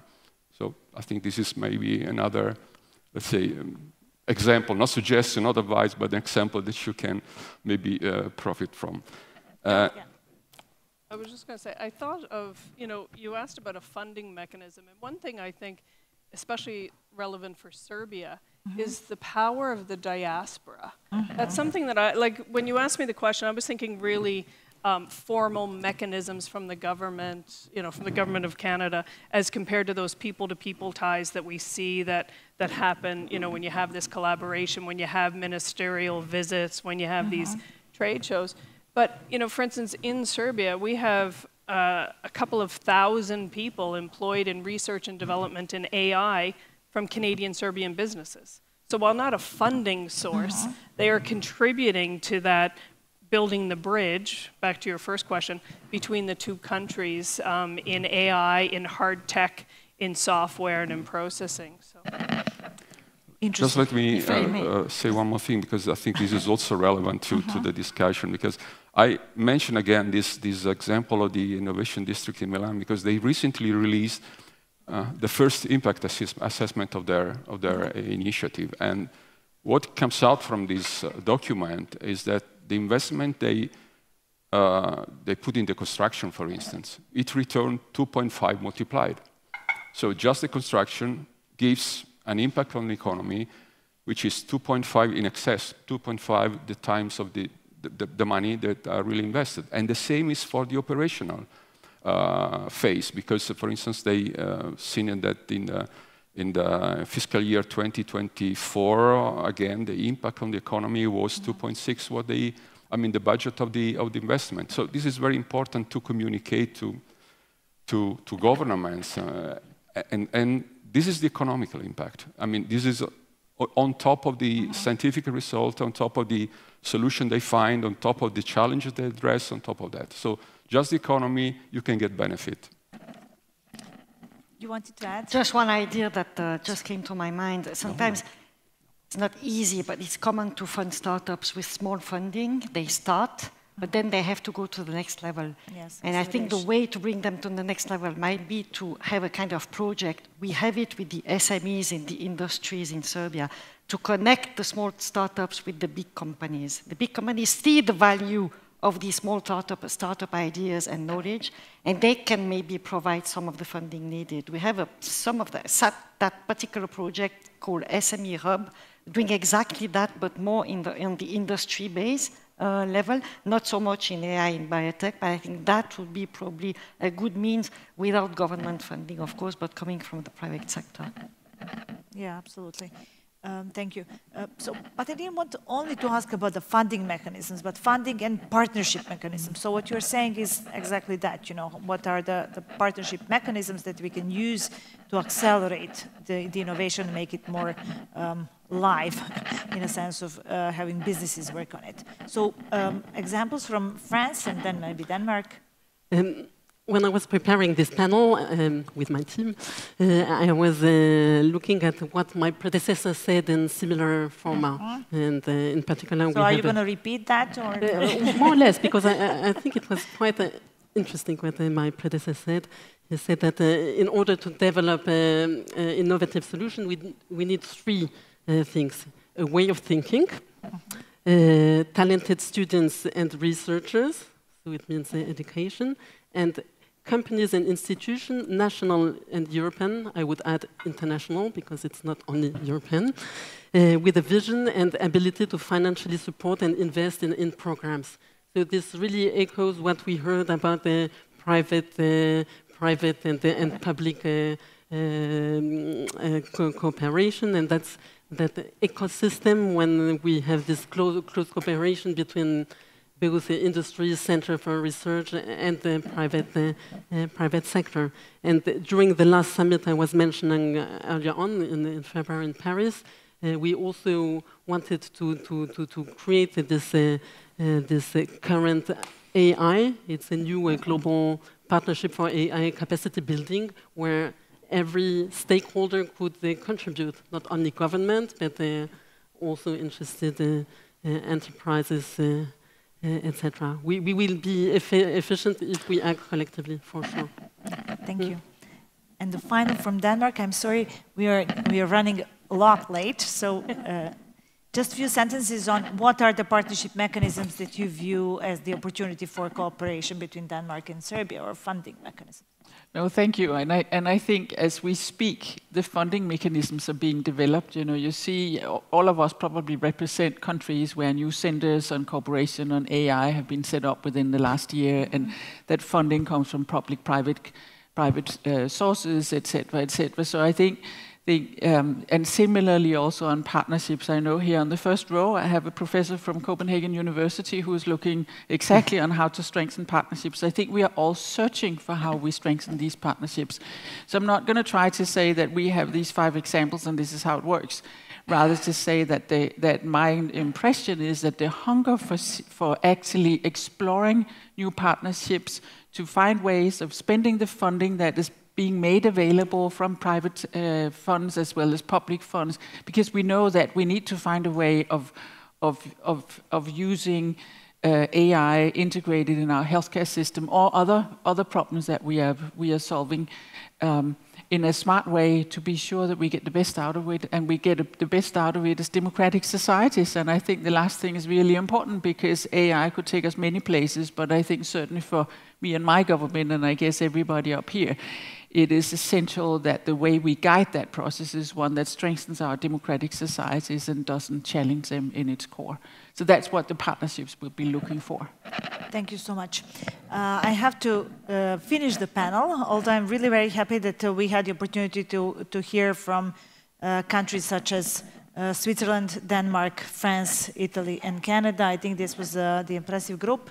And for my final remark, I would just like to invite you all to support our Bio4 campus, because we believe this is where we are heading. This is what Serbia is looking for, to demonstrate the strength of our researchers and cooperation through the Bio4 campus. And this way, I want to invite you to help us grow it and develop these mechanisms that can help us actually share experience and support our next effort that is coming up in Serbia. Thank you so much for being here.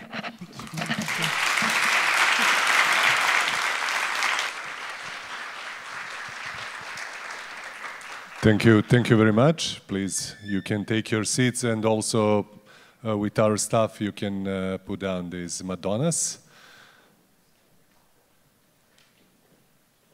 So of course, thank you. Especially thanks to our moderator, Jelena, and ambassadors for an inspiring discussion that reminds us innovation knows no borders and collaboration is the true driver of global progress. We now have the pleasure of hearing from one of the most influential voices in global health innovation.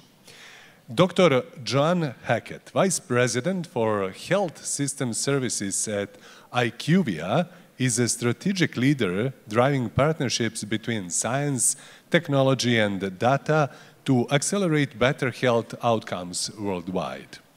Her extensive experience spans genomics, precision medicine, and healthcare policy, bridging the gap between research and real-world impact. In a few seconds, we will hear more from Dr. John Hackett, just to position audio equipment precisely. Thank you very much. Oh, great. Sorry. Thank you for that. Very quick microphone check, so thank you to the AV team for doing that. So one of the things that we've all heard quite a lot already today is how we're looking back to look forward.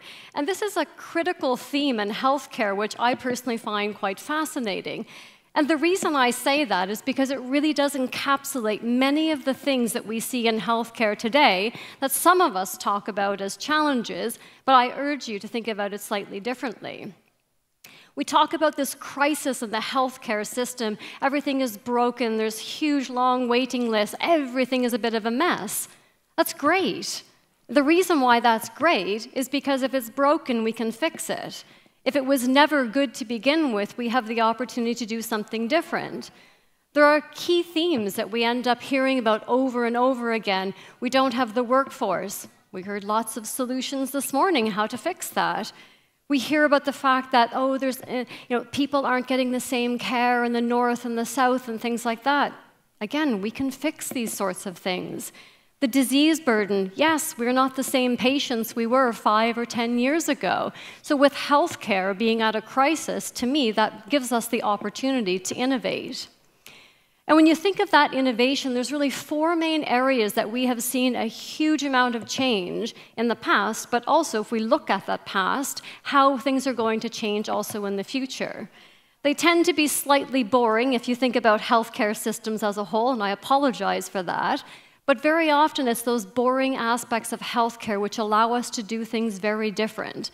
So when we think about what's really changed the needle in the last 5 to 10 years, it's anything about efficiency, doing things different, being very innovative in the way that we're thinking. We heard earlier about engaging the patient, making sure we're looking at perhaps an N of 1 clinical trial. These are the 4 areas that we've made huge changes in and we're going to continue to innovate in. And when you think about AI as a whole, what's happened for operational efficiency? Couple of different things. We're seeing robots doing a lot of this automated work. Fantastic. Most of us don't want to do it. How can we empower that and teach that? So it's a very different way of doing healthcare so the things with hands can actually be doing the work that needs to be done. We're seeing quite a lot of work about making sure that processes are streamlined so that automation ends up becoming something that happens in the back room and the frontline clinician can actually innovate in healthcare. And when you think about some of the practical applications, we have seen a huge amount of advancement, even in the last couple of years when you think about what's been happening in stroke. Various ways to train algorithms to look at the way healthcare is being delivered differently. And also using the retina as a way to look at seeing how if we can predict disease, Alzheimer's disease, very differently. These are tools that, if you think about the way we approach these healthcare challenges in the past, it's not too different as to how we're doing it today. We're just doing it in a slightly different way.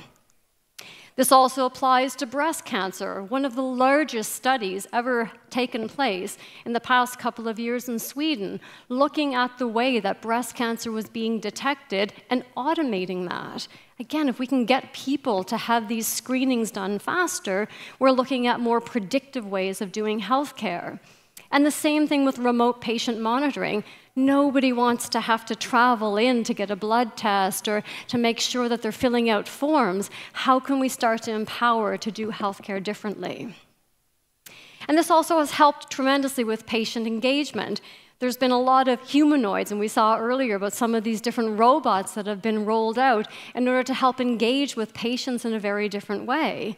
This is helping people understand how to coach themselves, which I'll talk about longevity in a couple of minutes, but the secret to longevity isn't necessarily about doing everything completely different. A lot of people need communication, they need touch, they need to feel rapport with other people. Using humanoids to do that is actually a great way. Using apps in order to be able to engage with your healthcare is also another way of doing things. And so taking the AI and bringing that into the patient engagement experience is really changing the way healthcare is being delivered. And then we heard about the N of 1 clinical trial.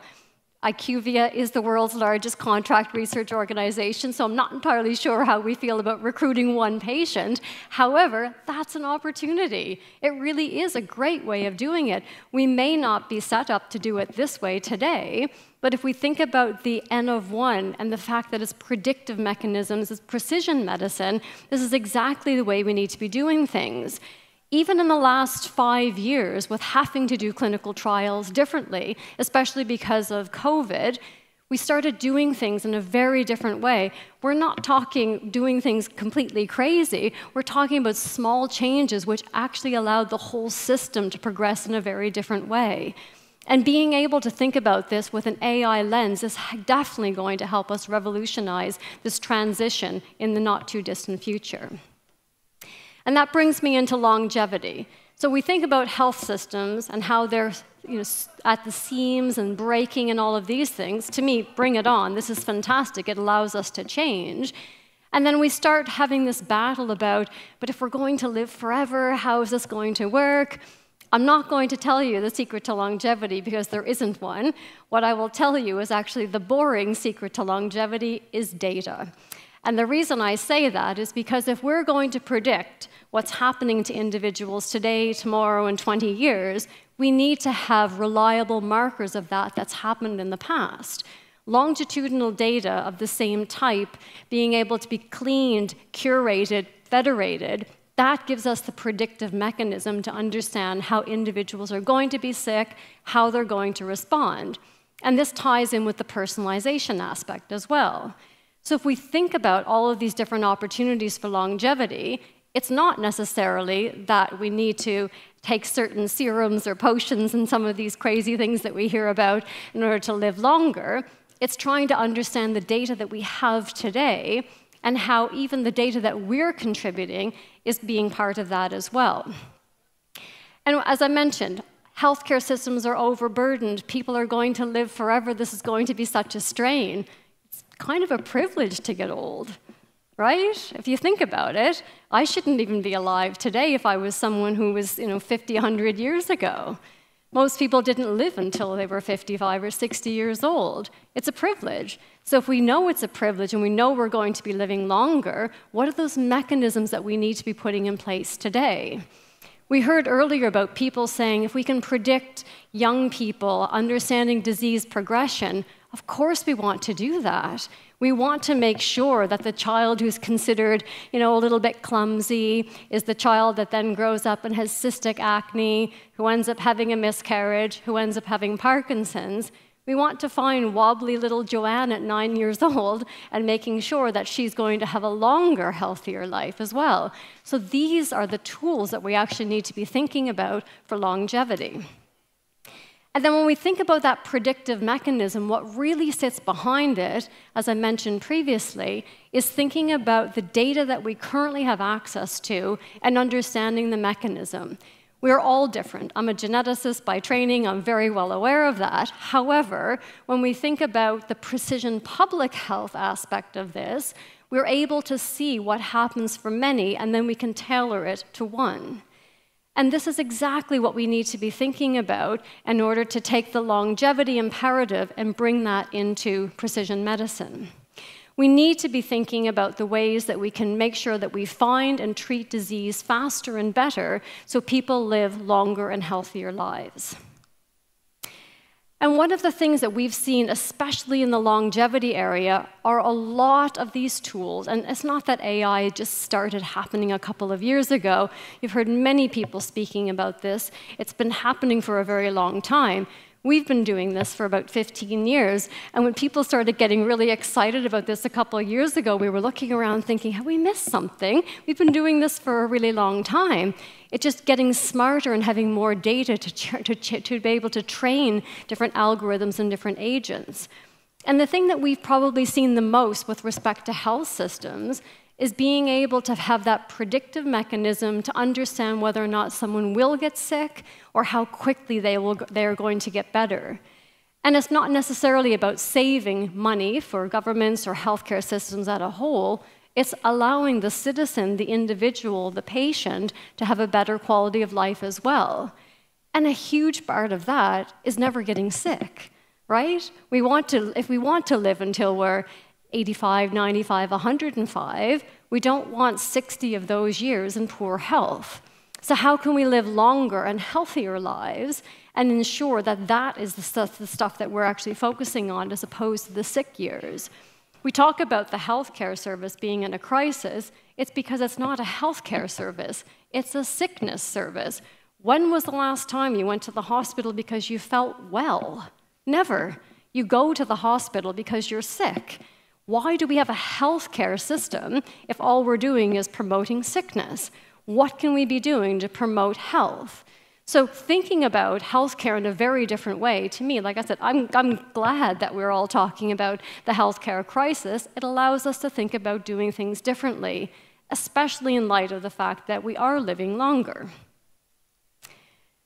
And one of the things that we keep harping on about, whether it's I'm from the UK, whether it's in the UK, what you've heard many different people from many different parts of the world today, talking about the whole concept of population health, but then there's how do we tailor it to precision approaches.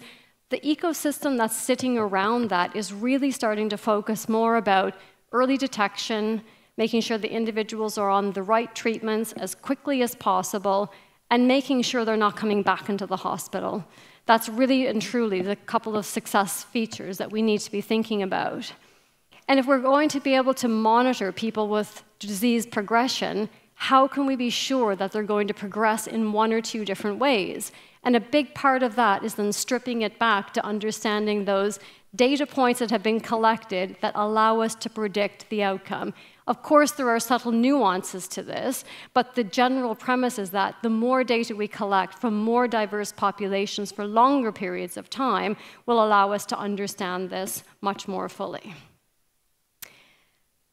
And now on to precision medicine. Before I carry on, I need you all to raise both of your hands above your head, please. I'm sorry, I'm going to be the annoying person to make you do it as an exercise.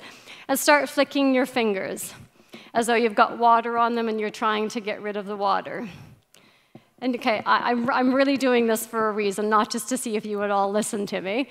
And some of you are putting your hands down because you're realizing that your shoulders are probably a bit sore because we don't do this very often. Understood. Mine's not feeling great either.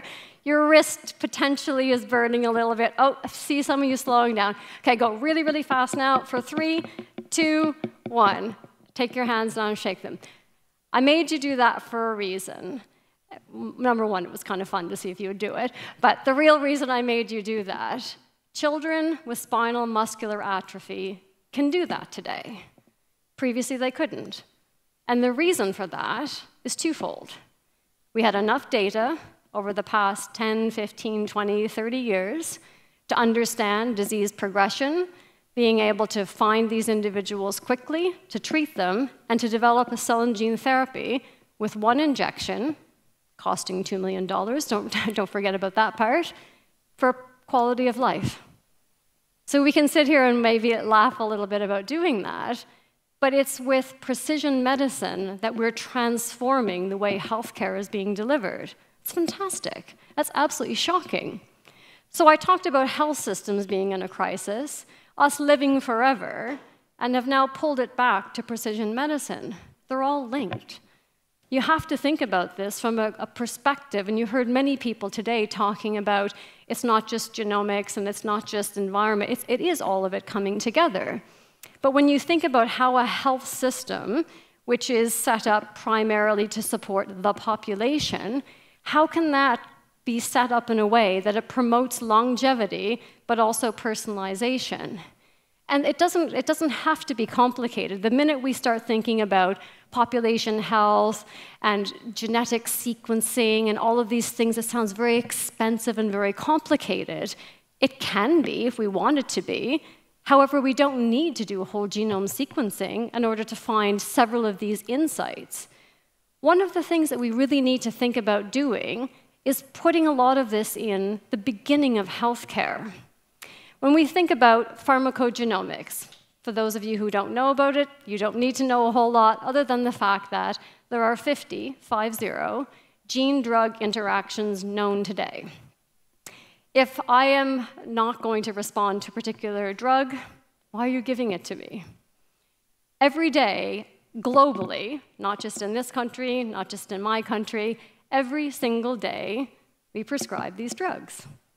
Every single day, somebody dies. Is this not a little bit silly? For the cost of about €2. Just think about that for a second. Is your life worth €2? Would have thought so. Why aren't we doing this? Nobody pays for prevention. And the whole time that I have been alive on this planet, the only thing I've ever seen anyone pay for, vaccines. Fantastic, very grateful, don't get me wrong. Why aren't we doing pharmacogenomics?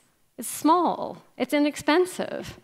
Maybe Serbia wants to be the first country. Show the rest of us how it's done. It can save billions.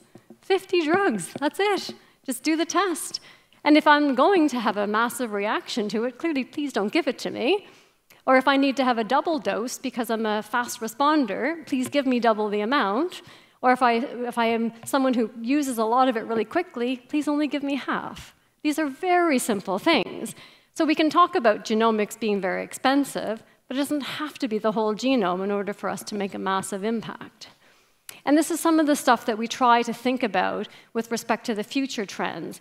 We're continuing to see massive amounts of transformation and innovation in oncology, and that's great. It continues to be one of the largest killers. So let's think about looking at this differently. But where we're seeing quite a lot of interest, a lot of companies for the last 10, 15 years didn't have a huge amount of success with the central nervous system.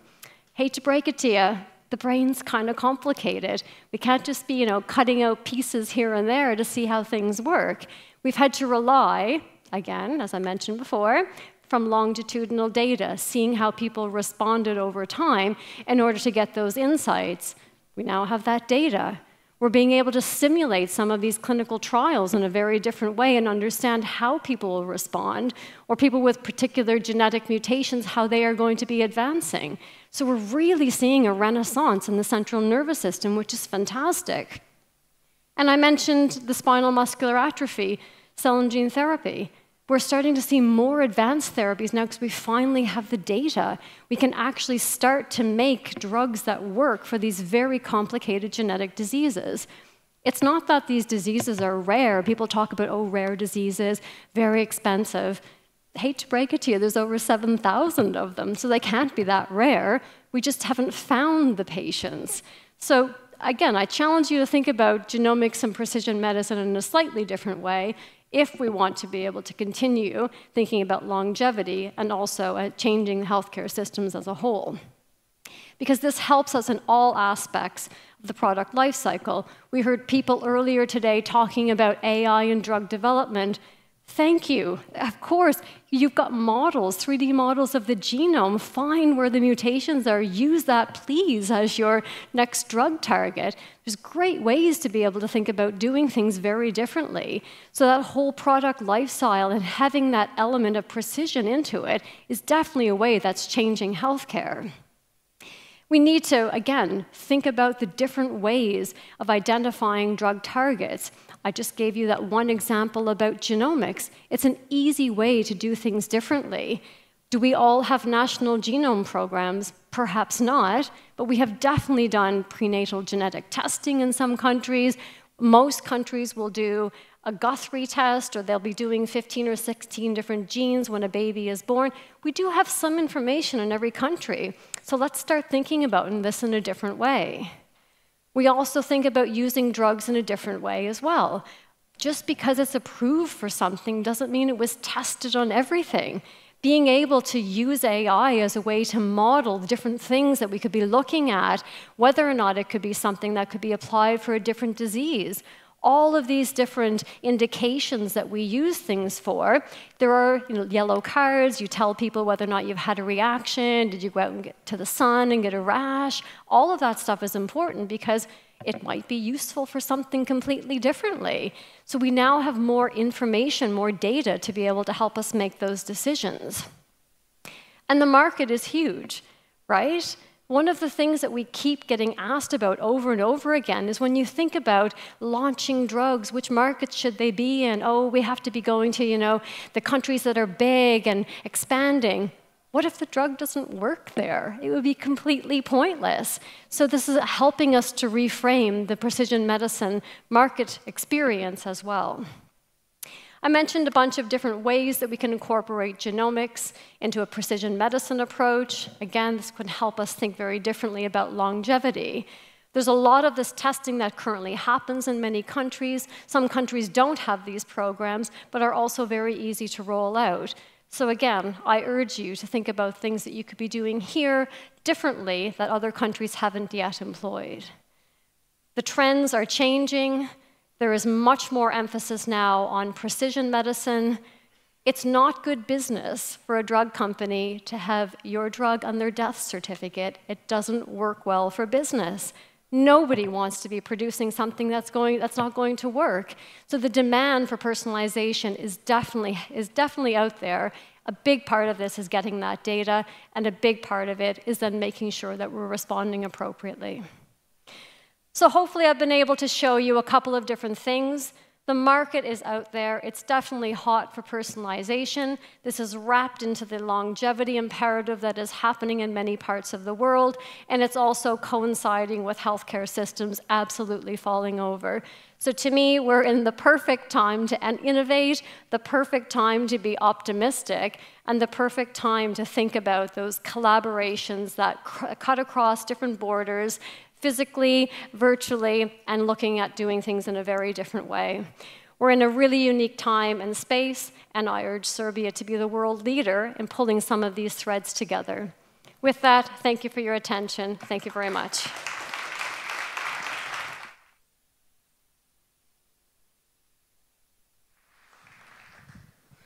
Thank you very much, Dr. Hackett, for that insightful lecture and for showing us how data and collaboration can power a healthier future for all.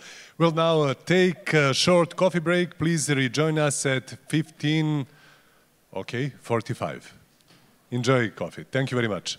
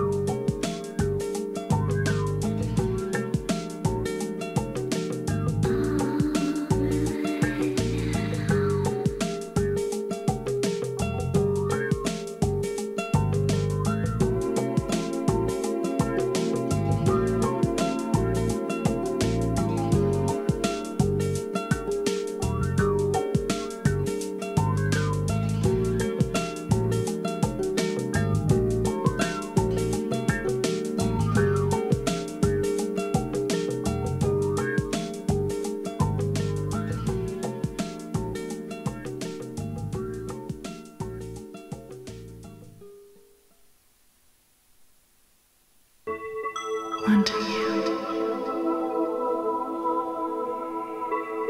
meeting you, make me feel complete.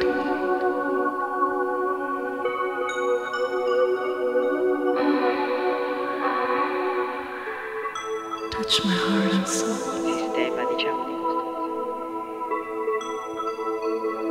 Let me share your desire. Peace.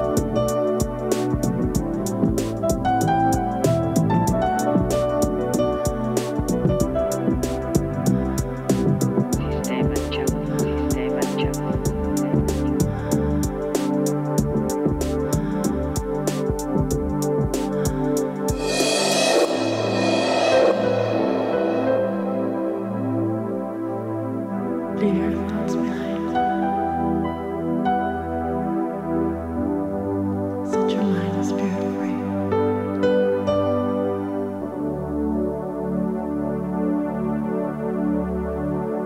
Enter a world cosmic eternity.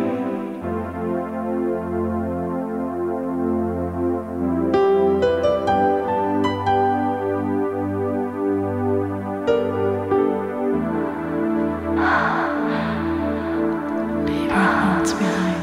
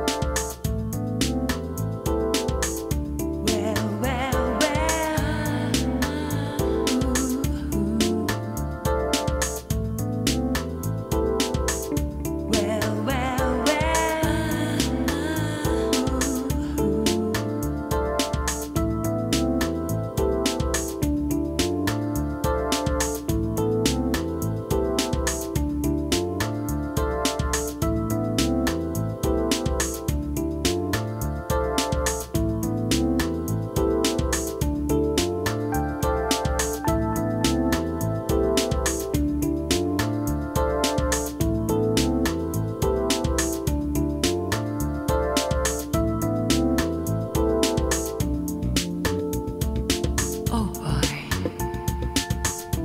you look so good to me. Come on, make me on. Gotta make me on. I like what I see. Come on and do it to me. Ooh. Show your body. Show your body to me. I wanna have it all.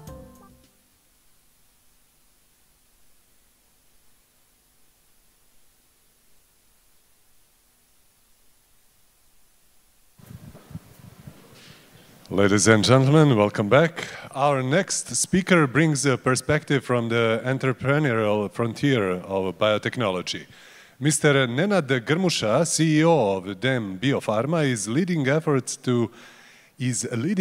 to develop next-generation biopharmaceutical solutions that are reshaping the landscape of global healthcare. From innovative therapeutic platforms to strategic biotech partnerships, his work exemplifies how bold ideas and scientific excellence can translate into breakthroughs with real impact. Mr. Nenad Grmuša. Okay, I hope you hear me. First, thank you for having me to deliver this talk. It's an amazing conference, actually, amazing speakers so far. I personally learned a lot. Topic of today's discussion is kind of a journey from target discovery to commercialization in the pharmaceutical industry.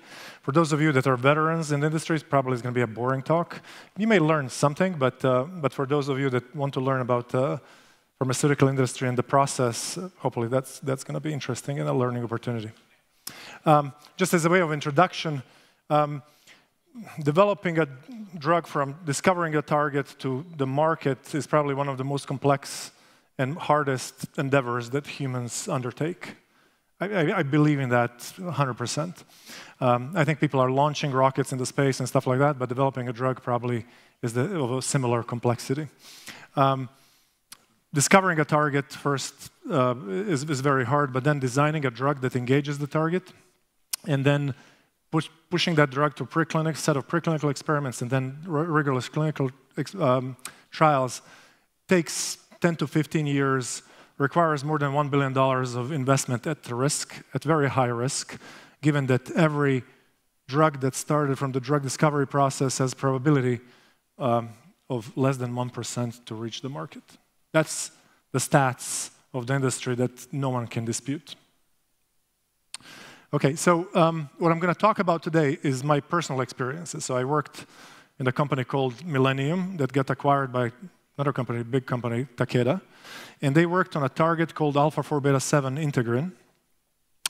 And the drug that they developed to engage the alpha-4 beta-7 integrin is called Entyvio, or its generic name is called vedolizumab. The second case study that I'm going to talk about is about my company and our journey from target discovery, and I'll tell you kind of where we are at and what we're looking and projecting towards the future. And as I kind of talk to the case study, I'm going to share some lessons learned from these experiences. Okay, so let's jump on alpha-4 beta-7 and Entyvio discussion. First of all, it's a monoclonal antibody that's indicated for treatment of inflammatory bowel disease. So this is ulcerative colitis and Crohn's disease. These are terrible conditions. And I have head of Takeda from Serbia here in the audience, and so she will keep me honest if I'm kind of misrepresenting something. So the drug has tremendous efficacy, unparalleled, from as it was developed, and very clean safety profile. It's a dream for patients to kind of get a drug like this from kind of how safe the drug is. And currently, it's a top-selling drug for Takeda. Its annual revenues are $6 billion. But its journey was not so easy. But before I get there, I'll talk about mechanism of action, kind of what does drug do? And so alpha-4 beta-7 is expressed on lymphocytes or on T cells that are kind of called into the gut tissue and because of the underlying disease. And so the alpha-4 beta-7 integrin is expressed on lymphocytes and binds to binds to a protein that's expressed on endothelial cells in the gut, and it traffics then the T cells into the epithelial tissue of the colon. And so, effect is then that those T cells do the damage, and the patients have the symptoms of ulcerative colitis and Crohn's disease. So this is the mechanism of action, and so the Entyvio binds to alpha-4 beta-7, blocks the receptor, so then it cannot bind to the MEDCAM1 and traffic into the tissue. So stays in the blood vessels. The target was discovered by researchers at Stanford in 1989, and then MEDCAM1, so its ligand was discovered in 92, 93, and the drug was launched in 2014. So you can see it's been a journey of 25 years for Entyvio to go from discovery of the target to commercialization. But so I'm going to kind of go and cover the stops on that journey, how that kind of came about. And so in 1993, Tim Springer, he's a pioneer of integrants. He started a company called Leukocyte in Boston area. And by 1997, they developed this antibody that blocks alpha-4 beta-7, and at that point, they partnered the program with Genentech. Genentech is a kind of iconic biotech company from San Francisco that got later acquired by Roche. In 1999, Millennium Pharmaceutical acquires Leukocyte, and so then Millennium was not working on it, it was with Genentech. And in 2002, Genentech actually discontinues development of Entyvio because one of the two studies that they ran into inflammatory bowel disease failed, and there was another integrin blocking antibody that was ahead of Entyvio by 5 years. So due to failed study, due to competitive reasons, Genentech says, this is a failed project, we're returning this rights to this drug, we're returning it to Millennium. Okay, so the drug sits on the shelf, so Millennium puts it on the shelf, and it stays on the shelf for 3 years. In 2005, Biogen, which is having that competitor's drug, that drug had reported the cases of a condition called PML. It's a complicated acronym. And so after commercializing the drug, and the drug's name was Tysabri, and Tysabri was indicated for multiple sclerosis first. It was on the market for multiple sclerosis. And then the second one was IBD as indication for Tysabri. Once they got the news of the PML, that this happened to Tysabri, Biogen discontinues development of Tysabri in IBD, and Millennium immediately restarts the program for IBD. So after the 3-year pause, they restarted the program. In 2008, Takeda acquires Millennium and invests heavily into this program and puts its kind of muscle behind it. And then finally, in 2014, the drug was launched after 25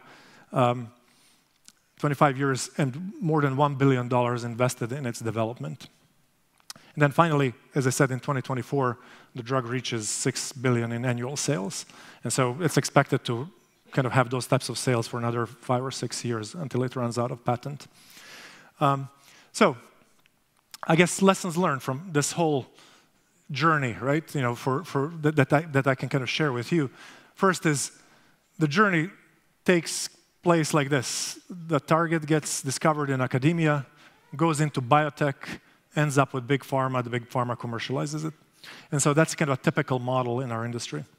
Only few biotechs keep running it and become big biotech companies like Amgen, Biogen, you heard those names. They kind of kept going. And so you can see that Entyvio went from Stanford to Leukocyte, Genentech, Millennium, finally to Takeda. And maybe just a digression here, there's probably a lot of government workers here or politicians. I would say, you know, it always pays off for society to invest into academic science because none of this would happen had the target not been discovered and its mechanism of action defined by academic scientists. And so what I would say, even the economic activity starts from scientific endeavors and academic endeavors. I'm actually very surprised that governments around the world don't realize this.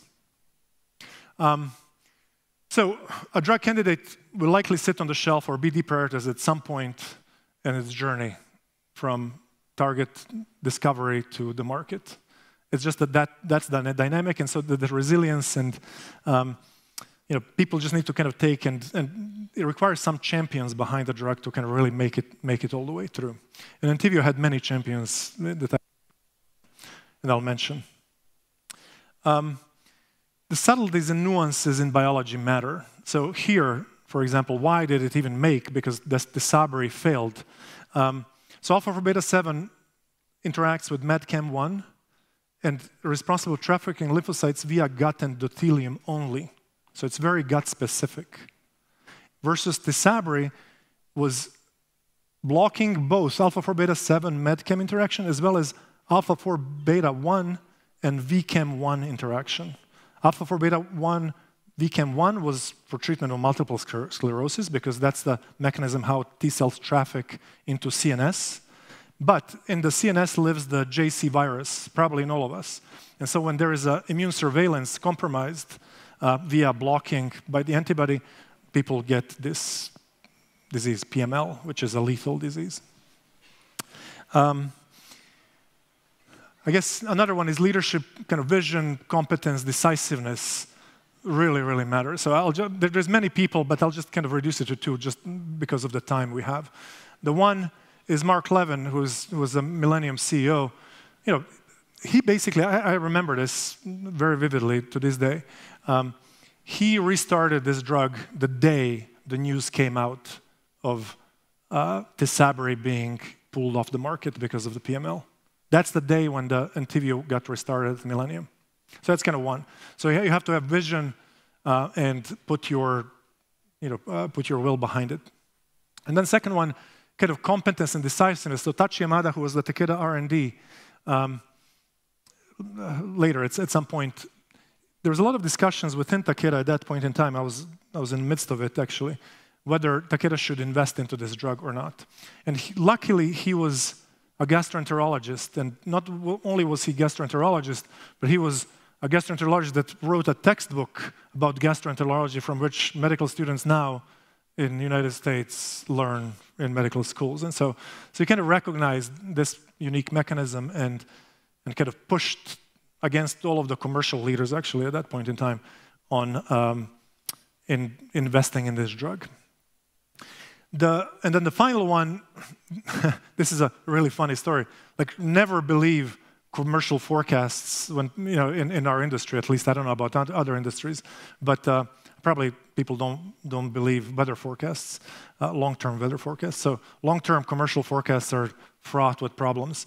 And so when we were deciding which project to invest, our commercial groups were forecasting that the annual sales from Entyvio can maximally be $200 to $700 million. It ended up being, as I said before, $6 billion. So it's a massive miss. And so if we made decisions at that point in time that this is the sales forecast, this drug would have never been developed.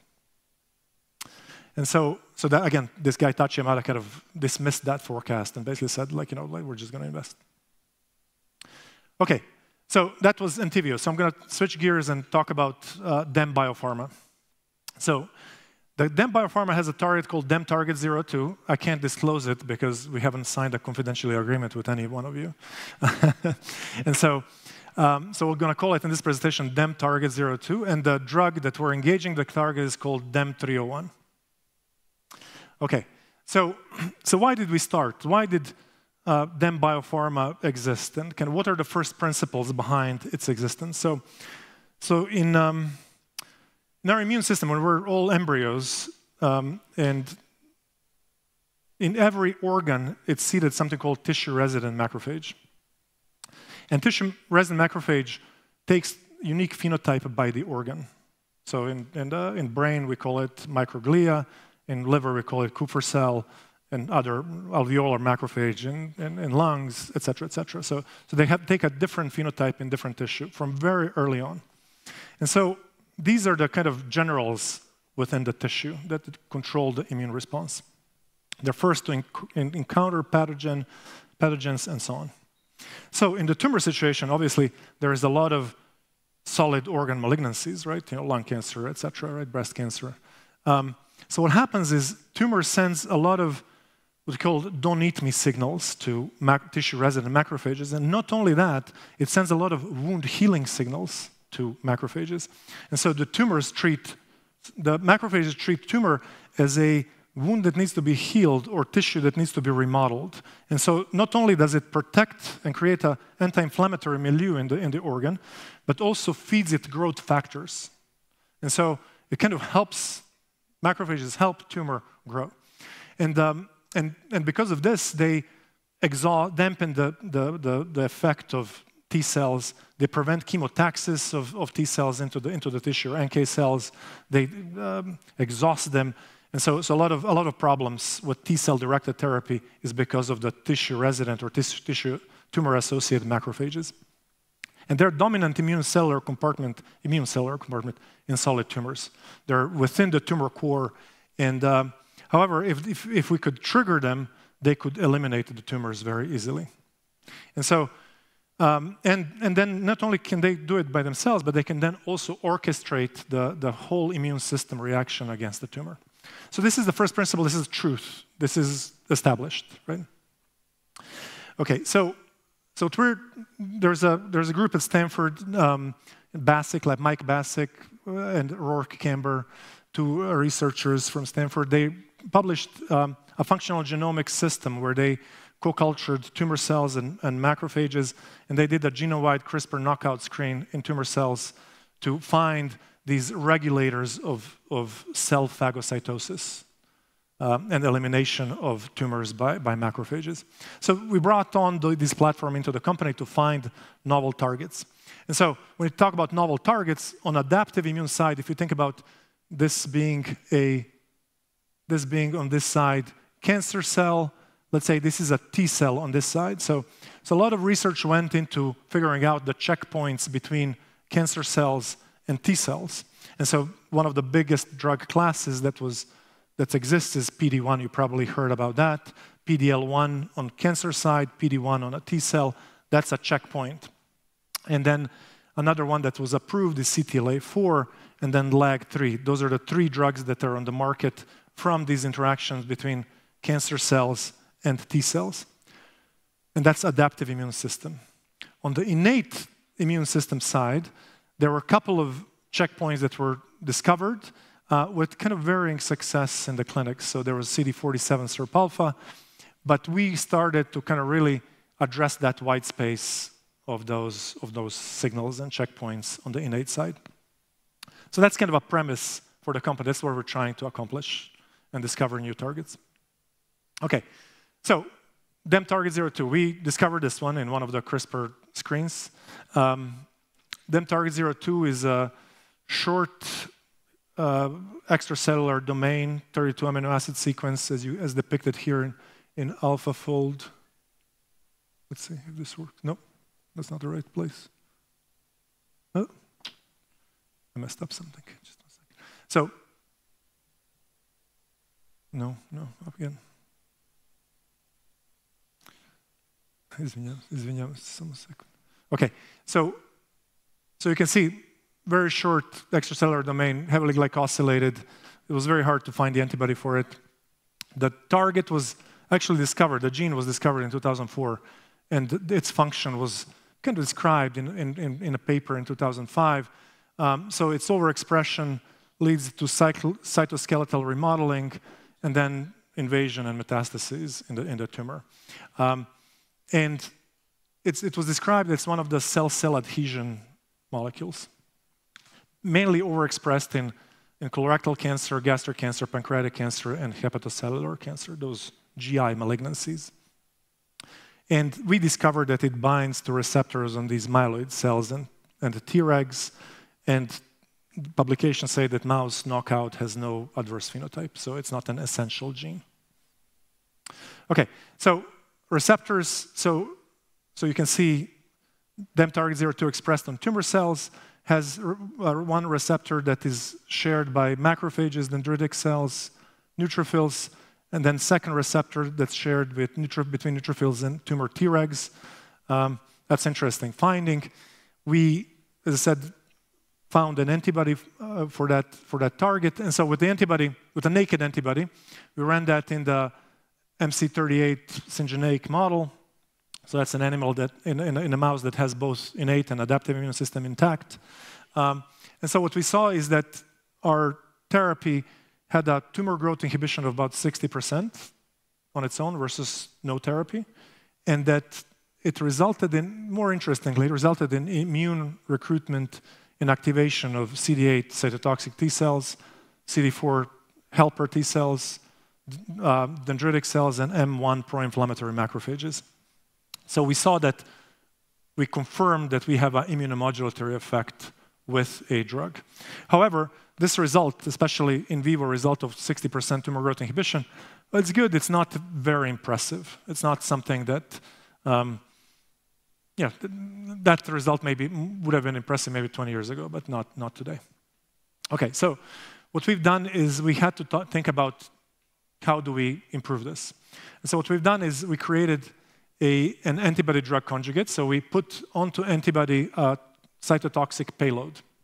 And so then the antibody has a role of target homing and immunomodulation, and toxic payload has a direct kill effect on the tumor cell. And interestingly, our antibody is very human-specific, doesn't cross-react to any other species. So that would create a problem. How do we test this in animals? And so what we had to do is develop something called a transgenic mouse, where we knock into mice human extracellular domain of that protein. And this is a study where we did that in the transgenic mouse, and then also we knocked in human extracellular domain into a murine cancer cell line, and then we put that into a mouse. So murine cancer cell line is CT26. It's a colorectal cancer of the origin. And so you can see on the tolerability, all of the control groups did fine. There was no adverse events. At our top dose, you can see on the middle slide, we had a dose response. So middle dose is here represented by that line. And then the top dose was here, represented with solid line. So we had 6 complete responses. So basically, we cured 6 out of 10 mice with our top dose. And on the Kaplan-Meier curve, you can see on the far left that those 6 mice lived for a long period of time. There was basically a cure, for those mice. Okay, so that's great. So we're very happy and very excited about this result, right? And so then, more interestingly, what we've done is we re-challenged those 6 mice that had a complete response. We re-challenged with the same tumor, and the tumors got rejected in 5 out of 6 mice, which means we created a memory immunity. So, right, which is really, really important. And then finally, to kind of show it, we took that suboptimal dose where we had remember on the prior slide. We took into a combination study this dose because we needed to kind of create a window for efficacy, because there's no window for efficacy with the top dose. And we combine it with a PD-1, which is adaptive immune checkpoint. So here, you can see PD-1 alone, which is the biggest drug class, had 2 complete responses in this system. Our drug alone had 3 complete responses. Combined, they had 8 complete responses. And so you can see, again, on the Kaplan-Meier curve, we have a lot of success, and you can see the survivability, that those complete responses are durable and long. We haven't re-challenged these animals, but PD-1 effect is known to be kind of prone to, when you re-challenge, the mice reject the tumor, and also with our drug reject tumor, so we can expect that with the combination, a lot of these mice will reject the tumor. Okay, so next steps for us. So this is exciting data, excellent data package. We show the therapeutic index in mice. We show amazing efficacy, and so we're excited to take it into humans.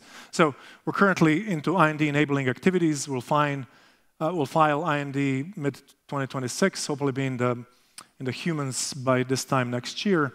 We need to raise money for clinical trials. We need to raise $40 million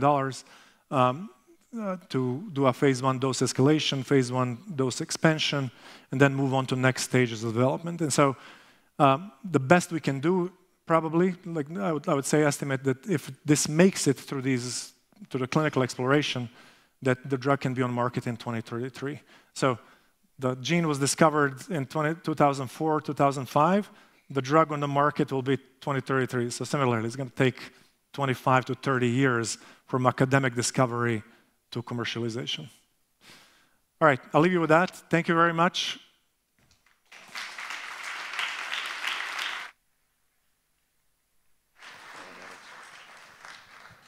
Many thanks to Mr. Grmusha for sharing your vision and for reminding us that innovation is driven not only by discovery, but by the determination and courage to turn ideas into change.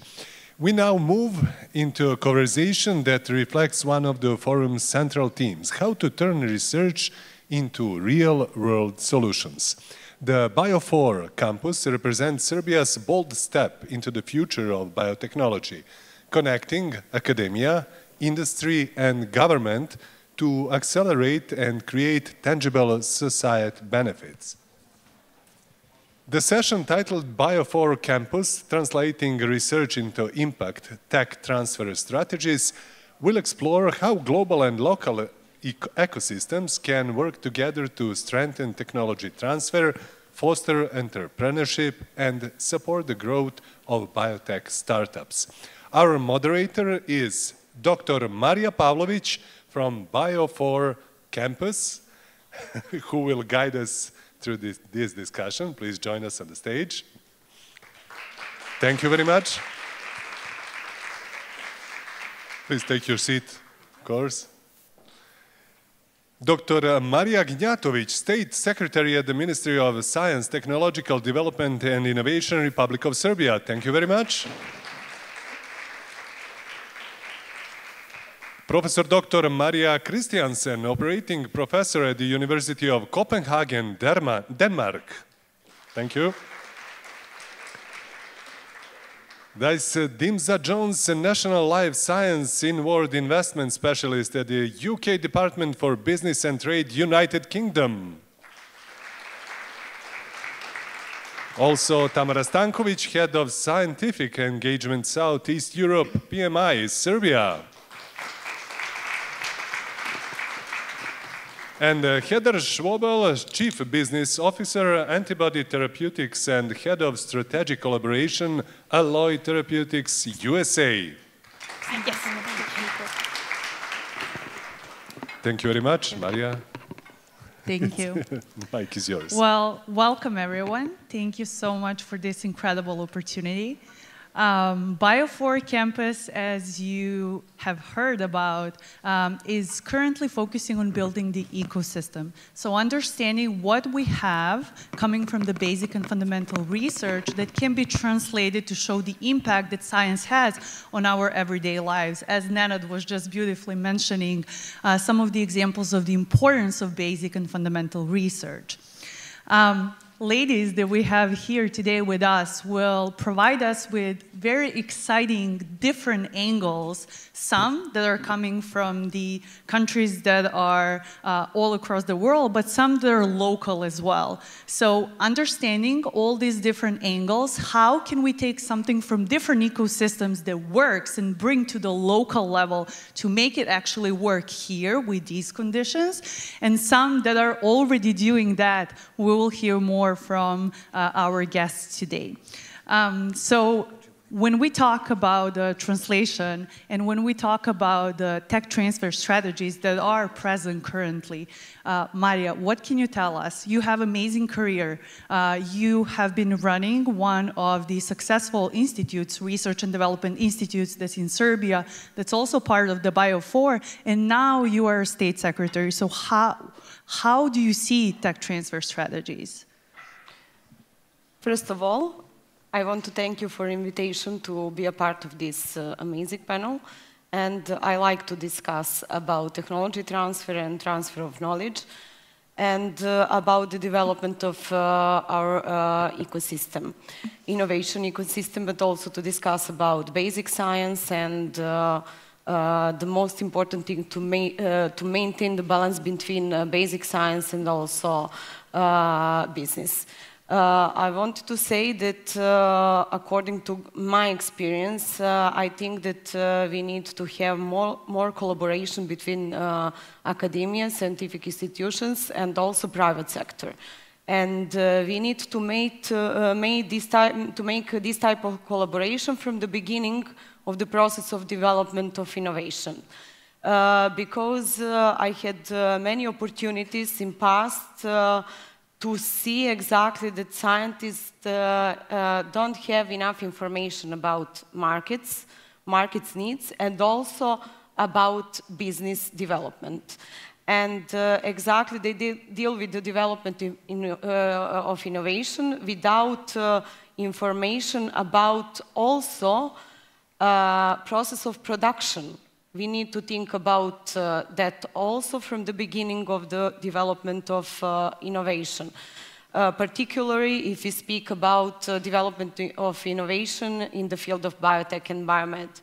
And also very important for the development of such type of innovation is connection and communication with the regulatory bodies from the beginning of this process. And we need to improve collaborations from my perspective to support this type of collaboration through different programs, projects, and also organization of events to make opportunities for that and to start to change the way of thinking in our scientific community about the development and business development. Thank you, Maria. Maria, Marie, who is joining us from the University of Copenhagen, has brought up some super exciting things that are happening at the University of Copenhagen during our preparation meeting for this panel. And I was very much excited to hear about them. So if you can share a little bit more about different commercial strategies or successful examples of the biotech tech transfer procedures that you are witnessing in your own ecosystem, which possibly we could learn from. Yeah, thank you very much for inviting me. Yeah, so as some of you probably heard earlier on, we had the Danish ambassador up here talking about the larger ecosystem that connects Danish life science, both medium-sized, small and large enterprises. We have some flagships, Novo Nordisk being one of them. The different universities and different disciplines within universities, the public healthcare sector, and increasingly also civil society partners. So for us, it's not a triangle, it's more of a square of perspectives, because we want to do innovation that can influence the healthcare system. So at University of Copenhagen, I'm actually the first professor of participatory health service research, and it's just fancy language for people who do science with others. So what is happening is that the university, backed by our government and backed by major foundations, has shifted quite rapidly, I have to say. So earlier on, you had to be good at research and teaching, but now you cannot get a full professorship if you're also not good at impact, meaning innovation, entrepreneurship. Sorry, let me pause you there just for a brief second. I would like you to repeat that one more time so that everyone hears that very clearly. So, at the system level, for the full professorship, besides, or actually not besides, in addition to the research and education, you also have the innovation that has to be proven, right? And then it's very important to say that there can be wet tech innovation, but it can also be social innovation. We heard that earlier on, people speaking about what is the drivers behind AI. We want to improve the welfare state, the healthcare system, and also, of course, equity internationally. So somebody like me, I work in a lot of steering group committees and evaluate also for the European Union, trying to see how science and interdisciplinarity can meet clinical practice needs, societal needs at a very early stage, so that we are not brought on board as scientists too late, or our inventions don't come out and meet the real world outside too late. So that is a massive change from the university. That is backed by different funding models, because obviously that's a different career. And it's backed by physical spaces, like the Innovation District Copenhagen is going to be this massive, just a little bit like Biotech Campus, but on a large scale, a sandbox where people can meet very early on, and researchers are very much encouraged to have dual positions, take a leave of absence. All of our students, especially medical doctors, have a mandatory innovation course, and our experience is that the younger generation are very much ready and find that very much more attractive than being an old school professor in a closed office. Amazing. Thank you so much for sharing that. It also adds the value of students seeing the role models of professor engaging in the innovation very early on. So it always shapes their mindset and thinking about the science throughout their academic journey. Thank you. So that's it. What can you tell us about the UK ecosystem and how do you relate to this topic? Thank you so much. And may I just start, I'm so excited to be in this beautiful city. And can I just say, this is the second time in my career when I'm in a fully female panel. So why don't we give a round of applause for that? Because this leads to my point. When it comes to research, when it comes to innovation, when it comes to collaboration, inclusion is really, really important. What I actually see in the UK and what we need to learn from you when it comes to biotech, pharma, medtech, we have a very male-strong community. Academia in the UK is very much male-driven, but here, when I come to Eastern Europe, Balkan countries, I'm so inspired because there are so many women in the room, always, and a very big leadership position, so thank you. But going back to inclusion, so what you can learn from the UK example, we are really, really strong on inclusion. So for us, when you innovate, when you bring your innovations from bench to bedside, it's quite important when you work on your idea in academia or your private company, you think about your patient. Patient is at the core of the innovation. Sometimes, I know I have worked a lot with academia, and people are so obsessed about publications and ratings, but at the end of the day, why we are doing this? It's because we want to make people feel better, we want to treat people. And you can tell by my accent, I'm not British, but I represent British government. I'm actually from Latvia. But in many of small countries, when we innovate, we have very, how to say, not very inclusive population. But if you're working on drug discovery and when you want to run clinical trials or train your algorithms, you need to do that on very inclusive environment.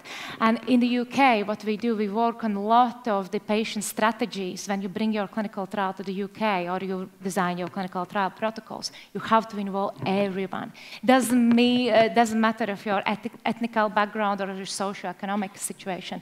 You have to be invited into the clinical trials. I think that's a really, really great example. And the other one, what I'm really, really proud, and I had a presentation which I missed because I was late for my plane. It's about funding.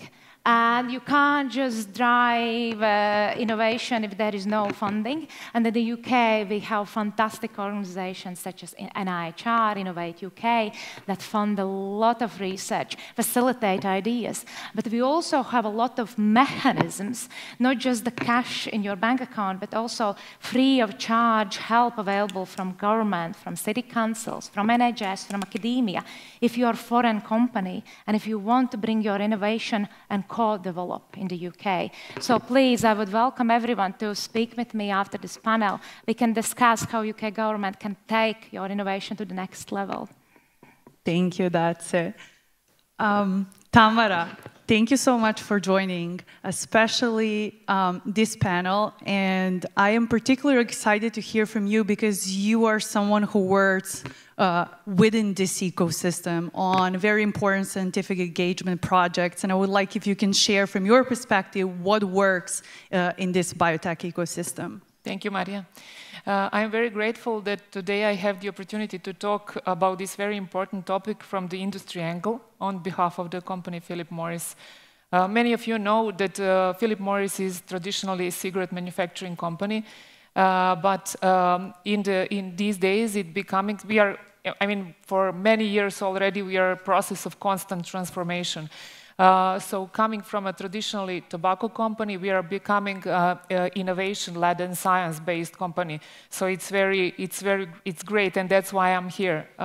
So we are promoter of open innovation concept, and I'm talking about Philip Morris globally.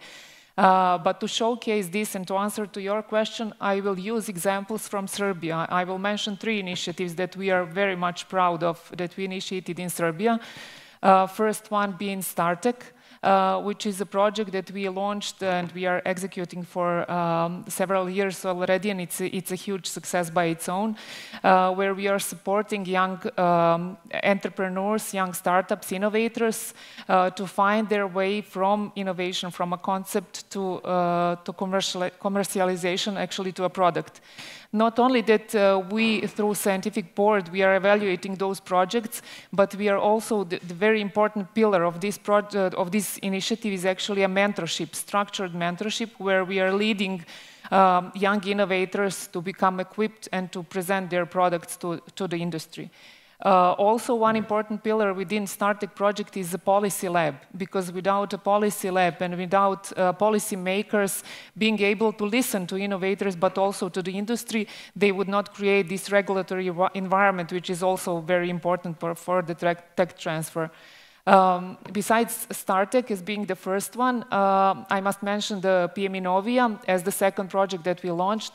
Actually, it's a commercial project of Philip Morris, and it's Open Innovation Hub, where we are connecting startups, institutions, academia with the commercial needs. And we also see there a huge success in these connections. The third project is Empower Innovation, where we, during the first 2 projects, realized what it needs for our scientists to be better equipped, to present their ideas to the industry and to be better connected. So through this third project, we are creating platforms for innovators to communicate with the industry at the early stage. So these 3 initiatives actually form an innovation platform here in Serbia and hopefully soon in the region as well, and we are very proud for that. I must use this opportunity to thank NALED as our strategic partner in these initiatives, being not only strategic partner, but the executor of these projects, and also to Biotech for helping us to accelerate this collaboration and to make it even more impactful. So thank you. Thank you, Tamara. Heather, thank you so much for joining this panel. I know it has been a last-minute arrangement, but we really appreciate your time and we appreciate your contribution to this topic and this discussion, especially because of your impressive career within the biotech ecosystem and now part of the Alloy Therapeutics, who has recently signed the MOU with the Biotech campus. So from your perspective, from the industry, how do you see this topic? How do you think about the tech transfer, and how do you think about translational research and its impact? Thank you. It's a big question. And thank you for having me. Really happy to be able to contribute. We're engaging, from my seat at Alloy, we engage with various aspects of industry, including academia, working with about 18 or so academic medical centers. I think that one of the things that's happening that's hindering translation is the ability of academic medical centers and innovation centers to have access to tools that will help them make drugs from the get-go. Right? One of the things that I see regularly is PIs coming to me with molecules that they think they have a target, they think they have a drug, but what they maybe have is a murine antibody or a humanized murine antibody. So it seems very foundational, but one of the things that Alloy's been doing from the very beginning is giving free access to our transgenic humanized mice to academic medical centers, so that when PIs are doing research, what they come up with is actually a therapeutic quality antibody that's closer to being translatable.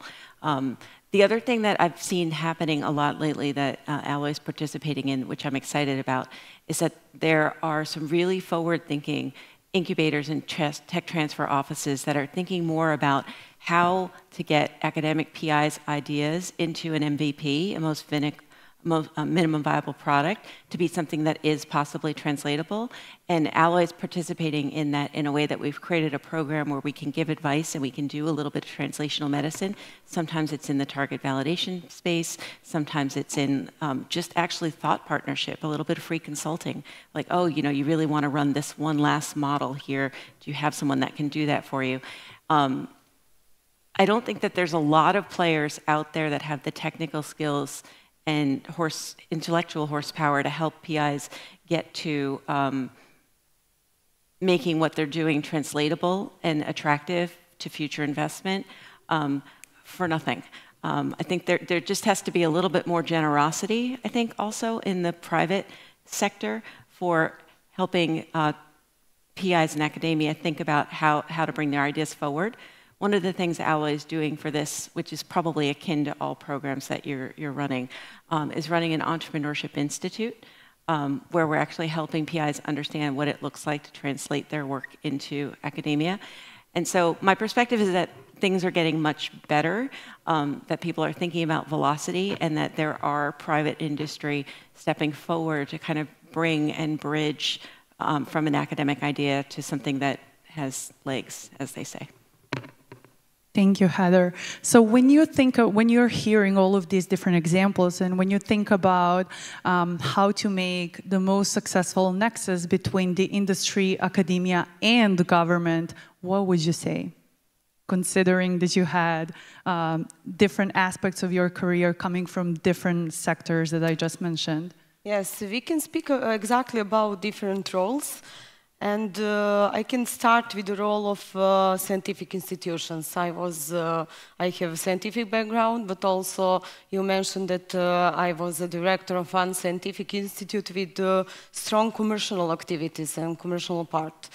And I think that the role of scientific community and scientific institutions is to open the doors for private sector and for collaborations, and also to deal with the promotion of their scientific activities, results, and also opportunities for collaboration. The role of private sector is to invest the time, not only the money for realization of joint project, but to invest the time and to make this collaboration, and I think that's very important. The role of course, to invest in joint research projects and also risky projects for them. The role of government is to make and to establish some channels for communication, and also to establish more programs for supporting of collaboration between private sector and academia and scientific institutions, and also to secure more money for the phase of proof of concept. And we can work together to make and exactly to foster and to accelerate innovation and tech transfer in all countries, exactly. Maybe we are at a different level of development, but we have exactly very similar problems and aims. I agree. Thank you. What do you think, Marie, at the University of Copenhagen, and in general, what are some of the examples of successful programs that are merging all of these different stakeholders and different components, but are having the same goals? Yeah, so let me highlight one example, and this is humble bragging because I'm just on the steering committee, but this is a massive partnership called Lighthouse Life Science, which is a 10-year very strategic partnership between large pharma, small and medium companies. I think there was a speaker earlier on talking about how some of the larger pharmaceutical companies can drag the little boats with them. So we have the big pharma, small or medium-sized pharma, then we have the entirety of the public healthcare systems, so municipalities, hospitals, 2 ministries, so Ministry of Finance and the Ministry of Health, decided, as we also heard this morning, that these things, you can do business and save the world at the same time, why not? And then we have a lot of public partners and patients and academic institutions. This is why I'm emphasizing or highlighting this as a successful partnership is that they decided that one of the things that we need to be better at recognizing is that none of us really know how to do this. So there has to be ample space for learning and sharing and curiosities. So the foundation, the Novo Nordisk Foundation and the government invested in an evaluation of how do you do partnerships. And this is why I'm traveling the world having a lot of fun, because we got to do the evaluation and make 10 guidelines for how might we work together. And one of the things that we move from nice goals on the strategic level to real-time implementation and impact and scaling of the solutions that we co-design together. And one of the key things in that partnership was the buy-in. The buy-in of all partners, so a lot of external funding, but also co-funding, because you really need to mean it. The 10-year time span means that you can practice and rearrange and do something else. Some people might leave, some people might join. And then a very, very heavy focus on transparency. I cannot overstate the importance. If there's a lot of money, a lot of power, a lot of possible adventures, then you need a clear narrative to steer people in the same direction with a common goal, and every decision has to be very transparent. So I think in Denmark we're moving from small-scale partnerships to large-scale partnerships, where we really try to live with the fact that some things failed, and then that's fine, we learn from it, and then some things seem to be successful. So more curiosity and more long-term commitment. Thank you so much for reiterating that. And I have recently seen this phrase that said, I have little or nothing learned from my success, but I've learned a lot from my failures. So understanding how to approach the failure is a big, I believe, cultural aspect that needs to happen in Serbia in general, in many areas, but also in the biotech, because it's the only path forward to develop in the right direction. So thank you. That's it. Yeah, can you tell us about the UK? Thank you. I think I can talk about 2 hours about different mechanisms, how we have reflected that in the UK, but can I take just different angle? And from my experience, what I have noticed when it comes to translating research into real-world impact, it's about fostering talent. It's about fostering talent in academia, healthcare system, government, and changing the mindset. And like we heard before, that innovation and to adapting innovation, it can take years, it can take decades. And it's a lot of energy. And usually, normal, standard 9-to-5 working people, they're not going to make difference. So there has to be quite a lot of drive. The people in government that I collaborate with, in NHS or academia, that they make, those who make true difference, they are those people that are actually doing research pro bono, because you can't fit making difference to 9-to-5. So it is about fostering the dedication, drive, supporting, but not from the government side, taking for granted that, oh, these amazing academics, they're going to do it because they're so passionate about, but appreciate that. And I think what we sometimes lack is empathy. That I'm civil servant, but actually for 13 years I worked in NHS National Healthcare System. I was looking after patients. So patient's voice goes through my DNA. When I speak with my civil service government colleagues, sometimes I want to bang my head against the brick wall because we speak totally different languages. What they see on the paper is totally different to what I see from the patient and public perspective. Let's take, for example, AMR, antimicrobial resistance. You know how expensive and actually how difficult it is to innovate for SMEs that are working in antimicrobial resistance space. And for government as well, if they want to foster this area, they have to facilitate a lot of funding going in this area. So how do you do? And then it gets a lot a lot about lobbying, convincing the right people to making sure that not everything fits in KPIs, not everything is measurable, and not everything you're doing today will bring fruits tomorrow. So you have to have that long-term vision and drive as well. And I think last thing, I think from the British UK perspective, we need to learn more from other nations, because a lot of countries look at the UK as the gold standard, but actually we need to be more modest and respectful to other countries like your country, because you have wonderful minds and there is so much we can do as part of collaboration. Thank you. I 100% agree with that. The scientists that I have been working with and got a chance to meet during the past year while I started working on the Bio4 initiative have really amazed me with their talent, with their knowledge, with their world-level ideas. So if that's something that we had to build, that would be a challenge. But since we already have that, building these kind of softer skills around it and building the system around it, I think it's doable. So by having all of you at the events like this really will help us understand where our strengths are, what can we implement from ecosystems that already have things figured out, and how can we also contribute to some aspects that you are talking about. I'm so sorry, can I just another thing about trust? Because when it comes to science, we can't always sign NDAs. So we need to build that environment where we can openly speak and trust each other, and not competing who is the better looking, but actually how we can make difference together and how we invest in next generations, because this is something that really worries. Next generation of PIs, CIs that will take one molecule from today, that will be bringing benefits for patients tomorrow, and how we can change the mindsets of our children that they don't want to be YouTubers, but they want to be scientists. And that's kind of problem in my family. It's footballers or YouTubers. But actually, they could be potentially really, really good scientists that are making next generation innovations. Absolutely, and physician scientists. I would just add that because of the value of clinical data, as you stated, is really invaluable. So yeah, I think that's something that we can absolutely capitalize on based on our healthcare system in Serbia.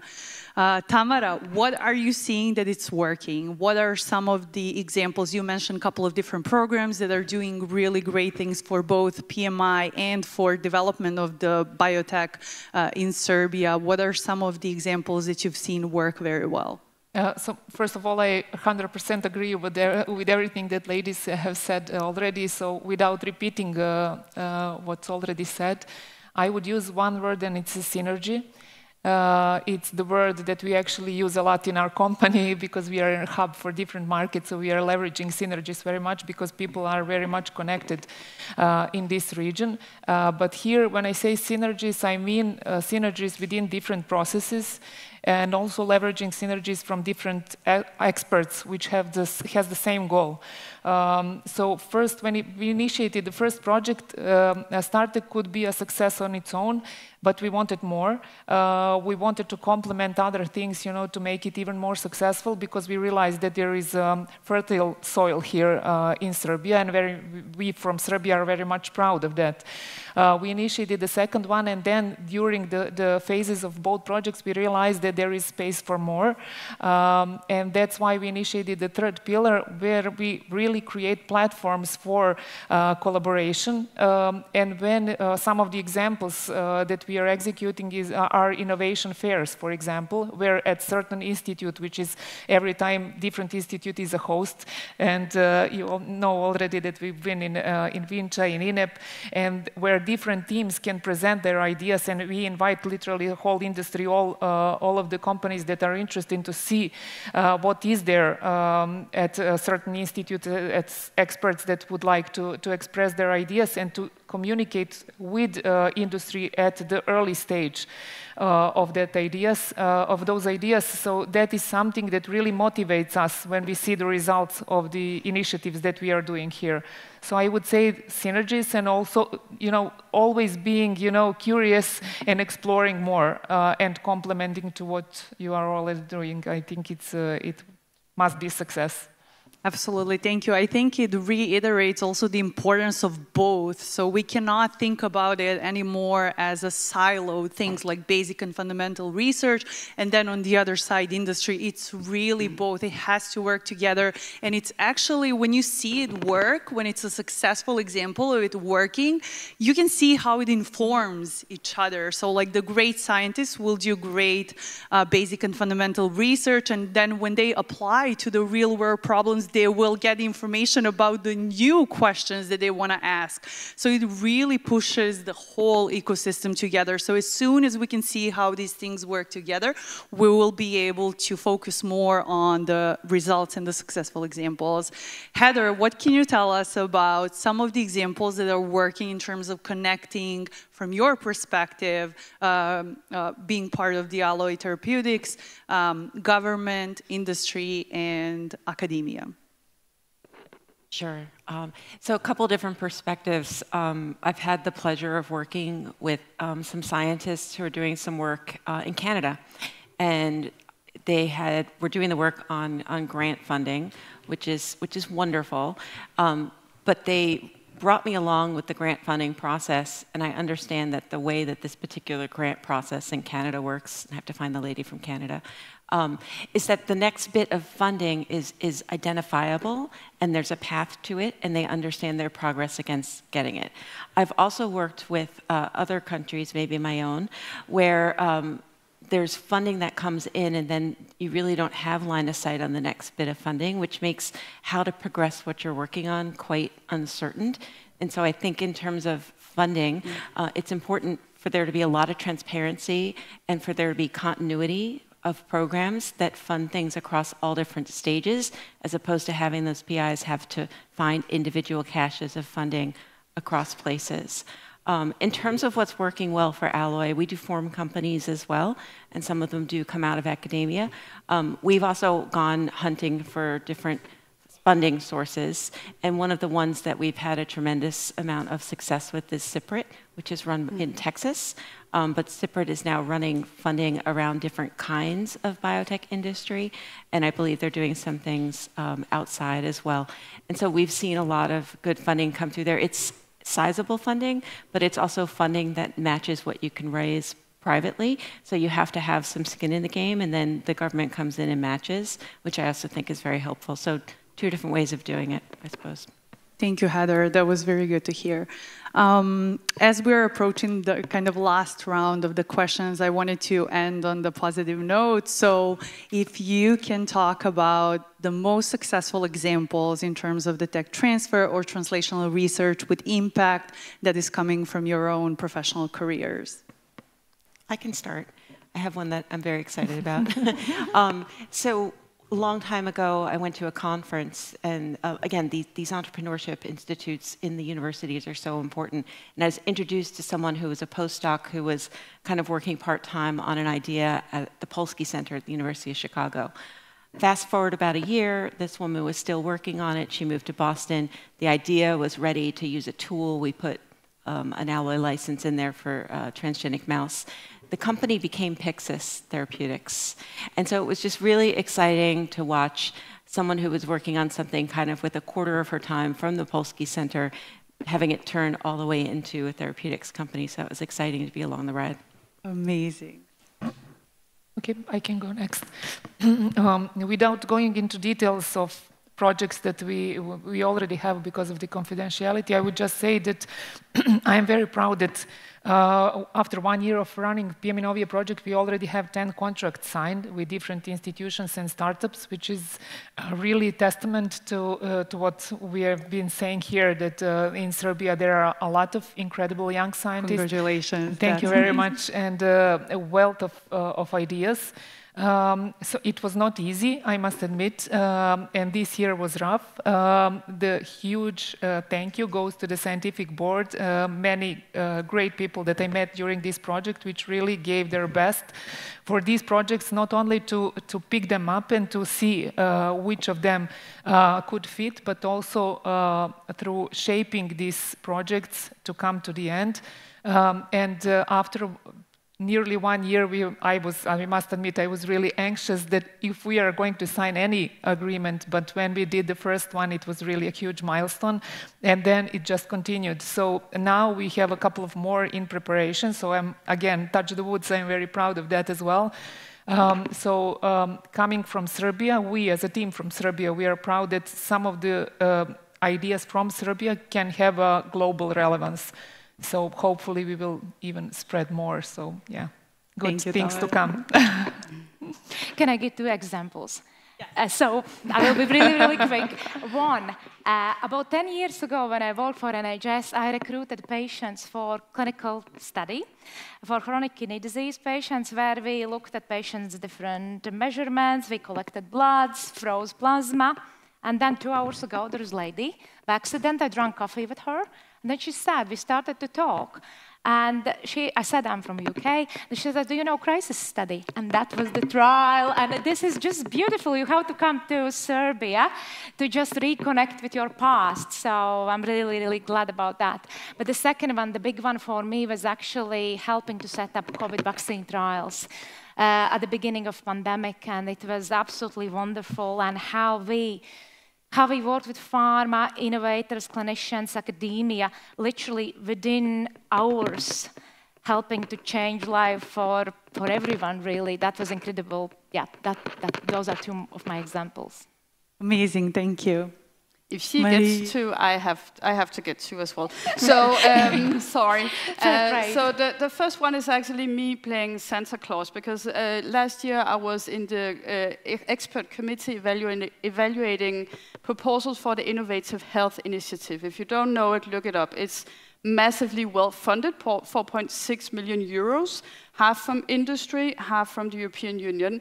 And I was part of the committee who gave money for an ecosystem for inclusive RCTs across Europe. So instead of all of us having to work on how to recruit people from sexual minorities, ethnic minorities, women, all sorts of people, to set up an ecosystem with patient associations for scientists and innovators in Europe to be able to use that. So that's me giving away money. And then I think the second part, more back to my own research, is a program of research that we're doing with the Mayo Clinic called Care That Fits, where we use quantitative data to pinpoint and characterize underserved populations, for example, in cancer, kidney care, vision loss, heart disease, and then based on a very exact description of who's getting less care, where is the inequity issue, we go and co-design with patients and clinicians in real-life healthcare systems new approaches to treatment. So that could be about drugs, but sometimes it's just for the clinicians to understand the patient lived experience and everyday life in order for the fit between what you are prescribed and what the doctor asks you about, and then your own personal complex needs to be much better. So that's a program of research that's very mixed methods, and we're always happy to work with other people, so that was also an advertisement. Thank you, Marie. Maria. Yes, I want to speak about our achievements and our results during the COVID period, because we exactly were one of the first producers of the test with the test for COVID antibody detection, but also for detection of specific T-cell response to COVID-19. And that's important to mention this example, because we were exactly one of the first producers, and we have our own certified production of components for tests and also tests. And we made it, and we made a lot of epidemiological studies with application of those types of tests, and we also made a lot of studies for patients, for some specific groups of patients, but we didn't make we didn't make a business and a real business, because we are exactly, even we have certified production of IVD, We are public institutions with a lot of obstacles, and this example is very important for us because we understood that we need to change the way for transfer of knowledge and technology transfer. And we became aware that we need to find a better way and some modern way how to make it. And we exactly started with the implementation of SAGE project, maybe some of you are familiar with that, and supported by World Bank. And we started with the implementation of some modern functions in our institutions, such as technology transfer offices, project management offices. We started to build our capacity to deal with business development and to try the different ways and modern way how to make it. And after that, we have a lot of good examples when we have when we exactly made transfer of knowledge and technology transfer, but with the collaboration with private sector through the different licensing agreements or similar approaches. But we changed the way of thinking about technology transfer and transfer of knowledge. An application of science. Yes. Amazing. Yes. Thank you so much to all of you for participating in this amazing panel discussion. Thank you for contributing your points of view. And thank you to all of you for being here with us. I hope it was informative to you and that you have learned something new from our panelists today. Thank you. And thank you.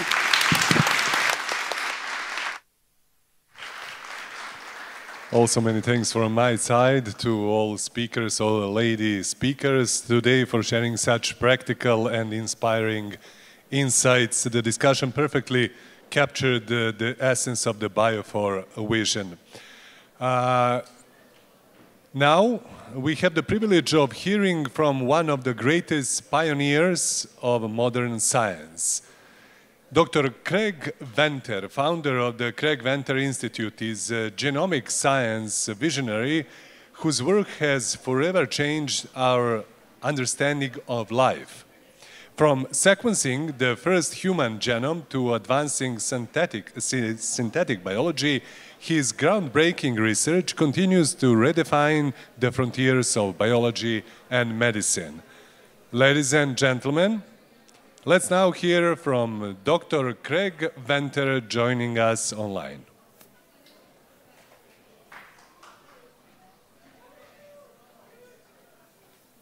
Hello, Craig Venter. I'm speaking to you from La Jolla, California.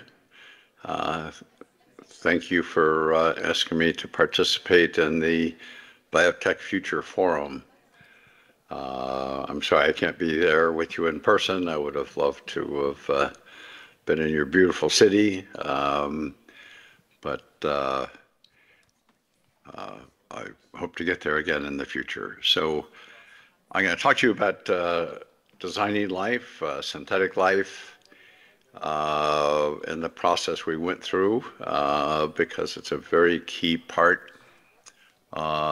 in my mind of the future of biotechnology and the future of what we're going to be able to do in society. This picture is my institute, the Venter Institute in La Jolla, California. So I've had a unique perspective of biology and what is life through the lens of genomics. And when we sequence DNA, I describe it as digitizing the genetic code. So we're taking the analog chemical letters and converting them into ones and zeros in the computer.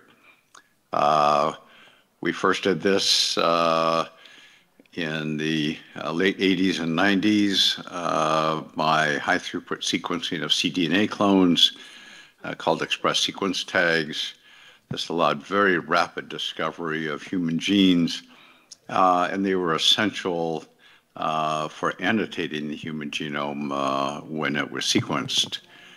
So in 1995, It's now been a little over 30 years ago, which is amazing. Using a new method of shotgun sequencing, whole genome shotgun sequencing, we sequenced the first genome of a living entity, that of Haemophilus influenzae. So the technique worked so well, we were able to rapidly add other genomes. The first 295 included the smallest genome, Mycoplasma genitalium. And the discovery with comparative genomics, when it would compare two genomes, is that the number of unknown genes was extremely high.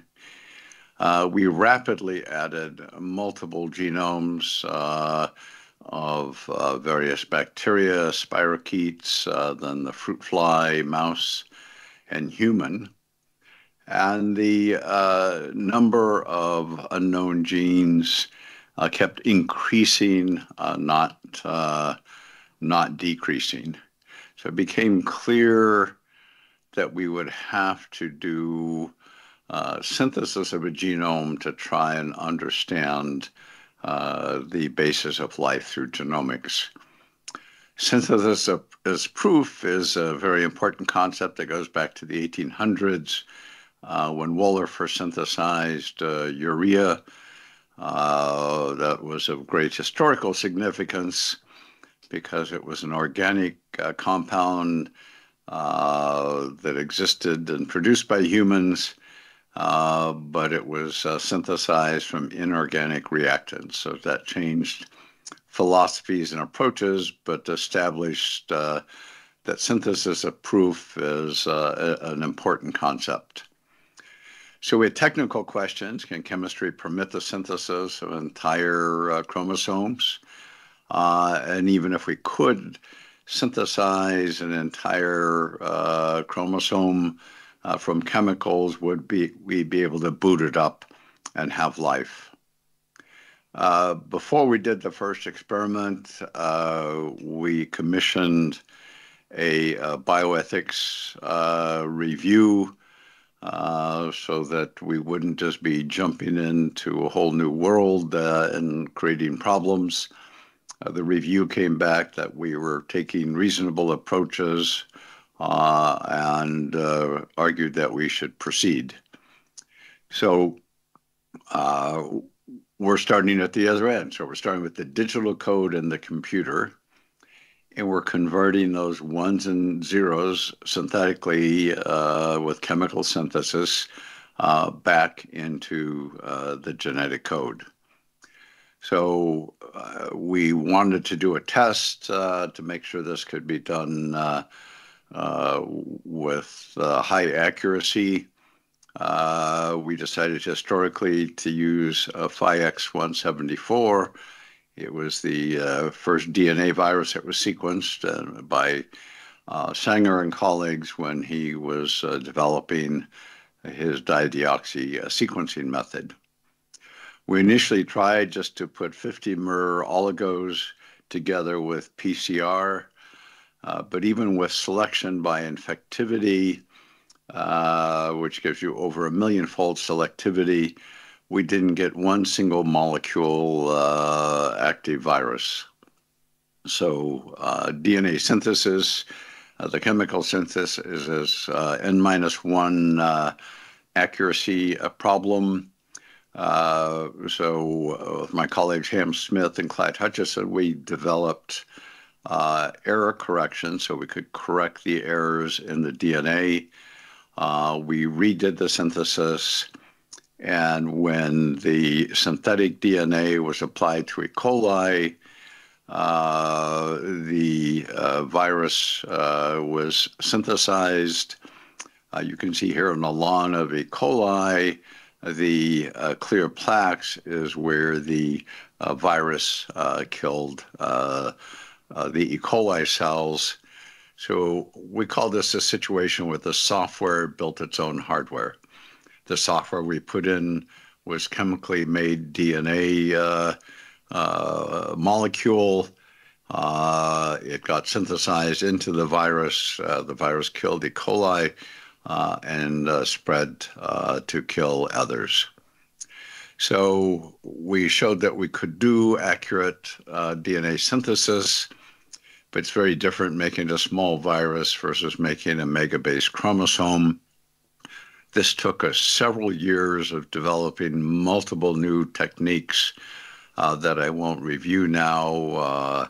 Key people in doing this were Dan Gibson, Ham Smith, and Clyde Hutchison and myself. But we finally developed it where we could synthesize larger and larger pieces. We started with 1 kb, assembled those into 10 kb, assembled those into 100 kb, and then used yeast to assemble the 100 kb pieces into the megabase chromosome. We're able to actually clone the bacterial chromosomes in yeast where they were stably maintained. So yeast was really an essential piece of this. Nothing is simple and straightforward. When we tried to transplant the genomes from yeast, initially it didn't work, and we had to debug that problem. It turns out the DNA needs to be methylated, and yeast doesn't have the methylases to do that. So we use purify methylases to methylate the DNA to protect them from restriction. So we created new bacterial strains from genomes that were cloned in yeast, and it was a cycle we could go through, doing methylation if necessary, and then transplanting it. The transplant was totally a separate process. Here's our megabase chromosome that was all chemically synthesized. And we had a great team, Carol Leteague and John Glass, working on genome transplantation, which amazingly worked well by adding the synthetic genome to capricolum cells. The genome started being read, expressing restriction enzymes that chewed up the parent chromosome in the cell, leaving us only with a phenotype of one cell with the DNA of another. Also, it could happen by just segregation of the genomes into daughter cells, and we used tetracycline as a selection. So in either way, only the transplanted chromosome would exist. These resulted in these beautiful new cells. The phenotype of these didn't have a single protein from the original capricolum cells. Everything there was derived from the new synthetic chromosome that was put in the cell. We announced this in 2010 as the first synthetic life, describing life being created by a synthetic DNA molecule. We got comments from the Pope and the President of the US on this announcement. President Obama started a new bioethics commission to review this work, which they published in this report, but heralding our accomplishment.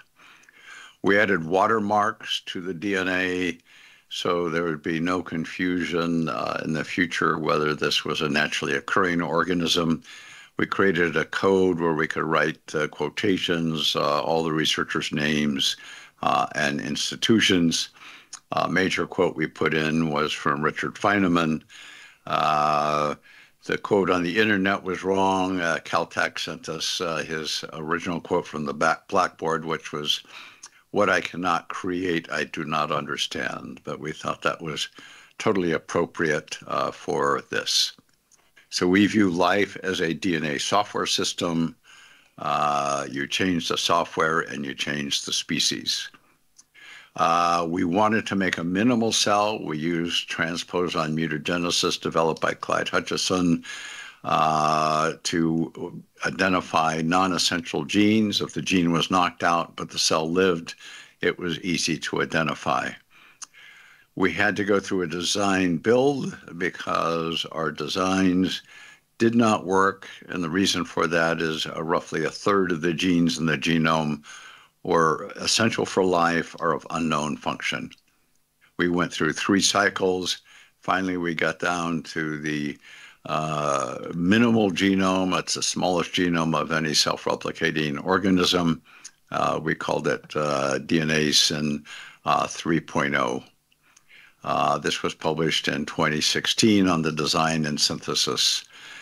So it had unique features in terms of the minimal genome would form these large blebs that divided by breaking off a piece, whereas the wild type, as you can see here, grew through normal cell division.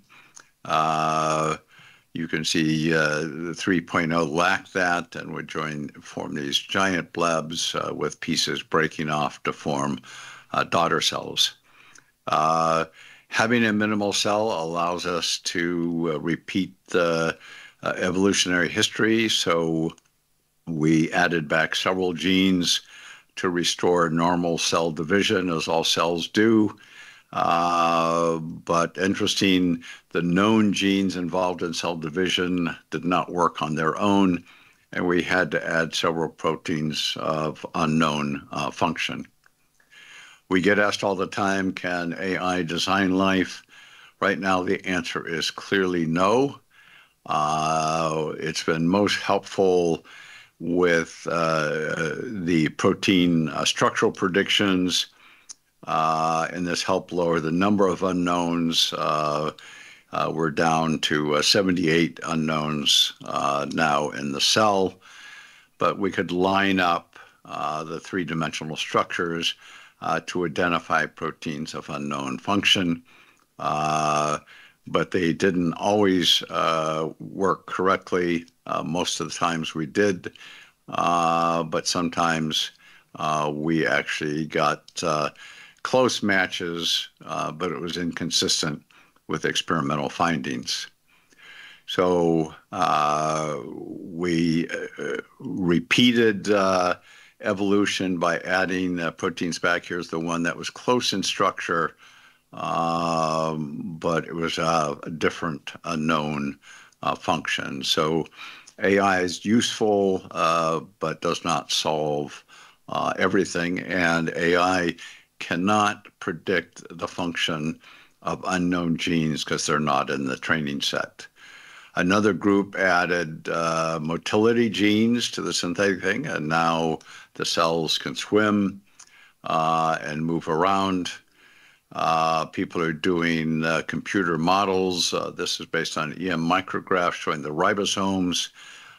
Here's a prediction from a group at University of Illinois showing what the ribosomes and the structure internally of the cell would likely be. More than 60 collaborators are using the minimal cell, trying to discover the unknowns. Until we understand all the unknowns essential for life, designing new cells using AI won't be possible. There's new technology coming that makes synthesis substantially faster, which is a major roadblock in this field. And so I think that will change in the next few years. And just as closure, I wrote a book, Life at the Speed of Light, because we can send DNA as digital information, recreate it. So we call this the first biological teleporter, but we expect this to be the future of biotechnology. Thank you very much. I look forward to further interactions.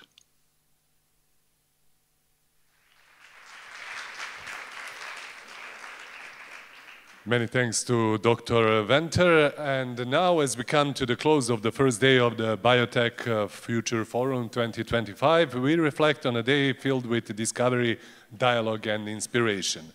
To formally conclude today's program, it is my pleasure to invite a distinguished leader in science and innovation, academician Bela Balint, Minister of Science, Technological Development and Innovation of the Republic of Serbia. Please join us.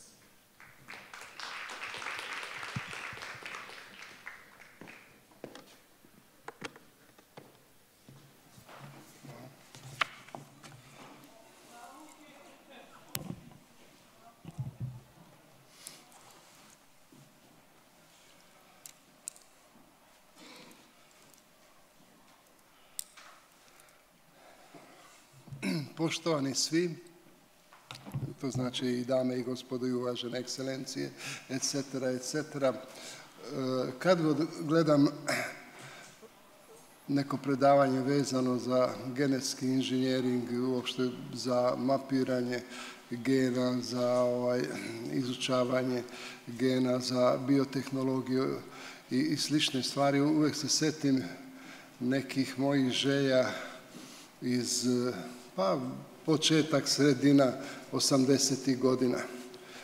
Mislim kada je to sve zapravo i počelo, barem u mojoj glavi, odnosno po mojim saznanjima. Negde na samom početku 80. godina sam napravio jedan korak upoznavajući, ili to traje i dan danas, upoznavajući razne ćelijske populacije, mislim na razne populacije matičnih ćelija, od totipotennih, pluripotennih i tako dalje, sve do oligopotennih ili do zrelih ćelija s jedne strane. I tada sam imao još jednu želju, san, ili zovite kako to god hoćete, naučiti sve procese koji su bitne, dobro, i za transkripciju, i za translaciju, i uopšte za modifikaciju tih procesa, za, kako smo tada zvali, za biotehnologiju, za rekombinantnu tehnologiju ili za slične termine. Međutim, poslije sam video da je na neki način lakše da napravim još jedno dete, što sam i učinio, i ona je sad molekularni biolog, pa prema tome neka ona to radi mnogo pametnije i tako dalje. Toliko o uvertiri.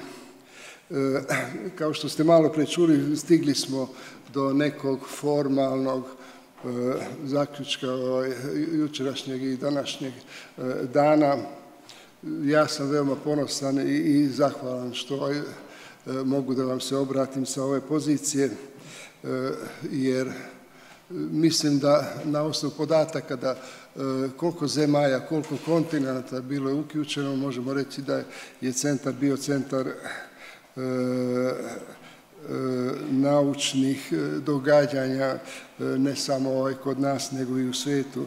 To se odnose i na naučne ideje ili stručne ideje. Jučer sam, ne znam ko je bio na jučerašnjem otvaranju, onda sam bio malo drukčiji, malo manje konvencionalan. Ne bih volio da koristim termin nauka kada smo mi ili kada sam ja u pitanju. Naučnici su za mene, ajde, nek bude to Newton ili Pasteur ili neki drugi, znači to su neki, kako bih rekao, i naučni i stručni ili ne znam šta, dinosaurusi našeg razvoja koji su praktično i izumrli tokom ne znam kojeg 18. 19. početkom 20. vijeka. Danas prije možemo govoriti o struci, možemo govoriti o timovima, o njihovim saradnjima. Kao što vama još više poznato nego meni, ovdje je bilo dosta reći, ili prvenstveno bilo reći o veštačkoj inteligenciji, i to iz aspekta veštačka inteligencija, na primjer, da kažem tako, u funkciji života. Drugim rečima, primjena veštačke inteligencije za poboljšanje naših radnih kvaliteta i na kraju krajeva, što je osnovni cilj, i naših rezultata. Jučer sam bio spomenuo da gajajući, unapređujući veštačku inteligenciju nikad ne smemo zanemariti svoju sopstvenu prirodnu inteligenciju. Biotehnologija, znači bilo da je reč o biomedicini, onda biodijagnostici, onda bioinženjeringu, ili bioinformatici, to već malo daje kategorija, ili biodiverzitetu, su svakako usko povezani sa veštačkom inteligencijom. Srbija, ja mislim da možemo reći da je postala prepoznata kao zemlja koja s jedne strane prati globalne trendove, a i aktivno učestvuje u izgradnji novih koraka, novih dostignuća na polju i veštačke inteligencije i biotehnologije. Ja se nadam da do, recimo, koliko sam upoznat, pošto ima malo pomeranja do kraja sljedeće godine ili do sredine naredne godine, i verujem da će to biti krajnji rok, bit će i Bio 4, Bio 4 kampus, tako je izrađen, gdje je opet malo prespomenuti elementi, znači od biomedicine do biodiverziteta su prisutni i tako dalje. Šta je naš zajednički cilj? Naš zajednički cilj je da stvorimo društvo zasnovano s jedne strane na znanju, na inovacijama i da to bude sve usmjereno u korist čovjeka. Prema tome, treba da se zahvalim s jedne strane svim našim partnerima, kao što sam rekao, ako sam rekao, mislim da sam rekao na samom početku da ja sam imao podatak da preko 20, ali to moram korigovati, preko i 30 zemalja je učestvovalo na ovom skupu, koji su dali zajedno sa našim strukturama, naučnim strukturama, dali su svoj doprinos, dali su i svoj međunarodni doprinos u formiranju današnjeg sveta. Prema tome, ja bih želio da se zahvalim svim učesnicima koji su svojim znanjem, diskusijama, pitanjima, vjerojatno je bilo, nisam bio na samim mojim predavanjima, i naravno i ono što je najbitnije, možda svojim praktičnim primjerima iz rada dali neke nove ideje, nove pravce za dalji razvoja. Prema tome, kad bismo to htjeli reći u jednoj rečenici, onda bi to nekako bila jedna ovako prosto proširena rečenica: nauka je najmoćnija onda kada služi životu. Pa prema tome i ovaj skup neka služi životu i hvala lijepo na pažnji.